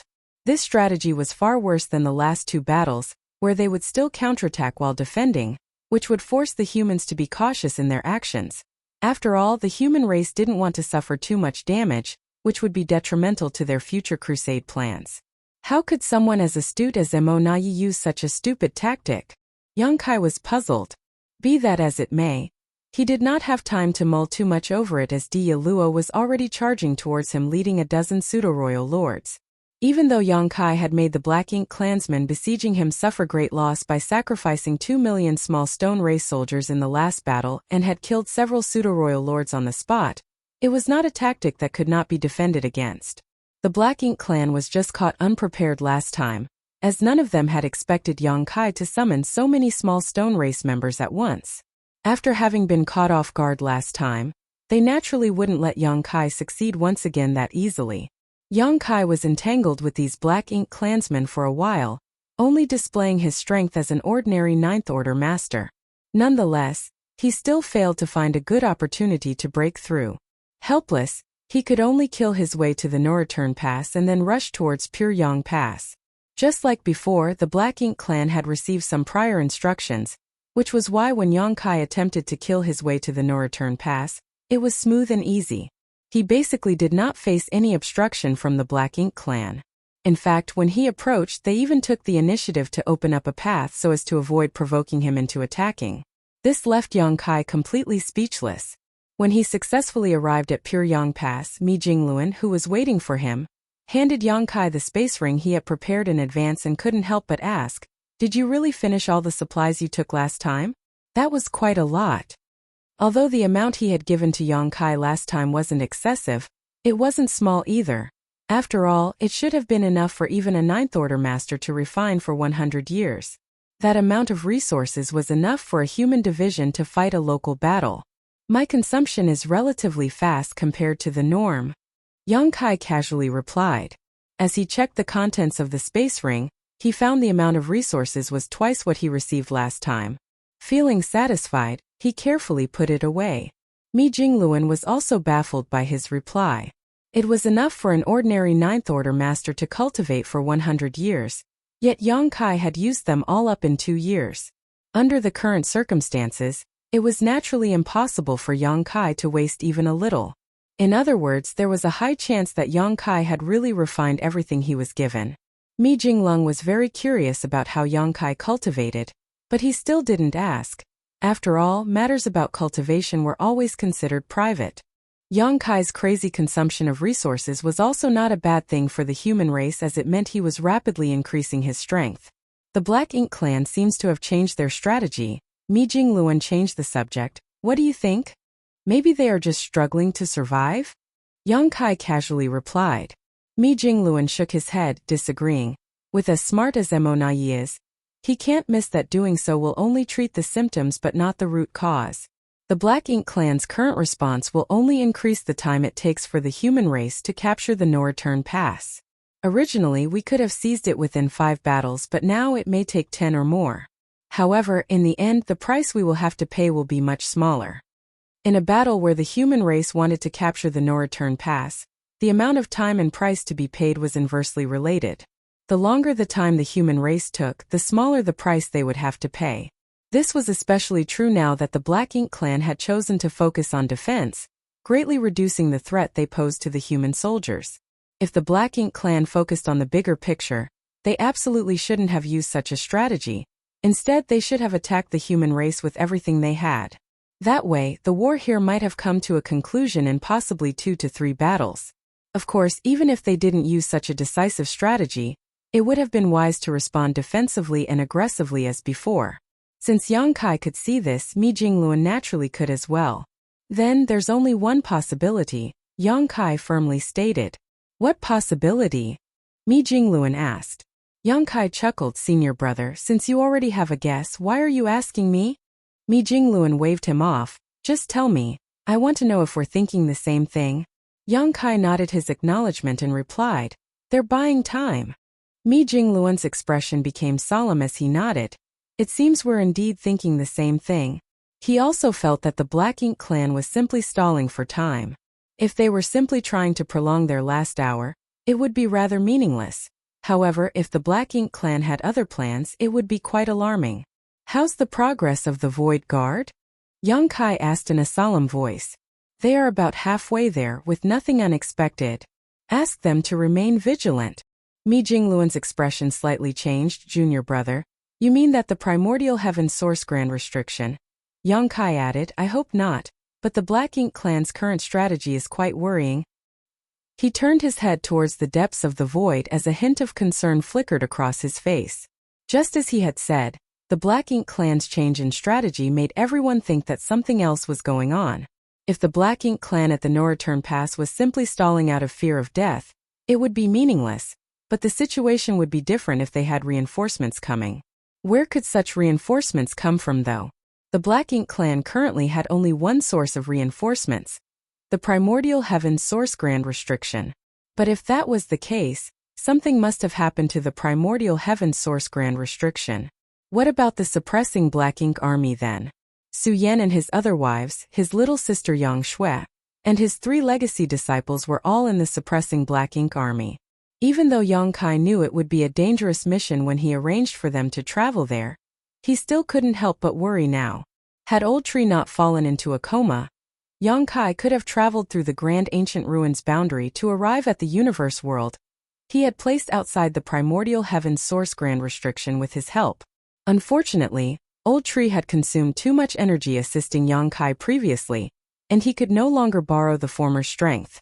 In addition, Yang Kai still needed to remain in the barren territory, so that he could cooperate with Ada and Air at the critical juncture to take down the no-return pass. He could not leave the no-return pass until the battle here had ended. Now, all they could do was wait for news from the Void Guard. Since they were already halfway to the Grand Restriction, if something had gone wrong up ahead, they would presumably find traces of it soon. After bidding Mi Jingluan farewell, Yang Kai returned to the battlefield. Seeing Yang Kai coming back, Dia Luo promptly led the dozen pseudo-royal lords out of the no-return pass to meet him. The Black Ink clan's stance against Yang Kai was pretty clear. You can come and go anywhere you want as we can't stop you, but if you want to intervene in this battle, Dia Luo will lead our masters and respond accordingly. Yang Kai found it very annoying. If he really went all out, it wouldn't be a problem for him to take care of Dia Luo and these pseudo-royal lords with his current strength, but if he did so, it would definitely draw the Black Ink giant spirit god's vigilance. The losses outweighed the gains. Helpless, Yang Kai had no choice but to give up on getting entangled with Dia Luo. Fortunately, he still had Thunder Shadow's innate divine ability. Before Dia Luo could arrive leading the pseudo-royal lords, Yang Kai was already nowhere to be seen. Right that instant, all the pseudo-royal lords on the battlefield felt insecure. Dia Luo's divine sense surged as he searched for Yang Kai's whereabouts, but to no avail. A moment later, a violent battle suddenly erupted in a certain corner of the no-return pass, followed by the aura of a pseudo-royal lord vanishing. Dia Luo suddenly looked in that direction, and happened to see Yang Kai's figure flashing past. What he saw next instantly made his eyes pop out. No one had any idea when Yang Kai had snuck back into the no-return pass, but when all the pseudo-royal lords were fighting, distracted by the opponents around them, he suddenly attacked and killed one who was stationed at the no-return pass, guarding the high-rank Black Ink nests while also destroying the surrounding nests in the process. In an instant, 4 high-rank Black Ink nests were reduced to dust, and the mid-rank Black Ink nests and low-rank Black Ink nests that originated from them soon began to wither. Dia Luo cursed in his heart. He had already led his team over to intercept Yang Kai, so it was too late for him to return to provide aid. While it would only take a few breaths to return, Yang Kai could do unimaginable damage to the no-return pass in such a span of time. However, a tide of Black Ink strength surged towards Yang Kai's location at that moment, whereupon Yang Kai's disappearing figure strangely reappeared. Immediately after, a powerful aura locked onto him before reaching him and engaging him in battle. Emonai. Dia Luo and his team were specifically keeping a close watch on Yang Kai's movements. Mou and Wei Junyang were locked in a fierce battle, while Emonai had been overseeing the no-return pass, giving the latter a clear picture of the overall situation. When Yang Kai flew over from Pure Yang Pass and disappeared, Emonai went on high alert. Although he couldn't stop Yang Kai's initial attack, he had managed to interrupt his instantaneous movement technique at the right time moment and drag him out of the void. Annoyed and frustrated, Yang Kai could not help but click his tongue as he watched Dia Luo and the dozen pseudo-royal lords rush back towards him. He had no choice but to fight while retreating towards the territory gate. Emonai also withdrew his hand at the appropriate moment, facing off against Yang Kai from a distance. Soon Dia Luo arrived and stood next to Emonai, his face filled with anger. Yang Kai had so easily cheated him, causing the no-return pass to lose a pseudo-royal lord and several high-rank Black Ink nests. This made him look incompetent. 2 royal lords and a dozen pseudo-royal lords, such a magnificent lineup was there just to keep an eye on one person. In the entire human race, only Yang Kai could receive such an honor.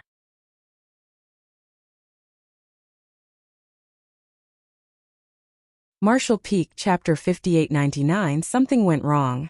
From the moment the human race army first launched an attack on the no-return pass, they basically had maintained the frequency of battles at every 2 years. In the first 2 battles, the human race managed to score huge wins and kill a large number of Black Ink clansmen, thanks to the Universe World Bombardment strategy, and the small stone race army. In each battle, they had managed to kill between 20 to 30 pseudo-royal lords. Although the human race had also lost many 8th Order masters in the process, it was well worth it. If the human race could replicate this kind of situation, they were confident in taking down the no-return pass within a decade. However, how could everything go smoothly in such a large-scale war which involves millions of lives? In the third battle, the Black Ink clan completely changed their strategy, shrinking their defense line to its utmost limit and assuming a completely defensive posture. They were like a tortoise with its head and limbs tucked into its shell. In this kind of situation, it was difficult for the human race to achieve anything even with a wide range of tactics. The situation remained the same for the fourth and fifth battles in the ensuing years. The human race army even deliberately showed openings at certain places on the battlefield, trying to lure the Black Ink clan army into attacking. Nonetheless, the Black Ink clan remained as steady as a rock in the face of such temptation, completely unmoved by this seemingly easy victory. Although the human race could forcefully storm the defense line, that would undoubtedly result in massive casualties. The human race was left with no other choice. Since the Black Ink clan had opted for a defensive strategy, they could only slowly wear down the enemy forces. The only silver lining in this was that the human race had complete control of the situation in this kind of battle, allowing them to reduce their losses to an extremely low level. Of course, aside from the faint uneasiness in his heart, Yang Kai was more than happy to see this kind of situation. He would have more time to cultivate and grow stronger the longer the battle dragged on. He had his own temporal river inside which the flow of time was 30 times faster than the outside world. He would cultivate inside the temporal river after every battle, giving him a full 60 years to cultivate after each fight, allowing him to refine massive amounts of resources which helped constantly grow his strength. In the 10th year of the human race army's campaign against the no-return pass, after the 6th battle ended, Yang Kai was refining and cultivating in his temporal river which stretched across the void just like before. But suddenly, a tremor came from outside, waking Yang Kai up. This was the signal he had agreed upon with giant spirit god Aer. As he was completely absorbed in cultivation inside the temporal river, Yang Kai knew nothing about the outside world and had to be informed by Aer. Every time the human race launched an attack on the no-return pass, Aer had used this method to awaken him. Feeling this familiar signal, Yang Kai quickly ended his cultivation and rushed out from the river. Seeing him emerge, the nearby Aer pointed towards the territory gate. As Yang Kai turned his head and gazed through the territory gate, he noticed faint traces of a battle on the other side. He had seen this scene many times already. Every time the human race launched an attack, he would enter the no-return pass from the barren territory and single-handedly restrain many masters from the Black Ink clan. Except, a frown had appeared on his brow this time, because it was not yet time to attack. Although he was absorbed in cultivation inside the temporal river, he could still feel the passage of time. In the past, he had been able to cultivate for roughly 60 years before the human race launched another assault. However, only 10 years had passed inside the river of time this time. In other words, it had only been 4 months since the last battle. This had never happened before. Yang Kai's expression couldn't help but become grave as he realized that something unforeseen had occurred. Otherwise, the human race wouldn't have rashly changed their strategy. In a flash, he rushed towards the territory gate, but he didn't forget to turn around and warn Aer before disappearing. Keep an eye on those two. If they dare to leave, you must promptly come over.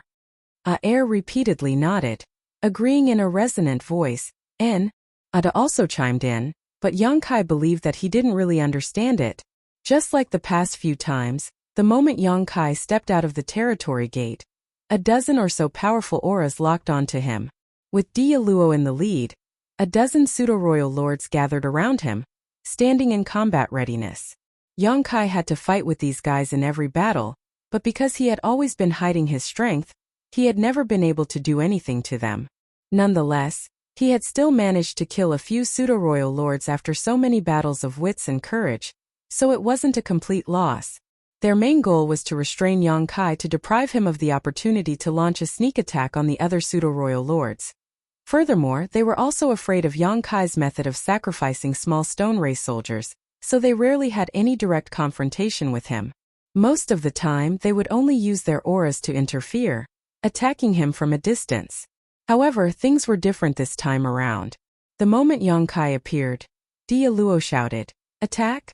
Unexpectedly, they were the first to charge at Yong-kai.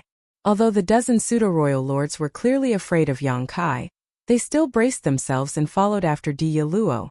The reason for this change was because of the human race army's strange movements. For the past 10 years, the humans had launched a battle every 2 years with no exceptions.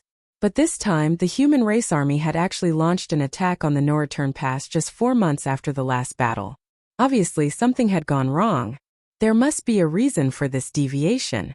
Mo Na Yi, who commanded and deployed the Black Ink clan army, might not be able to figure out what the human race was up to, but it didn't stop him from changing his strategy. While keeping their original defensive strategy unchanged, he ordered Dia Luo and his squad to try their best to stop Yong-kai from meeting up with the human race's higher-ups. This was quite a difficult task, and if possible, Dia Luo would have declined this mission. In the past, all they had to do was restrain Yong-kai. So long as they were careful enough, they wouldn't be in too much danger. But this time, they would have to face him head-on if they wanted to prevent Yong-kai from meeting with the human race's upper echelons. This was not only a difficult task, but also a very dangerous one. Dia Luo still vividly remembered his first encounter with Yong-kai, and how he was severely injured by the latter. Nonetheless, this mission had to be carried out by him. Mou was entangled by Wei Junyang and was unable to escape. Mo Na Yi was responsible for coordinating the army and couldn't easily take action. Only he, the most inexperienced royal lord, could and had to face the killing star. Fortunately, Mo Na Yi had also assured that if the situation became critical, he would come to assist him at a moment's notice. A battle instantly broke out, the aftershocks spreading in all directions. Fortunately, there were still pseudo-royal lords guarding the No-Return Pass. Otherwise, a large number of black ink nests would have been destroyed. Having fought with Yong-kai many times already, Dia Luo was well aware of his opponent's strength. This killing star was far stronger than any other Ninth Order master, and even with so many pseudo-royal lords working together, this battle was still extremely difficult. When Yong-kai summoned the small stone race army and activated Purifying Light, Dia Luo and the pseudo-royal lords who had been on guard promptly scattered and fled. A glaring light flashed and enveloped the entire sky, but by the time it faded away, Yong-kai's figure had already disappeared. Seeing this, Dia Luo, who was still very much on guard, let out a sigh of relief. He and the other pseudo-royal lords had already tried their best, but they still couldn't stop Yong-kai, and it was definitely not because they were slacking on their duties. According to their past experiences, Yong-kai should have appeared at Pure Yang Pass by now.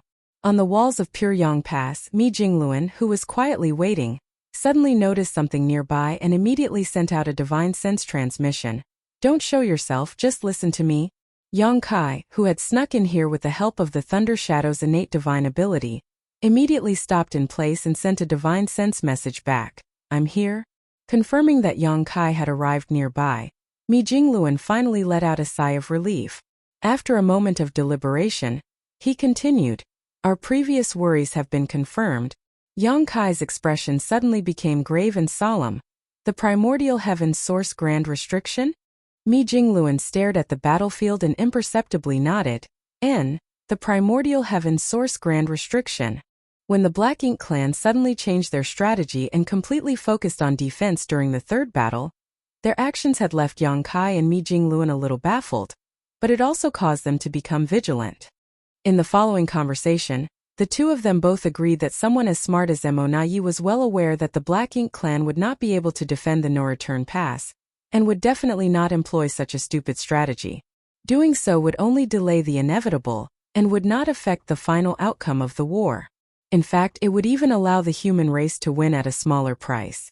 Only if the Black Ink clan was waiting for reinforcements would such actions make sense. In this vast universe, if the Black Ink clan really had reinforcements, they would definitely come from the primordial heaven source grand restriction. Unfortunately, no one had any inkling on the situation at the primordial heaven source grand restriction. The only thing the human race could do was wait for the Void Guard, who were laying space arrays along the way, to reach the primordial heaven source grand restriction and investigate the situation. According to the schedule though, the Void Guard should have yet not reached the primordial heaven source grand restriction. At best, they should be about 75% of the way there, so it should have been impossible for them to obtain any news. A message came from the Void Guard. They discovered a large number of Black Ink clansmen rushing towards the no-return pass from the direction of the Primordial Heaven's Source Grand Restriction, Mi Jingluan said. They should have all escaped from the Primordial Heaven's Source Grand Restriction. Furthermore, their overall strength is very high. Hearing this, Yang Kai's expression suddenly became serious. There really was something wrong with the Primordial Heaven's Source Grand Restriction. Otherwise, it would have been impossible for Black Ink clansmen to escape in such large numbers. Did Mo wake up? What about Wu Kuang? What about the suppressing Black Ink army? Yang Kai's emotions were suddenly in turmoil. Yang Kai had been considering when Mo would wake up for a long time, but he couldn't be certain of such a thing, nor had he gained anything from probing Mo Nayi. Perhaps Mo Nayi himself didn't know any more than he did. Right now, Yang Kai could not rely on the World Tree, so even if he wanted to go to the Primordial Heaven's Source Grand Restriction to assess the situation, he couldn't. His previous worries had come true, and the favorable situation of the human race had suddenly become uncertain. Suppressing his chaotic thoughts, Yang Kai stated, "The problem with the Primordial Heaven's Source Grand Restriction should have occurred 5 or 6 years ago."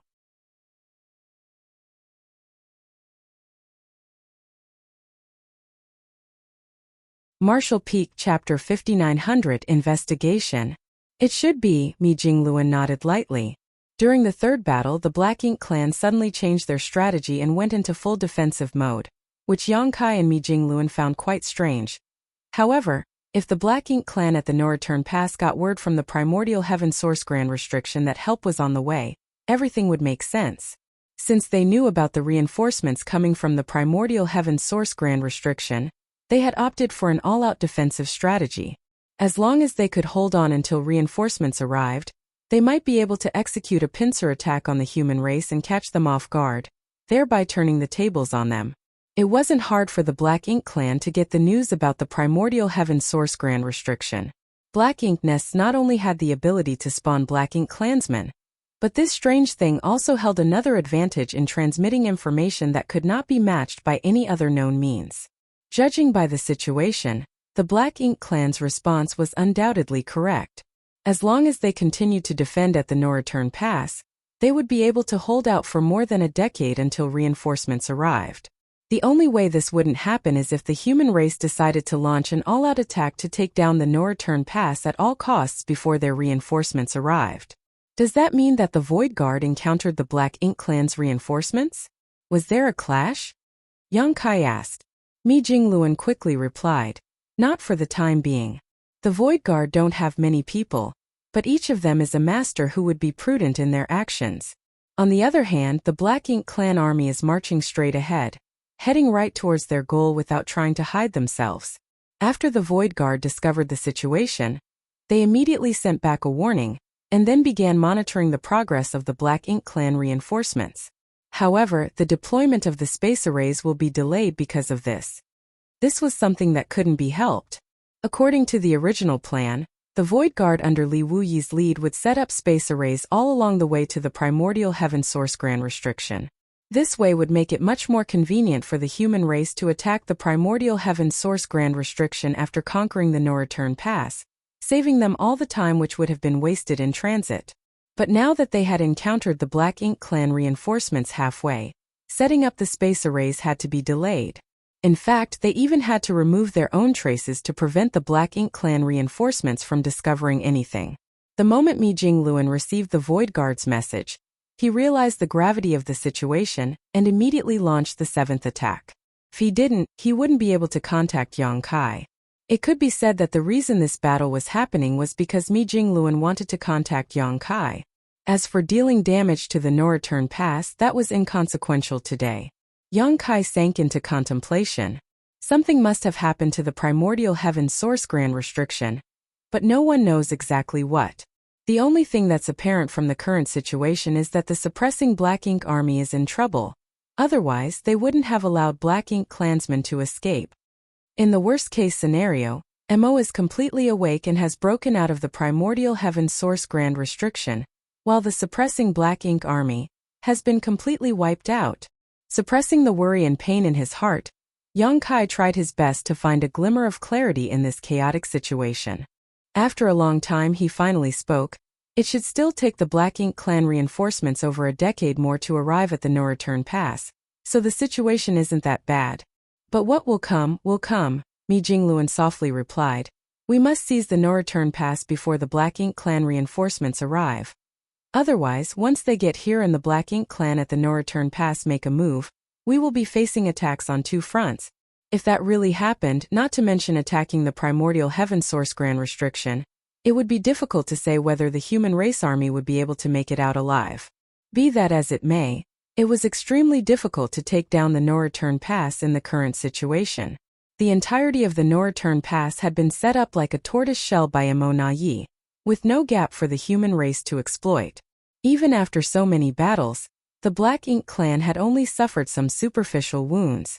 Mi Jingluan continued, on the bright side, the enemy is in the open while we are in the dark. Yang Kai nodded. This is indeed an advantage.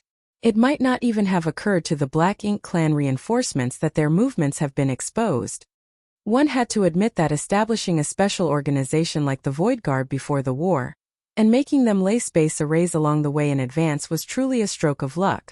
If it weren't for the fact that the Void Guard had set out in advance, and accidentally encountered the Black Ink clan reinforcements along the way, perhaps the enemy would have arrived without the human race's knowledge. That would have been a total disaster. Senior brother, Yang Kai called out, I want to check on these reinforcements. You're going personally? Mi Jingluan was slightly taken aback.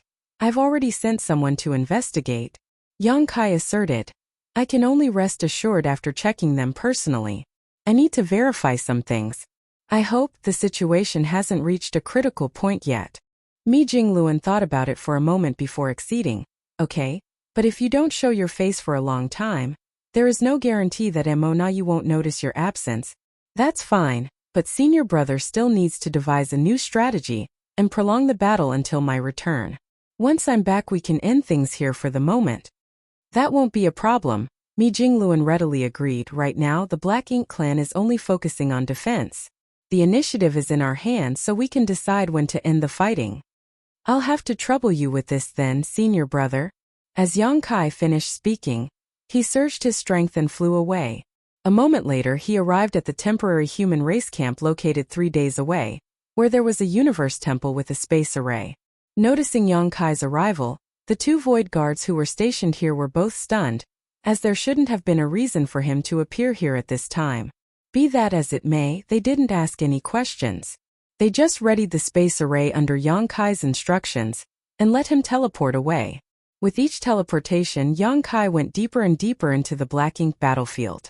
The Void Guard had left behind dozens of universe temples in the void over the years, and each was within the range of the previous space array. Each universe temple was further hidden by a grand array. So, in this vast void, if one did not specifically search for it, it would be difficult to find any traces of the space arrays. Furthermore, even if one of the universe temples was destroyed for some unknown reason, it was not that big of a problem. The Void Guard still had spare universe temples with them, and they could easily rush to the damaged location and re-establish the link. Having said that, this kind of long-distance teleportation using the universe temples was a little taxing on ordinary cultivators. If one's cultivation wasn't sufficient, they would need to rest for a while after a few subsequent teleportations. In addition, the space arrays themselves would also need frequent maintenance for such intense usage. Fortunately, it was not that troublesome for Yang Kai as he was proficient in the Tao of space, so this kind of teleportation posed no pressure to him. After dozens of teleportations, Yang Kai arrived at the leading temple less than 3 days later. There were quite a few Void Guards stationed there, numbering in dozens. Originally, they were tasked with arranging more space arrays further up ahead, but due to some unforeseen circumstances along the way, they had all been stuck here. Seeing Yang Kai, everyone who had been a little anxious all this time, seemed to have found their pillar of support. All of them calmed down and bowed in unison. Tao Lord, Miao Feiping stepped forward to take charge. Where's Li Wuyi? Yang Kai looked around but didn't see Li Wuyi anywhere. Miao Feiping quickly explained. Senior brother Li is monitoring the movements of the Black Ink clan reinforcements with a few junior brothers. Yang Kai nodded his acknowledgement. Is the other party aware of you? Miao Feiping shook his head in response. I don't think so. Senior brother Li has given them a wide berth all this time. The moment he noticed the Black Ink clan reinforcements, he immediately ordered us to conceal ourselves while retreating to this position. The Black Ink clan probably never thought they would be discovered in such a place, so their vigilance is lacking. Although he had obtained some information from Mi Jingluan, after hearing it straight from Miao Feiping, Yang Kai was finally a little relieved. As long as the Void Guard's whereabouts were not discovered, there was still room to maneuver. How do I find Li Wu Yi? Yang Kai asked again. Miao Feiping immediately took out a space beacon and stated, handing it to Yang Kai. Senior brother Li has the corresponding space beacon on him. Yang Kai stretched out his hand and took it. However, he didn't immediately use it to teleport. After all, he was completely unaware of the situation on Li Wu Yi's side. If he were to rashly teleport to his position, their whereabouts might be exposed. Yang Kai activated the space beacon for a brief moment before withdrawing his energy, giving Li Wu Yi a sign that someone was about to teleport over. If it was safe, Li Wu Yi would definitely respond. After patiently waiting for a moment, the space beacon in Yang Kai's hand flickered. Yang Kai nodded his acknowledgement and activated the space beacon. The next moment, space principles undulated before Yang Kai vanished. In the void, several figures were using their own space secret techniques to conceal their figures and auras. Under this kind of concealment, it was basically impossible for the Black Ink clan reinforcements to detect their presence. The leader of these figures was none other than Li Wu Yi. At this moment he was holding a space beacon in his hand, a little puzzled as to why someone from the nearest universe temple would send such a signal. But the next moment he understood. As space principles fluctuated, a figure suddenly appeared beside him. When Li Wu Yi saw who it was, he breathed a long sigh of relief. He knew that after he sent the news back, Supreme Commander Mi would send someone to investigate, but he had never thought that it would be Yang Kai himself. The Void Guard were about to bow to Yang Kai when he waved them off and instead asked Li Wu Yi, "Where are they?" Li Wu Yi pointed in a certain direction. Yang Kai looked in that direction and indeed noticed a billowing mass of black ink clouds. He also saw an army of Black Ink clansmen rushing forward. From a distance it looked like a huge sea of darkness was racing through the void. Yang Kai was secretly shocked as there was a huge number of Black Ink clansmen, at least 10 million of them. This number might not be much compared to the number of Black Ink clansmen participating in the main war. However, if all of these reinforcements were masters rather than cannon fodder, it would be a terrifying force indeed.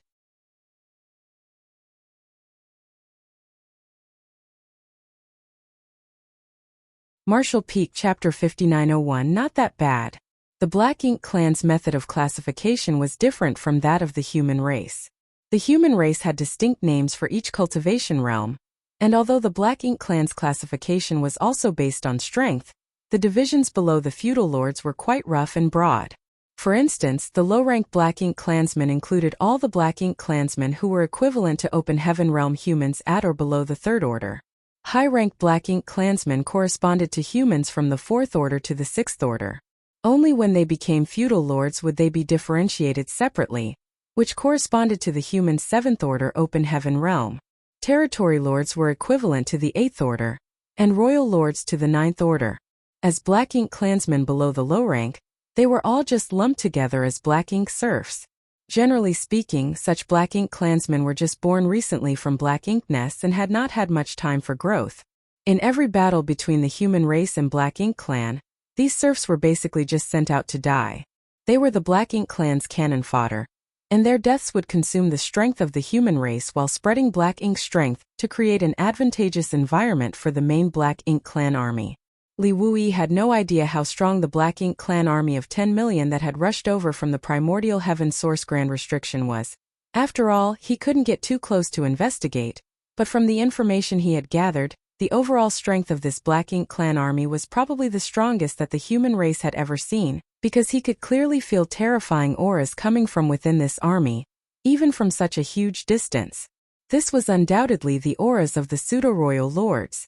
Is there a royal lord? Yang Kai asked via divine sense. Li Wu Yi shook his head. I'm not sure. Because the pseudo-royal lords couldn't control their own strength, they couldn't restrain their auras. Royal lords, on the other hand, could do precisely that. So, even if there were royal lords in the midst of this army, Li Wuyi wouldn't be able to detect them. After pondering for a moment, Yang Kai suggested, "You stay here, I'll go take a look." Li Wuyi immediately nodded, "Be careful." He was well aware of Yang Kai's capabilities, so there was nothing to worry about. In addition, with the help of Thunder Shadow's innate divine ability, it could be said that no one was more suited for scouting than Yang Kai. The next moment, Yang Kai activated Thunder Shadow's innate divine ability, concealing his figure and aura as he flew towards the rapidly advancing Black Ink army. Even from afar, this surging Black Ink army was extremely vast, and after approaching it, one could further feel its oppressiveness. A moment later, Yang Kai arrived near the Black Ink clan army, closing to a distance of just 1 million kilometers away. This was quite close but also had a decent safety margin. Before confirming whether there was a royal lord present in this Black Ink clan army or not, this was already the limit. If Yang Kai moved any closer, even with the support of Thunder Shadow's innate divine ability, he might arouse the Black Ink clan's suspicion.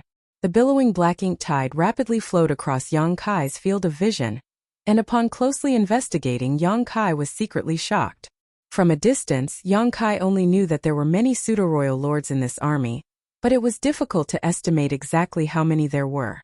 However, Yang Kai could clearly feel them at such a close distance. There were almost 300 pseudo-royal lords. An army of 10 million with 300 pseudo-royal lords. Such a lineup was comparable to the entire Black Ink clan in the 3000 worlds when it was at its peak. Not only were there pseudo-royal lords, but there were also quite a lot of innate territory lords and even ordinary territory lords, as well as an astonishing number of feudal lords. Yang Kai didn't find a single low-rank Black Ink clansman. Even the weakest soldiers here were high-rank Black Ink clansmen.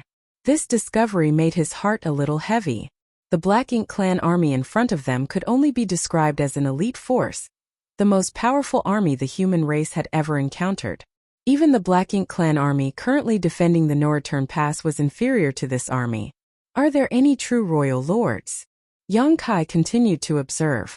The reason he had personally come here to investigate was to find out about this matter, as it was of utmost importance to the future of the human race. Although the auras radiating from the pseudo-royal lords were almost the same as those of the real royal lords, if one observed carefully enough, they would still be able to distinguish the two. The auras of the pseudo-royal lords and the royal lords were almost the same in terms of the strength, but the pseudo-royal lords' auras fluctuated quite a lot, unlike true royal lords. Someone like Yang Kai, who often dealt with royal lords and pseudo-royal lords, could tell the difference at a glance. Maintaining a distance of 1 million kilometers, Yang Kai kept pace with the huge Black Ink clan army, while constantly observing. It took about half a day for Yang Kai to finally conclude his observation. He did not find any trace of a true royal lord. Still not at ease, Yang Kai closed the distance between himself and the Black Ink clan army and deliberately released a trace of his aura, ensuring that even if a royal lord noticed it, he could immediately conceal himself again. After a while, Yang Kai finally relaxed. He could conclude that there were no royal lords in this Black Ink clan army, allowing him to breathe a long sigh of relief. From the looks of it, the situation was not as bad as he had thought. The primordial heaven source grand restriction had not completely collapsed. If the primordial heaven source grand restriction had been completely broken, the Black Ink clan would not be sending pseudo-royal lords, but true royal lords. The fact that there wasn't a single true royal lord amongst the Black Ink clan army of 10 million here was incontrovertible proof of this. Be that as it may, it was an undeniable fact that there must be something wrong with the primordial heaven source grand restriction, something similar to when the innate territory lords had escaped last time but on a much bigger scale. Looking at the massive Black Ink cloud passing by, Yang Kai suppressed the murderous intent in his heart and quietly withdrew. Although he could launch an attack right now and catch this Black Ink clan army off guard, he was still just one man. Even if the nearby Li Wuyi and the others of the Void Guard came to support him, they would not be able to do much damage to this force. Furthermore, once Yang Kai made a move here, word would definitely spread to the no-return pass. At that time, the human race would lose the intelligence advantage of having discovered the Black Ink clan reinforcements. The Black Ink clan reinforcements would take at least 10 years to reach the no-return pass, so there was no need to disturb them yet. Returning to Li Wuyi's side, Yang Kai ordered, setting up the space array is temporarily postponed. The Void Guard's new mission is to monitor the movements of these Black Ink Clan reinforcements. Yes, Li Wuyi replied solemnly. Also, leave a few people here to continue monitoring this place. Li Wuyi quickly understood Yang Kai's worries. Are you worried that there are other Black Ink Clan reinforcements on their way? Right now, the human race had only discovered one batch of Black Ink Clan reinforcements, but no one could guarantee that there wouldn't be more. Leaving behind some people here to monitor was a necessity to not be caught off guard. Yang Kai agreed with a nod. That's right. Other than that, I need you to go to the Primordial Heaven Source Grand Restriction and investigate the situation there. If possible, Yang Kai wanted to personally investigate the situation, but even though the Void Guard had already traveled about 75% of the way there, they were still quite far from the Primordial Heaven Source Grand Restriction. Even with Yang Kai's top speed, a round trip would probably require several months. The battle in the Noreturn Pass was still ongoing. Mi Jingluan could still cover his disappearance if it was limited to a few days, so he had some time to return yet, but a few months would be too long. It was hard to say if you wouldn't be able to guess some things if that much time elapsed with no sign of Yang Kai showing up. If it was just a few days, even someone as smart and shrewd as Yi might not be able to imagine that Yang Kai had run to this position and met the Black Ink Clan reinforcements. After all, the existence of the Void Guard was a secret to the Black Ink Clan. Understood, Li Wuyi nodded. Be extremely careful on the way there, Yang Kai exhorted. Li Wuyi lightly chuckled. Although your current cultivation is higher than mine, I've lived longer than you. Don't underestimate me. Yang Kai was speechless. I don't mean that. I know, Li Wuyi casually smiled. Then I'll take my leave first. Saying so, he activated his own instantaneous movement technique and disappeared. After Li Wuyi left, Yang Kai gave a few more instructions to the remaining Void Guard before returning to the nearest Universe Temple. The Void Guard there promptly came to greet him, after which Yang Kai informed them of their new mission, which they all accepted in unison. After everything was settled, Yang Kai used the space array to teleport back to the Noreturn Pass. The battle was still raging at the Noreturn Pass as Yi was paying close attention to every subtle change in the battlefield, as lingering doubts built up in his heart. The human race had launched an attack on the Noreturn Pass just 4 months after their previous assault, which had broken their established pattern greatly. He was unable to figure out what the human race was up to, but judging by the current situation, everything was proceeding normally. The human race was attacking the Noreturn Pass as usual, and the Black Ink Clan was defending as usual, just like the previous several battles. However, Yi always had a nagging feeling that a layer of fog was clouding his vision, and behind this fog was a truth he couldn't figure out. Nonetheless, no matter how much he thought about it, he couldn't dispel this fog. The reason behind this was the lack of information. The human race had already sighted the Black Ink Clan reinforcements, and the Void Guard were now closely monitoring them. The Black Ink Clan, on the other hand, believed that they had hidden themselves well. Even if Yi was incredibly shrewd, it would have never occurred to him that the human race would actually have a special organization like the Void Guard that was setting up space arrays leading to the Primordial Heaven Source Grand Restriction since 10 years ago. It would also not have occurred to him that the human race had launched the 7th attack only because Mi Jingluan wanted to get Yang Kai's attention to warn him of the Void Guard's discovery. There was simply no other hidden meaning behind it. Yi's thoughts were clouded by first impressions. From beginning to end, he believed that the human race was up to something, so the more he thought about it, the more he spiraled in worry rather than simply assuming the simplest answer was the correct one. The only thing he got right was that it must have something to do with Yang Kai. Because after this battle had begun, Yang Kai disappeared without a trace after killing his way out of the Noreturn Pass. At first, many of the pseudo-royal lords were still on guard against Yang Kai's sneak attacks, but since then the latter never appeared even when many good opportunities had appeared. The Black Ink Clan had no idea where he had gone. Yi had also been paying close attention to the situation at Pure Yang Pass. In the past, whenever there was a big battle, Yang Kai would run over to Mi Jingluan's side and communicate with him. But this time even that did not happen.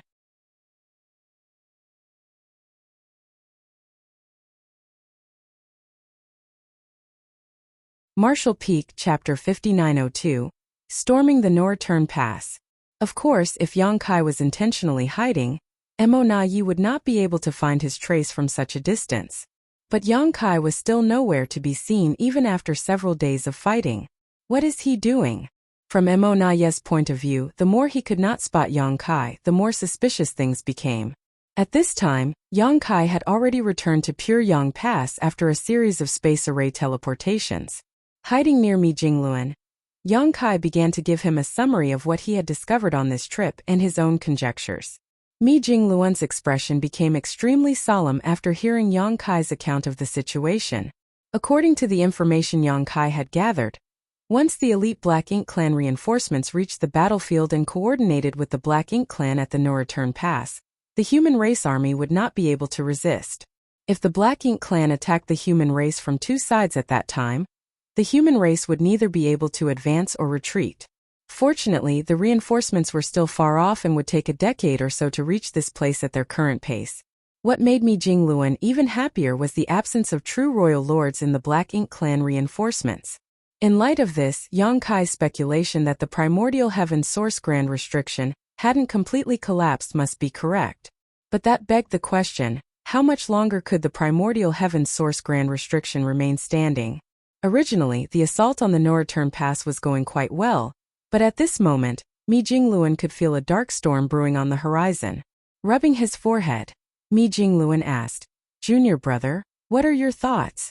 Yang Kai looked towards the front line that kept being pushed by both sides before slowly speaking his thoughts. "We have to end this battle as soon as possible." Mi Jingluan's brow couldn't help but furrow as he muttered, "But many people will die." Yang Kai looked down. The longer this battle drags on, the greater the hidden dangers of the primordial heaven source grand restriction will become. Moreover, the number of deaths over these years has already reached an astonishing number, hasn't it? Mi Jingluan remained silent. He was well aware of the current circumstances and what the most sensible decision was. Nonetheless, he still felt reluctant to give the order because he knew that once he did, many soldiers would have to pay for it with their lives. As the saying goes, there is no place for kindness in leading an army. Mi Jingluan knew he was not a benevolent person. Over the years, there had been many instances where he had no choice but to issue cruel and merciless orders, but if not for those orders, the human race would not be able to create the greatest results with the least cost. Every soldier who had died on the battlefield had died a worthy death. As the supreme commander of the army who was ultimately responsible for issuing orders, Mi Jingluan always felt guilty towards these dead soldiers, but he never felt guilt towards the human race as a whole. But the current situation was different. If he issued this order, millions of brave human soldiers would surely die. That was an enormous number. The weight of this was so heavy that even someone like Mi Jingluan found it difficult to bear. However, the source of the Black Ink Clan disaster was not the No Return Pass, but the primordial heaven source grand restriction. Although the human race could maintain this kind of offense and take down the No Return Pass in a decade or so with only minimal sacrifices, who could say that nothing would happen to the primordial heaven source grand restriction within those 10 years? If something irreversible happened at the primordial heaven source grand restriction over the next decade, even if the human race managed to capture the No Return Pass, it would prove meaningless. At that time, the losses would be even greater. Mi Jingluan clearly understood all of this, but he could not get over the fact that all they needed was another 10 years. The war between the human race and the Black Ink Clan had raged for millions of years. Compared to that, 10 years was a blink of an eye. However, at this critical juncture, 10 years became an unbearable delay. Even Mi Jingluan, who had always appeared as a cultured and scholarly gentleman in front of the world, couldn't help but curse in his heart to alleviate his frustration. Right now, the only silver lining for the human race army was that the Black Ink Clan had been greatly weakened after having fought 6 battles over the past decade. Not to mention anything else, just the number of pseudo-royal lords who had fallen in this decade had already crossed the 100 mark, while the number of feudal lords and territory lords who had perished was many times that number.